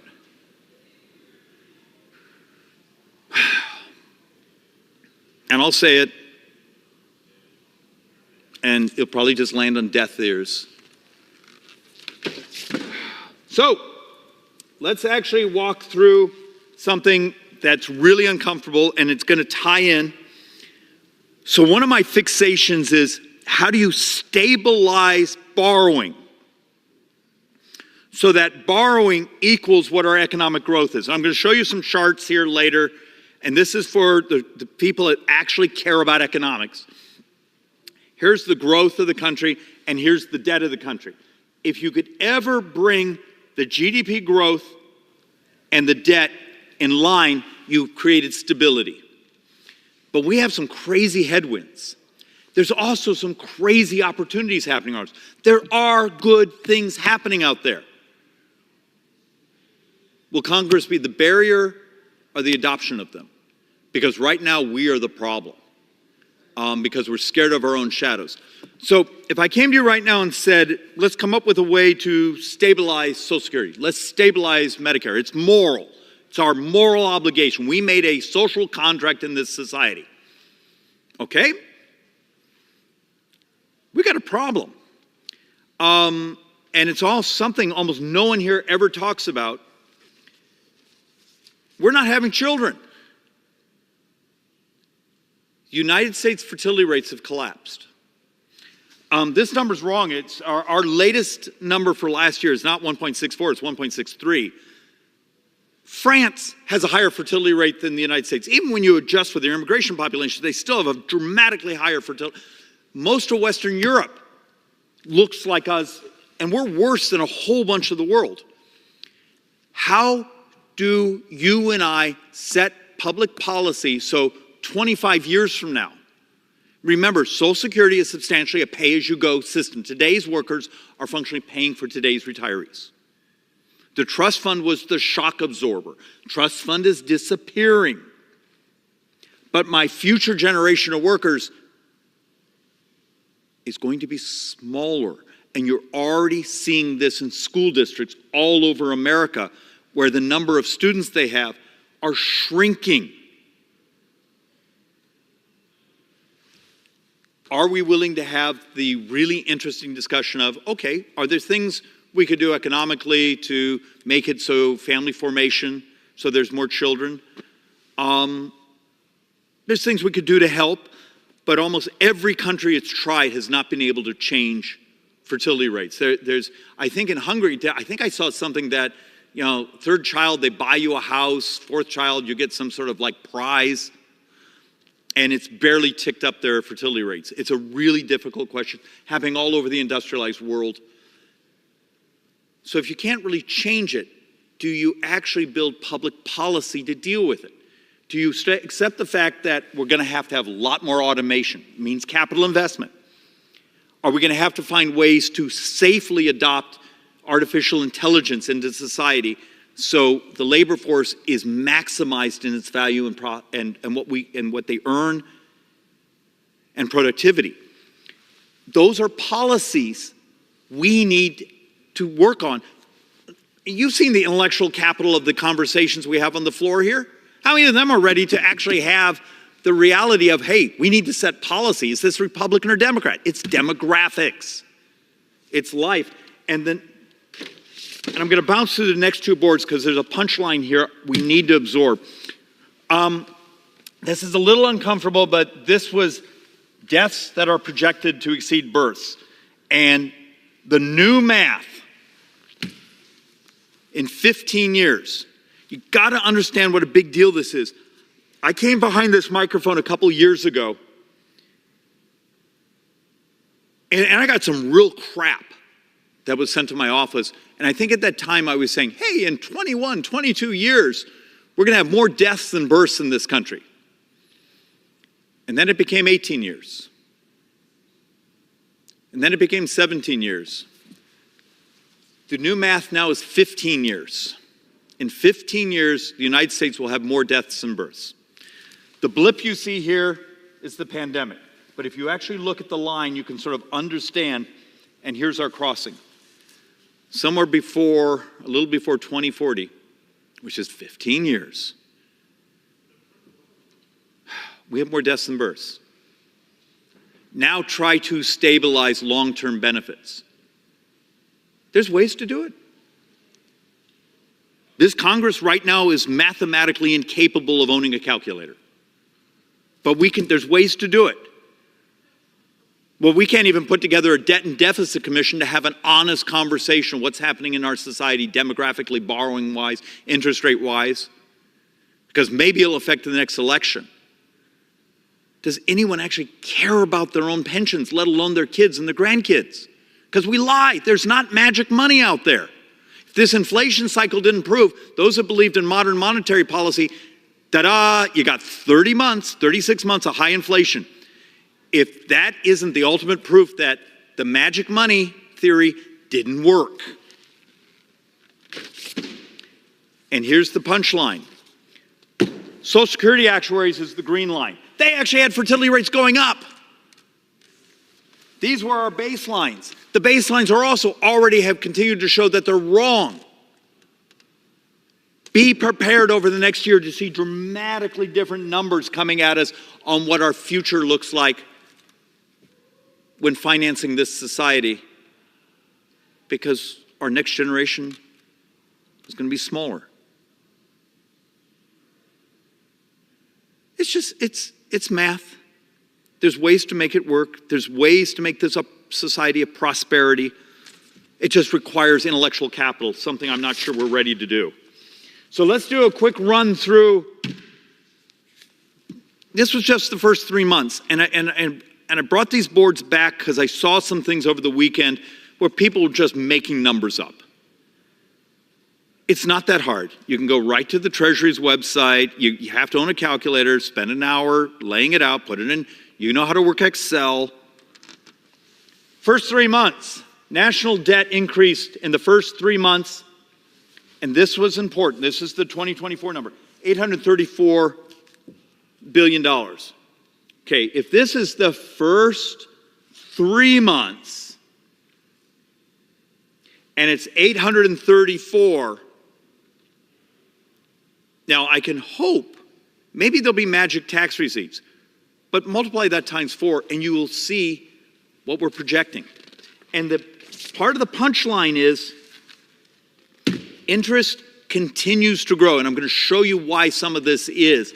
But in those first 3 months, we spent $288 billion in interest, and that number is going to keep getting bigger and bigger and bigger because this year, it's right around, and there's a debate on how much, because the Treasury announced that they're going to be financing, rolling some of the debt shorter on the curve. So let's say we had a year where we were going to borrow let's use a simple number, 2.8 trillion new issuances. But you still have about 7.9 trillion that comes due. It's bonds that have been sold in the past. When they come due, particularly if they were bonds sold 3, 4, 5 years ago with very low interest rates, what happens? They're now sold at the newer, higher interest rates. And that's the modeling problem right now. Do you remember one of the first boards I showed you that we expect interest this year to be 1.1 trillion?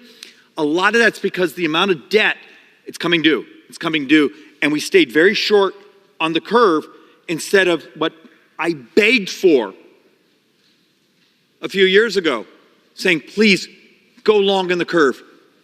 Go long, because that way at least you locked it in. And if we have what's happening right now, because understand, because Congress doesn't want to be in charge, because you have a White House here that makes crap up,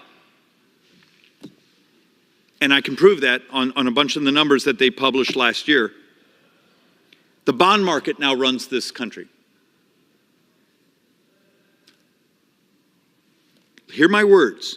First time the bond market gets cranky, first time we have an undersubscribed auction, you watch how fast this place comes in and we capitulate. Doesn't have to happen. But because we've abdicated our jobs, we basically have made a decision. And this happened actually not that long ago. Go ask some people who were involved in the Clinton administration. Go ask Newt Gingrich. Some of the people are around when the bond market hiccuped and the debt situation then was dramatically better than today. This Congress stood attention and did what they needed to do to make the bond market happy. Because if you have a failed bond auction, you want to see society have a really bad day. So let's walk a little more through some of these.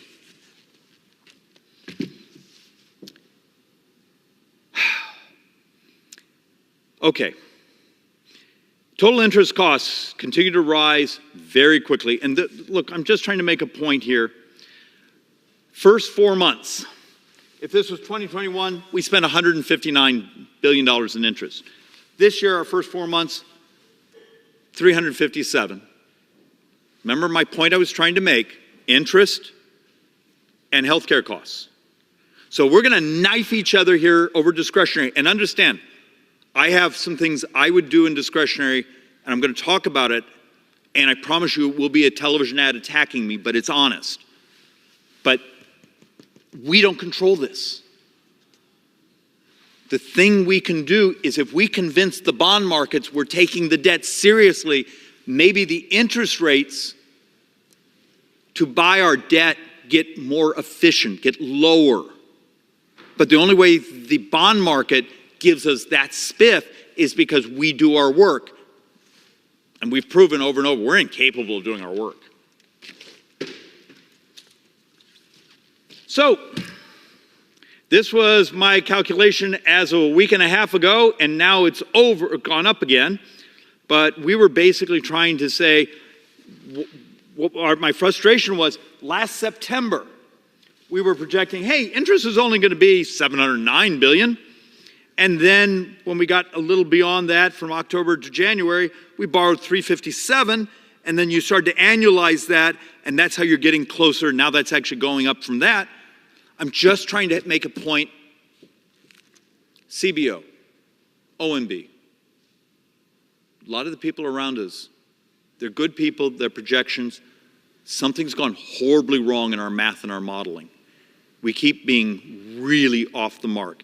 These are dangerous. You know, if you're on the left and you care about social welfare policy and the ability to afford that, if you're on the left and, or right and your fixation is economic prosperity and opportunity, we're going to crush both sides. And it's right in front of us. And we do almost nothing to tell the truth about it.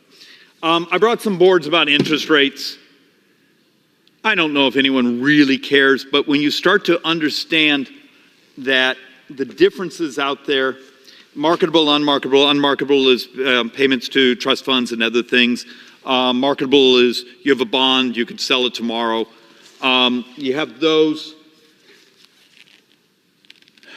Interest rates on outstanding debt, and remember, much of this debt had been sold down here in the trough around 1.5 or so was the mean yields. Now it's coming in at well over 3.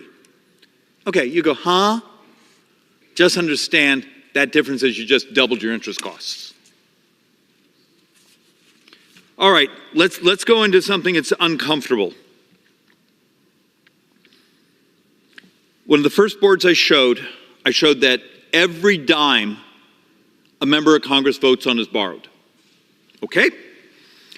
So, and I haven't vetted this. It was actually, I think, in a New York Times article, so God knows that that's accurate, that the budget bills that will be coming to us in the next couple of weeks will have around 7,000 plus earmarks in them. Now, the earmarks are only a tiny, tiny fraction of the spending. Okay? Accept what it is. A really uncomfortable question. Is it actually moral? Is it good economics to borrow money, because that's what we do. Everything we're going to vote on here is we're borrowing. To borrow money, and many of these are things I like. But is it appropriate to borrow money here and send it to entities that actually have their own taxing authority? Gets better. Turns out we spent a little time looking at municipal bond debt earlier today. Do you know cities, states, counties, particularly the highest rated ones, those with like AAAs, and you have to do the tax adjustment because muni bonds have certain tax benefits. Many of them actually have lower interest rates than the United States sovereign debt. So a well-run city with a really good credit rating actually gets float bonds at lower interest rates than we do. That should tell you something. Is it rational and moral that we borrow money and send it to entities that have both their own taxing and borrowing authority? And many of those entities actually can borrow money at equal to or better than what we're paying over here. Of non-defense discretionary, about 40% of the money in that non-defense discretionary is actually money we're sending to entities that have their own taxing and borrowing authority. Now, we would all probably get unelected the next day because people would lose their mind saying, we thought that was free money. It's free money except we're borrowing it and paying interest on it. Those are the types of things. Are we capable of having an honest discussion about it? Of course not. But we could try. Here, can I hand you that? All right. A couple more here, and then I'm going to go back to the office and have more coffee.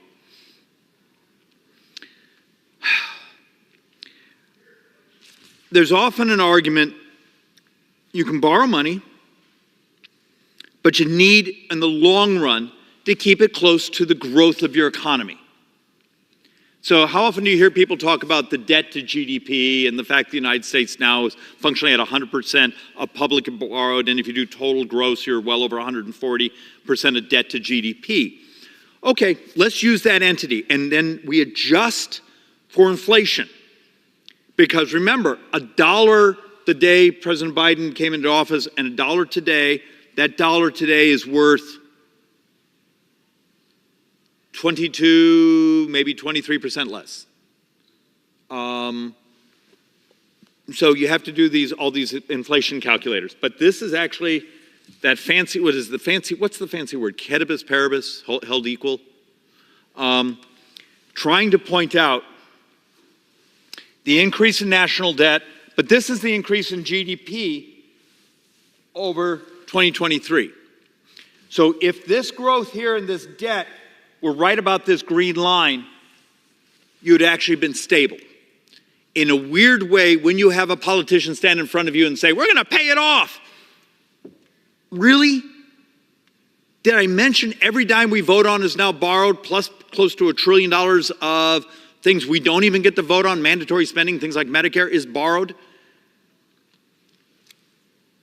It would be nirvana if we could just work our heinies off and get stability. Bring down the growth of this debt so it would match our growth rates. And the benefit of that is for the left, if they want to spend more money, great. Grow the economy more, creates more capacity, more tax receipts, more borrowing capacity. For those of us who want to cut, we actually know the number we're working towards. That's how we would do it if we'd put on our economist hat.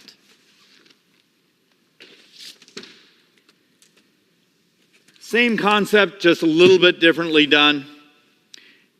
Increase in national debt outpaced growth in the economy by more than $1 trillion over the past year. And that's what that bond market's going to be looking at. It's that debt to GDP, and when does it hit stress? When does a spike in interest rates? When does a recession? When does a pandemic? When does a war make it so your likelihood to be paid back your interest and your principal? And understand, when the United States actually has, and dear God, please don't let it ever happen, that moment of stress, that failed auction, we put the entire world into a depression. The entire world, let alone your pension, let alone my kids' future, depends on us getting our act together here. So the last chart, and this one is a little difficult because there's some anomalies in the numbers, but we didn't have time to fix it. So on occasion, we'll go all the way back to 2000. Now remember, 2000 had an unusual tax collection year because the year or two before that, there were massive capital gains because of the dot-com bubble. So the number is always distorted. But at that year, we collected 20% of GDP in taxes. Okay, long run average has been about 17.8. So let's actually go to 2023. That year, we collected 16.5% of GDP in taxes. We still had some of the legacy of COVID and some other things. But the other part of this chart, I'm trying to show you the hierarchy of spending. You know, Social Security, where Medicare, defense, others, and you start to see this spending up here. When you start seeing that green, well, the green is nothing but interest. And our problem is, even with the projections, which I hope are right, that long run over the next 8 years or so, we start getting up close to 18% of the economy in tax receipts. Okay, great. The gap continues to still widen. And most of that widening is our projection of the benefits we've promised our brothers and sisters who get older. Our, 67 million of us who are baby boomers. Our health care benefits, the interest we owe, and then back to the point earlier. What do these numbers look like in 2033, 2034 when the Social Security Trust Fund is empty? Will the policy be we're going to raise taxes? Okay, except I've already done the presentation multiple times on the floor where I brought in the economic data from both liberal groups and other groups that showed even tax maximization. This is the punchline, please understand. The tax maximization, when you do the economic effects, you get about 1.5 points of GDP. So you take people $400,000 and tax maximize everything for them. Tax maximize their income tax, their capital gains tax, their estate tax. You just do it all. You get about 1.5 points of GDP. Yay! And then over here, for those of us who want to cut things, you take everything that's been discussed in discretionary, the debate we've had in this place for the last several months, and it's a fraction of a percent. It's not even a rounding error. So you'd have to change programs, change spending, adopt technology, make people healthier. Understand, the single biggest thing you could do to bring down borrowing over the next decade, take on things like diabetes. 33% of all healthcare spending. And it would be moral, and is that Republican or Democrat? It's just the right thing to do. How many brilliant discussions have you seen behind these microphones of saying we're actually looking for real solutions? No, we're too busy knifing each other.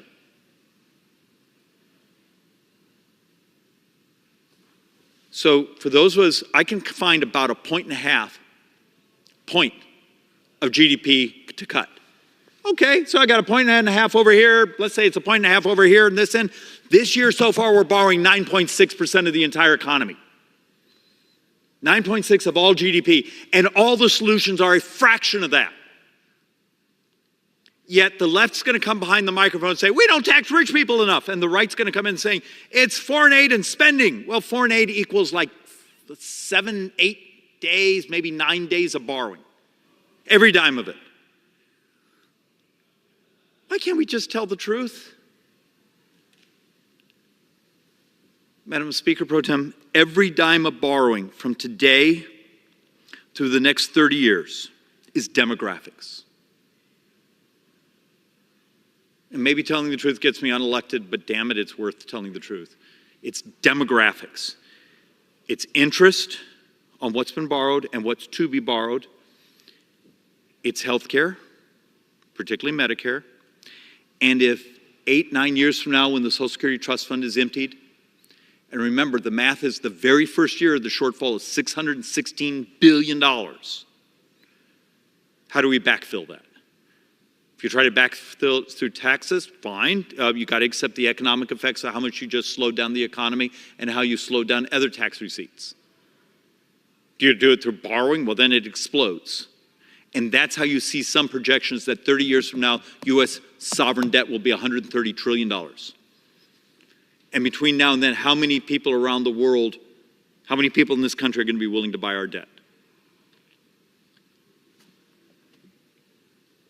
Do our work, take it seriously, put together the Debt and Deficit Commission, demonstrate to the people who want to save and buy U.S. debt that we're paying them back seriously. Take it seriously that I have very young kids. They deserve a future, but also make it so that people who want to enjoy their retirement understand the stability, retirement security. We all say it, and almost none of us are willing to actually do the work for it. Madam Speaker Pro Tem, with that, I'm going to go have some more coffee and yield back. The gentleman yields back.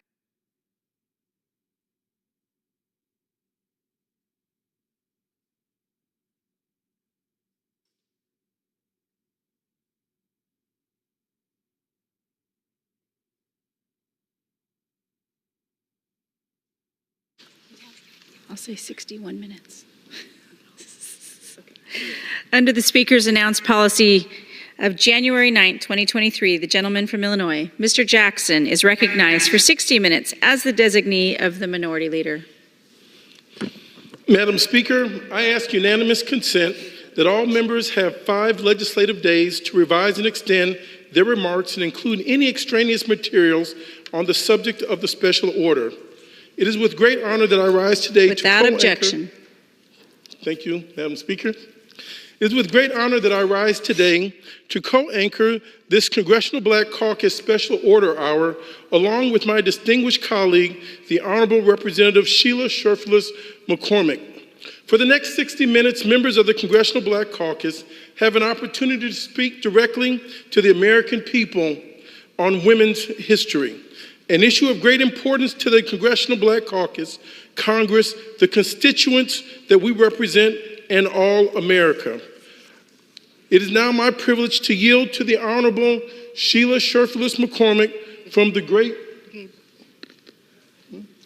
It is now my privilege to yield to the Honorable Congressman Gabe from the great state of Rhode Island. Gabe Amo. Madam Speaker, I rise today to honor Women's History Month. We cannot forget our history. Yet over time, the contributions of Black women have been consistently overlooked and forgotten. I want to do my part to correct that record. Specifically, I want to highlight two trailblazing Black women from Rhode Island. First, I want to honor Christiana Bannister, a successful businesswoman, abolitionist, and philanthropist. Born in North Kingstown in the early 1800s, Christiana was a successful hair salon owner. Christiana was a staunch abolitionist and used her wealth to support the 54th Massachusetts Infantry Regiment, a unit of Black soldiers during the Civil War. Dedicated to improving the lives of Black women in her community, Christiana founded the Home for Aged Colored Women in Providence. Decades later, Maria Lopes, another trailblazer, was the first Black woman elected to the Rhode Island State Legislature, and she carried on Christiana's legacy of activism in Rhode Island. Maria lived in the Valley View Housing Project in Providence and made a name for herself as a social activist when she successfully blocked the mayor of Providence from turning the housing project into luxury apartments. In 1973, Maria stormed the city council chambers with over 400 residents and supporters to prevent the sale of Valley View.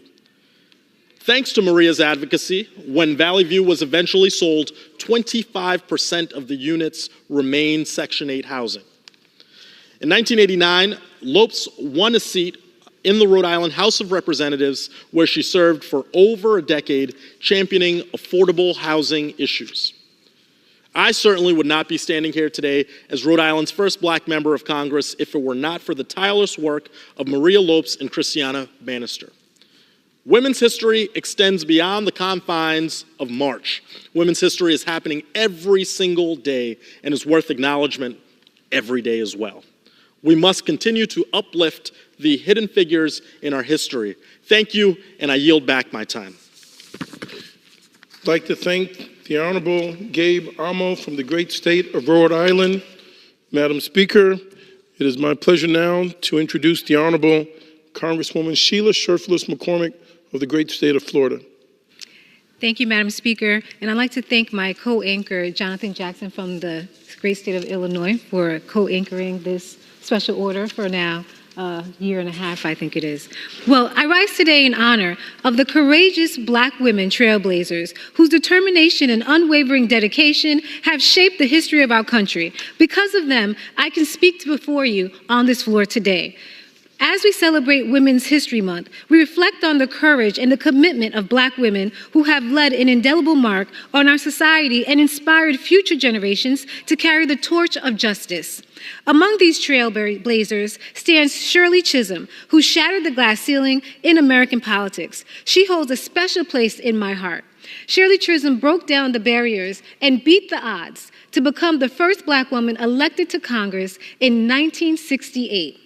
She proudly fought for the rights of neglected communities and progressive politics that benefit working families. Her historic 1972 presidential campaign upended the status quo and gave hope to a new generation of leaders by encouraging them to trust in the strength of their voices.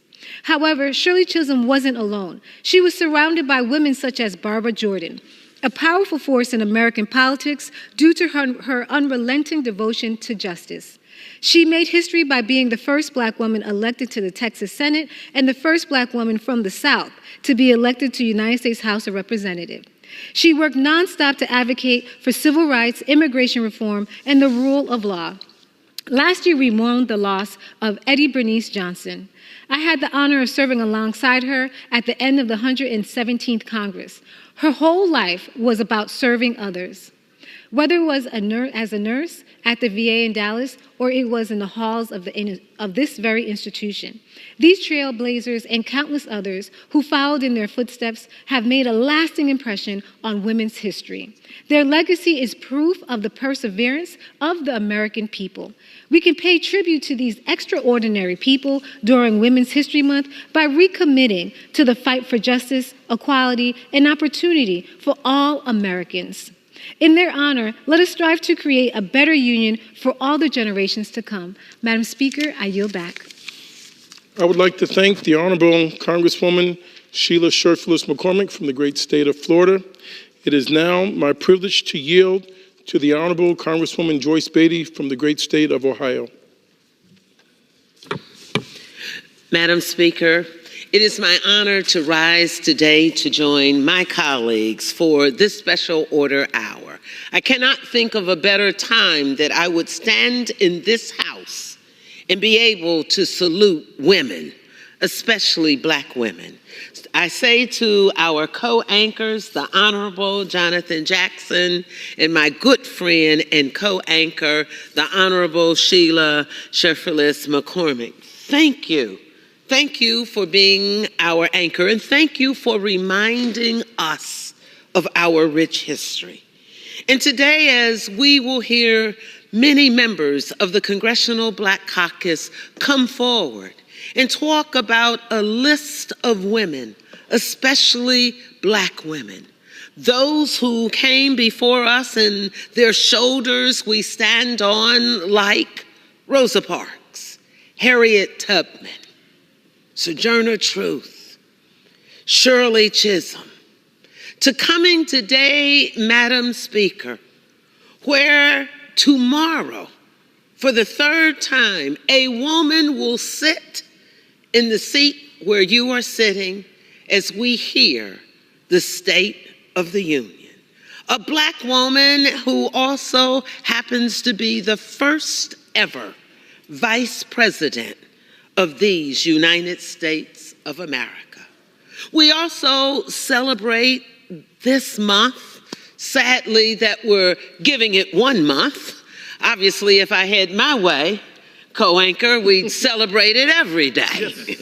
But we will honor women like those who have been able to sit in that seat running Fortune 500 companies. People like Ursula Burns, my good friend Roz Brewer, and now Thasunda Duckett.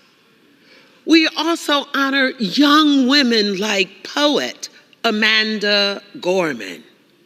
When we think of the women who have done so much, whether they are doctors or athletes or educators or judges, yes, like Supreme Court Justice Ketanji Brown Jackson, another Black woman whose shoulders we stand on. But let me end with this. You saved the best for last, Madam Speaker. 31 Black women serving in the United States Congress. If I had enough time, I'd do a roll call telling you that they hail from Alabama to Washington, D.C. But let me just leave it at this. 31 Black women. Thank God we put people over politics.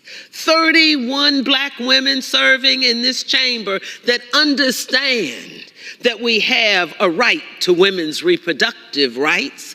31 Black women understanding that we support the child's tax credit. 31 Black women who understand that more women are now insured because of the Affordable Health Care Act. 31 Black women who understand that the first act that then President Obama signed was the Lilly Ledbetter Act. I could go on and give you a walk through this amazing history that I have been allowed to serve in. As the 9th Black woman to have chaired the Congressional Black Caucus, I say to you that we have been fortunate to have another female sit in that chair as the Speaker, Nancy Pelosi. And so, as those who are witnessing us tonight, I say to all watching, we celebrate, we honor, we stand on the shoulders of women, especially Black women, because we know when women succeed, America succeeds. Thank you, and let us continue to put people over politics. I yield back. I would like to thank the Honorable former Congressional Black Caucus Chairwoman, the Honorable Congresswoman Joyce Beatty from the great state of Ohio. It is now my privilege to yield to the Honorable Congressman Payne from the great state of New Jersey. Madam Speaker, I'd like to thank the gentleman from Illinois for that kind introduction, and also the gentlelady from Florida for hosting this special order hour. They come here every week bringing the message from the CBC and do an incredible job. Also, it's very difficult to follow my classmate, the former chair lady of the CBC. It's a very hard act to follow, and so when I see her, I kind of cringe because I know I better get it together. But the Honorable Joyce Beatty has been a true friend, sister, and colleague to me. And to you, Madam Speaker, as you sit in that seat, it is apropos that this month you have been given the honor to stand over the Speaker's rostrum and control the House of Representatives. So I salute you as well as a woman. I rise today to celebrate the influence and achievements of women, of Black women in America during Women's History Month.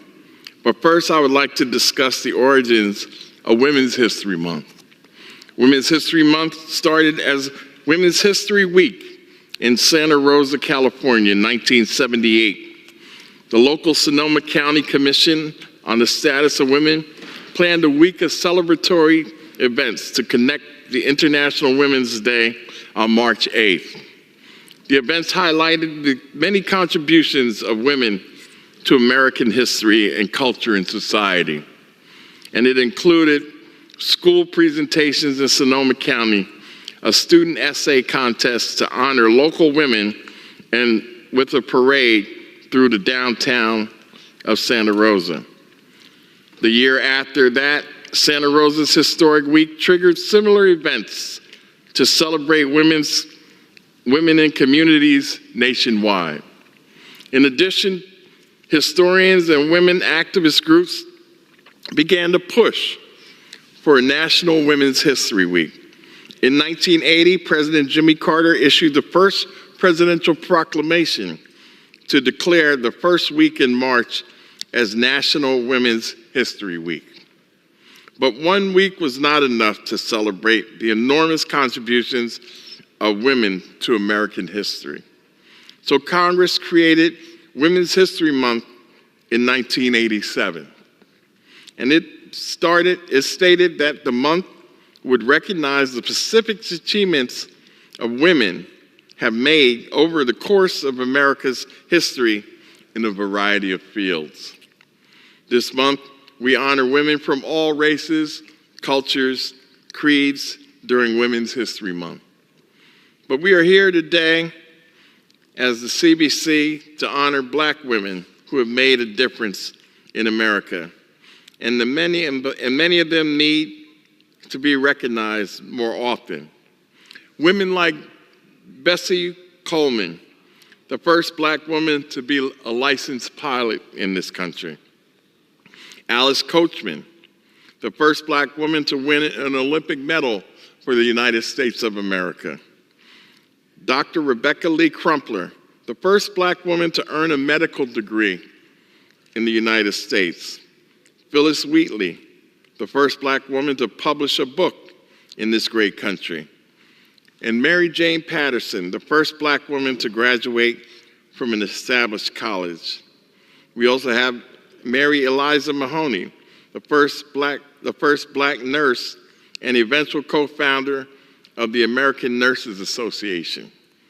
More than that, Maloney was one of the first women to register to vote in Boston after her retirement in 1920. Maggie Lee Walker, the first black woman to start a bank and serve as the president of a U.S. bank. Alice Dunning, the first black woman to cover the White House as a reporter. Mae Jemison, the first black woman to become an astronaut and go into space. And Jemison overcame her fear of heights to do that. Can you imagine? These extraordinary black women are a few of the millions of who have made a difference in our country. Today, black women standards of excellence in the sciences, the arts, athletics, politics, mathematics, education, medicine, and the law, just to name a few. I'm proud to be here to celebrate the contributions of a black woman. I am the product of a black woman, and all women to their betterment, for the betterment of America. They have helped to build this country, and we must do everything possible to protect the rights they have worked so hard for. And as we discuss the whole notion around black women and what they have contributed to this country, let's not forget all women and what they have done in this country. So I'm just honored to be here on the floor tonight to say thank you to the many black women that have made a difference in my life. Jean Blakely, Esther Wright, Kate Thompson Payne, Dr. Jacqueline Young, just to name very few. Wanda Payne, my late sister. I have been molded by black women all my life and just feel an obligation to stand in the trenches and help them advance their careers. Sarah Jones, just to name one. So I'm just really delighted to be here and express my gratitude to women, to black women, and women as a whole. And with that, Madam Speaker, I yield back. I would like to thank the Honorable Congressman Donald Payne Jr. from the great state of New Jersey. It's been a pleasure of mine to have worked with his father and to see his honorable son continue on in his tradition.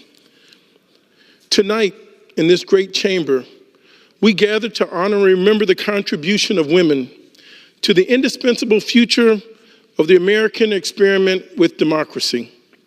And in particular, I rise to give special commendation to the role that black women have played in the formation of American possibilities. It is not such a stretch to suggest that America would be unlivable for a great many of its citizens were it not for the indelible work and prophetic imagination of women in this country. Where would this country be without Eleanor Roosevelt, Ella Baker, Fannie Lou Hamer, Shirley Chisholm, Diane Nash, Nancy D'Alessandro Pelosi, the Honorable Congresswoman Maxine Waters, Congresswoman Sheila Jackson Lee. Black women and all women really are the fabric that holds this nation together. Because when men have followed their egos and ambition into war and repression, it was the women of this country who stood up to the madness, demanding ever more forcefully that the center must hold. And on this side of the aisle, we still believe that every woman should have the right to vote, the right to equal pay for equal work, the right for every opportunity and resources available to any man. We believe that when at all possible, no woman should ever lose her life giving birth to a child in the United States of America. We believe that the maternal mortality rates of black women is a moral indictment against the persistence of bigotry and discrimination in America. And on this side of the aisle, we believe in the right of every woman to control what happens to her body as a matter of reproductive justice, personal autonomy, and self-determination. How dare any man tell a woman what she can do with her body? How dare any government come in between a woman and her medical decisions? And how dare any political party use a woman's body as an opportunity to get elected rather than respecting the fact that every woman is made in the image of God? But that's the difference between this side of the aisle and, I must say, the other side of the aisle. This side of the aisle gave the nation Supreme Court Justice Ketanji Brown Jackson to be the first African-American woman to sit on the Supreme Court. The other side of the aisle has spent the last 50 years trying to destroy Roe versus Wade. And even after they facilitated that disaster, they even are now trying to undermine in vitro fertilization. Because that's the difference between this side of the aisle and the other side when it comes to issues that matter. This side of the aisle produced the Honorable Nancy Pelosi, who was principally responsible for passing the Affordable Care Act that has allowed millions of people to come out of the suffering shadows and receive the health care coverage they deserve. While on the other side of the aisle, leaders of that party facilitated a racist lie regarding the birth certificate of the former President of the United States, President Barack Obama. This side of the aisle facilitated the passage of Title IX. Many people are excited to see women playing basketball now, but that was a part of the civil rights legislation that we hold dear. Title IX is a law that prohibits sex-based discrimination in schools or any educational programs. And some have said that this law has single-handedly been the reason little girls all over America enjoy opportunities that their grandmothers never had. Because on this side of the aisle, we believe that every child is precious and that every little girl is a gift from God. And on this side of the aisle, we don't want our sons to have any more opportunities than our daughters get to enjoy. On this side of the aisle, we fight to expand freedom, opportunity, and the securities of justice to every American, regardless of race, class, gender, or sexual orientation. I can't speak for anyone else, but on this side of the aisle, we believe that the Bible, when it says, "Our sons and your daughters shall prophesy." And let me remind you today that as the son of a civil rights movement, I am keenly aware of the fact that the movement that made my election possible would not have been probable were it not for many black women.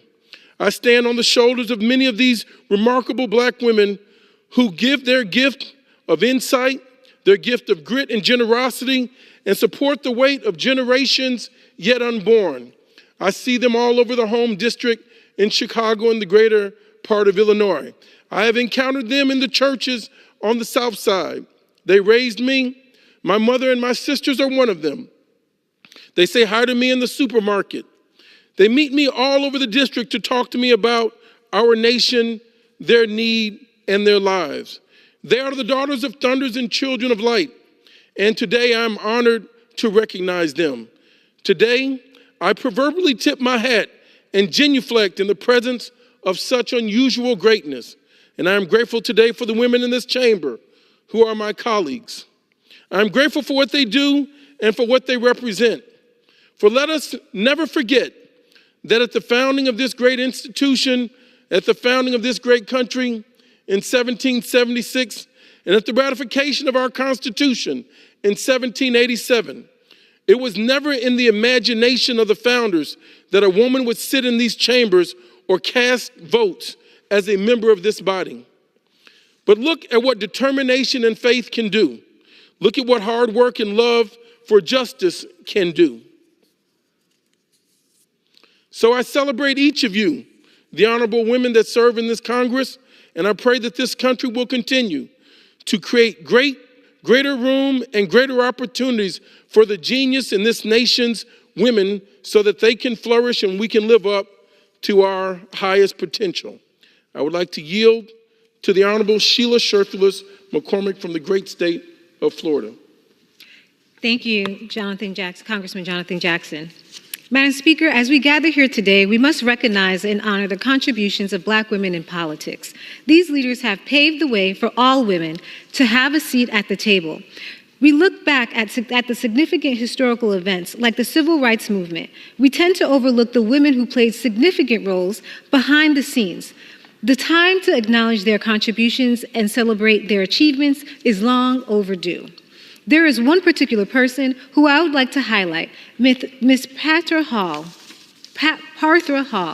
Born on January 1st, 1940, she was known by various titles, including mother, preacher, feminist, and civil rights activist. Most importantly, she was the key inspiration behind Dr. Martin Luther King Jr.'s prominent speech, I Have a Dream, delivered during the August 1963 March on Washington. Despite experiencing racism and personal tragedies from a young age, Hall was able to follow in her father's footsteps and become a passionate advocate for racial and social justice. This story is simply one of many who, despite being a key piece to the puzzle of our democratic system and making up 7.8% of the population, Black women are less than 5% office holders elected to serve in executive office, Congress, and the state legislature. Black women have given 110% of their time and effort in leading and in serving as attorneys, plaintiffs, organizers, educators, secretaries, and while playing many more roles in the background. March is a significant month to honor the contributions of Black women in American history. We shouldn't just honor the legacy of Parthra Hall on this single day. It is our responsibility to honor her every single day from now on. As Black women continue to struggle for representation, we have a responsibility to ensure the progress made by Black women in the past is not lost. We have a responsibility to pursue and fight for equality for everyone and make sure our fight for equality is eventually attained. Mrs. Speaker, I yield back to Jonathan. Thank you, the Honorable Congresswoman Sheila Sherfless McCormick from the great state of Florida. Madam Speaker, thank you. You've heard from my distinguished colleagues about women's history and the many great contributions they have made. Madam Speaker, I am honored to introduce the Congressional Black Caucus Chairman, the Honorable Congressman Stephen Horsford from the great state of Nevada. I thank Congressman Jackson and Congresswoman Sherfless McCormick for co-anchoring tonight's special order hour. I want to thank all of the members who have come to honor the start of Women's History Month. And I rise today with my colleagues of the Congressional Black Caucus to commemorate Women's History Month and to reflect on the innumerable contributions to our country that women and Black women specifically have made throughout our nation's history. During Women's History Month, we celebrate the generations of Black women whose courage, advocacy, sacrifice, and patriotism have moved our country and the world forward. For generations, Black women have been hidden figures, leading our country through social evolutions, critical periods of growth, and eras of innovation.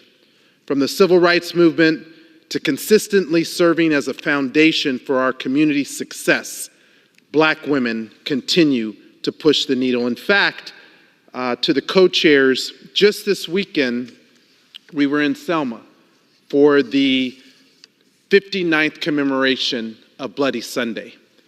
And one of the people that we had the honor of hearing from was Miss King, who was the person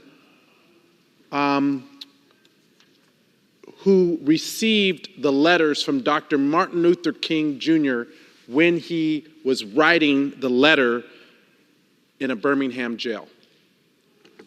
But as she explained that process, it was his handwritten notes on scraps of paper that were passed to his attorney that ultimately were written by this Black woman that actually gave us that letter. I went up to her after the conclusion of her panel and I thanked her for being a part of history and being a part of the movement that led to the passage of the civil rights legislation and so many important bills. It was also in 1968 where Shirley Chisholm became the first black woman in Congress. She, along with her colleagues, sought to make America live up to its promise that we are all created equal, and in this body founded the Democratic Select Committee, which ultimately would become the Congressional Black Caucus. I am so honored to serve as chairman of this Congressional Black Caucus, and I'm proud to say that today we are now comprised of the largest membership in our nation's history.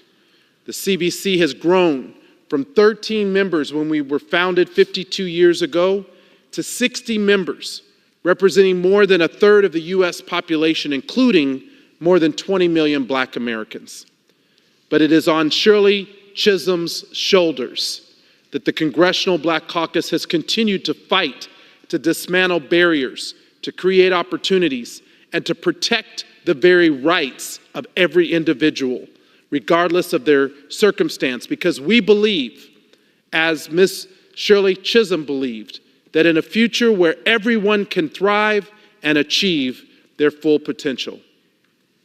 Every day, we build on the legacy of Representative Shirley Chisholm, understanding that we must always speak truth to power and to stand up for the values that we hold dear. We remain mindful that we must work to push back against efforts that impede progress, including those to roll back women's rights or to cut off access to capital and to better opportunities. This month and every month, we will remain mindful that we must directly address the challenges that persist, particularly for black women in this climate. Black maternal mortality is at an all-time high, and access to reproductive care, access to the ballot box, fair representation, diversity, equity, and inclusion in the workplace and in corporate America, and fundamental freedoms are under threat every day.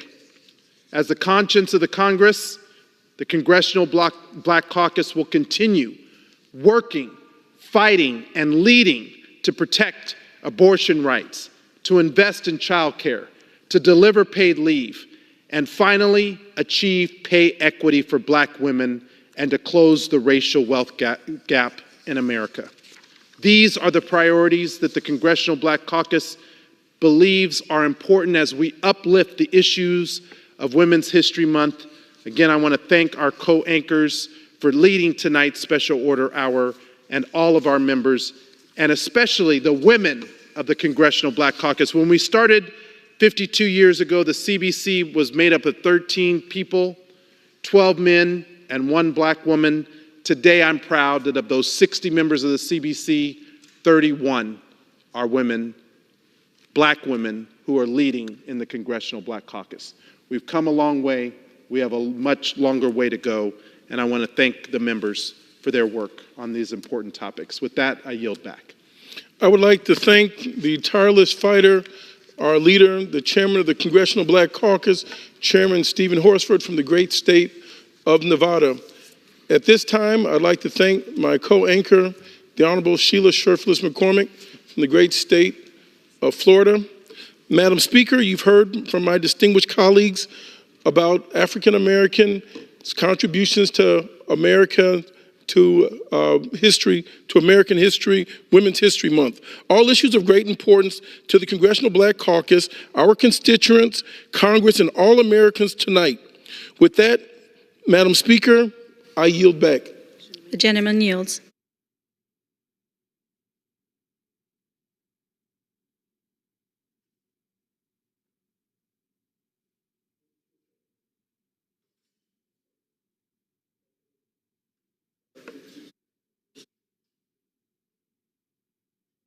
Under the Speaker's announced policy of January 9th, 2023, the Chair recognizes the gentlewoman from Michigan, Ms. Skolton, for 30 minutes.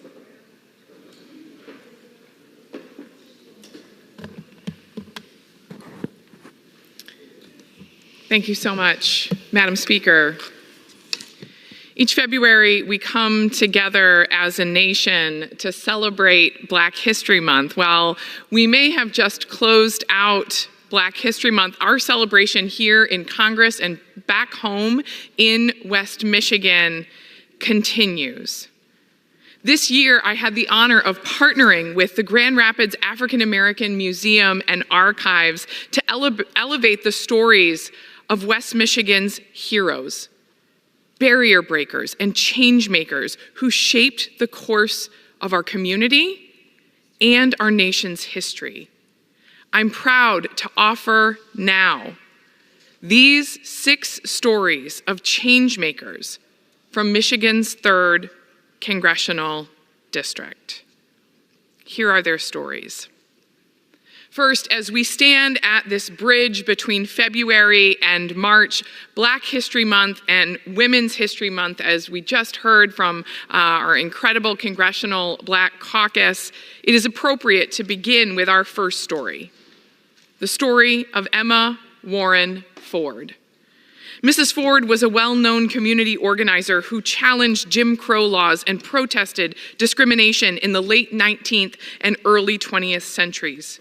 She began her work in the African Methodist Episcopal Church and the Women's Christian Temperance Union, the WCTU. At the 1982 WCTU State Convention in Benton Harbor, she was appointed as the superintendent of the work among colored people. She was a founding member of the Married Ladies 19th Century Club, hosting meetings and leading activities for the first literary and social club for African American women in Grand Rapids.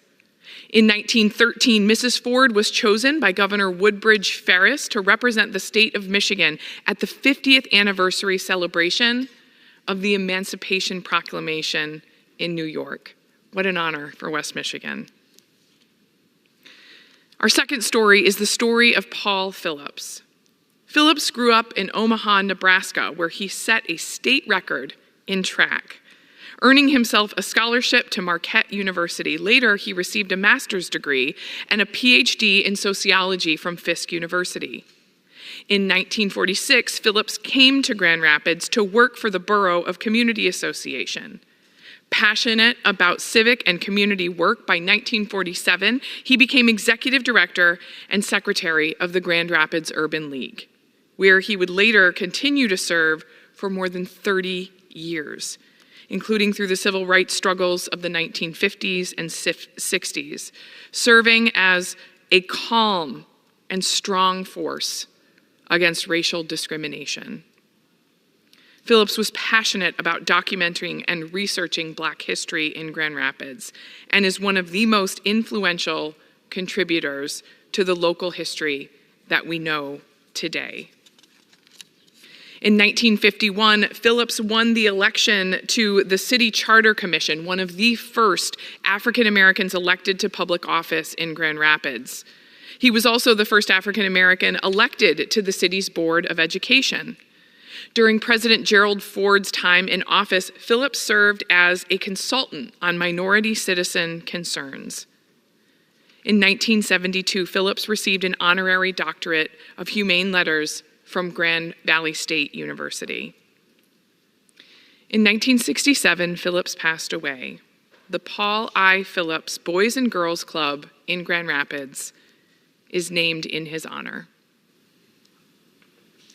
The third story is that of Yvonne Little Woodward, the sister of Malcolm X, and a local leader and advocate in West Michigan.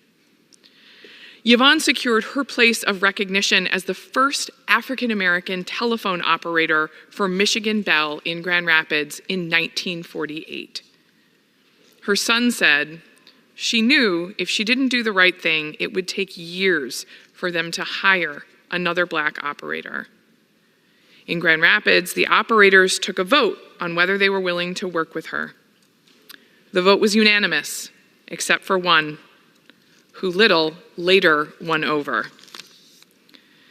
From her engagement with customers at the Woodland Park grocery store to her civic involvements, winning people over was at the heart of how she interacted with her community.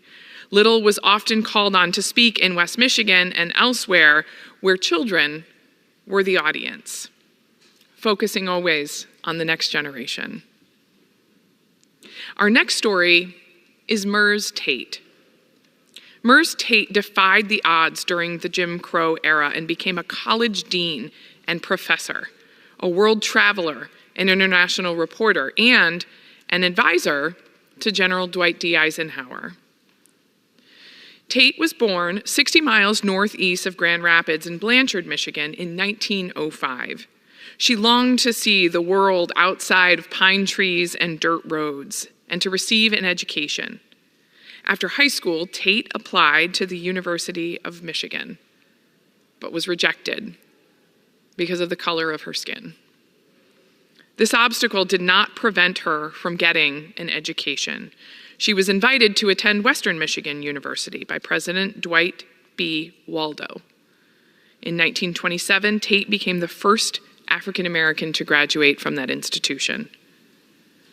In 1935, she went back to school and became the first African American to earn a graduate degree from Oxford University. Her dissertation and scholarly interest focused on disarmament, and she pursued a Fulbright fellowship in India. This wealth of experience led her to an appointment as an advisor to General Eisenhower on international relations. It also formed the basis for her continued scholarly work on the subject. Her second book, The United States and Armaments, was widely used by the Department of State and Committee for World Development and World Disarmament. In 1984, the department named Dr. Tate one of 3 Americans to represent the United States at a UNESCO seminar. Tate made history throughout her career. In 1941, she became the first African American female to earn a PhD in political science from Harvard University. In 1970, she became the first African American to receive a Distinguished Alumni Award from Western Michigan University. Tate was a college professor at several institutions, including Barber Scotia College, Bennett College, Morgan State College, and Howard University, where she taught from 1942 to 1977.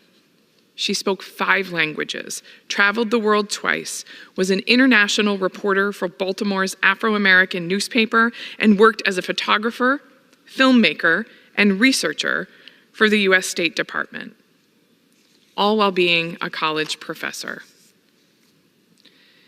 Tate passed away in 1966 at the age of 91. She has left millions to institutes of higher learning that looked beyond her race and gender to provide her with a stellar education and to inspire her to impact the world in many areas for generations to come. We next have a pair of stories, those of Major Denzel Harvey and Dr. Robert Garrison. Major Harvey, and Dr. Garrison both have strong connections to the Muskegon community and served as Tuskegee Airmen during World War II. Denzel Harvey was born at Hackley Hospital and graduated from Muskegon High School. In high school, he earned a letter in track, where he was only just one of a few men of color on the team. In 1941, Harvey enlisted in the U.S. Air Force as a private first class, and by 1942 had been sent to Air Corps Advanced Flight School in Tuskegee, Alabama, where he joined the 99th Fighter Squadron. The 99th Fighter Squadron in 1943 was assigned to North Africa, flying hand-me-down aircrafts on support missions. They joined up with other African American aviation units there to create the 332nd Fighter Group. The 99th eventually moved to Foggia, Italy, where the group served as fighter escorts to B-24 bombers in bombing raids over the Mediterranean and Europe. It was the bombing crews that gave the group its name, the Red Tails. The National Park Service Tuskegee exhibit notes that the transition from training to actual combat wasn't always smooth, given the racial tensions of the time. However, the airmen overcame the obstacles posed by segregation. In 1942, Harvey eventually began serving temporarily as a captain. She said it was extremely rare. At the start of the World War, there were only 12 African American officers in the U.S. military. As a captain, Harvey once had a corpsman who refused to salute him. His daughter said he responded with, "You're going to salute the uniform if you don't salute me." She said that made it look easy, but it was never easy, because dealing with racism was never easy. Garrison's daughter, Judy Rogers, says her father was reluctant to talk about the war until she was 45 years old. She never knew that he had been a Tuskegee Airman. He was proud of himself, but I can't say he actually enjoyed being in the war. Dr. Robert Garrison was from Ohio, but he spent his entire post-war adult life working as a physician in Muskegon after being hired by Hackley Hospital in 1958. He didn't much talk about his work or his service, and for many years, he was known mostly for his work as a doctor in the community. Harvey earned a degree from Muskegon Community College, worked as a real estate agent, and attended law school. He later returned to the Air Force, taking his family with him to far-flung bases. He finished his career working in the city of Detroit's municipal courts. His daughter, Judy Rogers, said he was the area's only black physician for several years. In 1971, Garrison became the first black member of the Muskegon Community College Board of Trustees. He served for 10 years as a trustee for the Community Foundation for Muskegon County. Finally, to close out this moment of reflection, we have the story of a storyteller. I'd like to honor the Grand Rapids African American Museum and Archives' own George Bayard. A longtime Grand Rapidian, every single day, George is working to preserve West Michigan's African American history and keep memories alive for future generations. I couldn't be more grateful for his friendship, his partnership in this project, and our shared work together for our West Michigan community. George, this is for you. Your passion and dedication to telling the stories of Black West Michiganders ensures that Black History Month is not contained just to a single month, but that we recognize the contributions of African Americans in our community every day. Thank you, and I yield back. The chair would remind all members to maintain proper decorum in the chamber. Does the gentlewoman have a motion? Madam Speaker, I move that the House do now adjourn. The question is on the motion to adjourn. Those in favor say aye. Those opposed, no. The ayes have it. The motion is adopted. Accordingly, the House stands adjourned until 10 a.m. tomorrow morning for morning hour debate.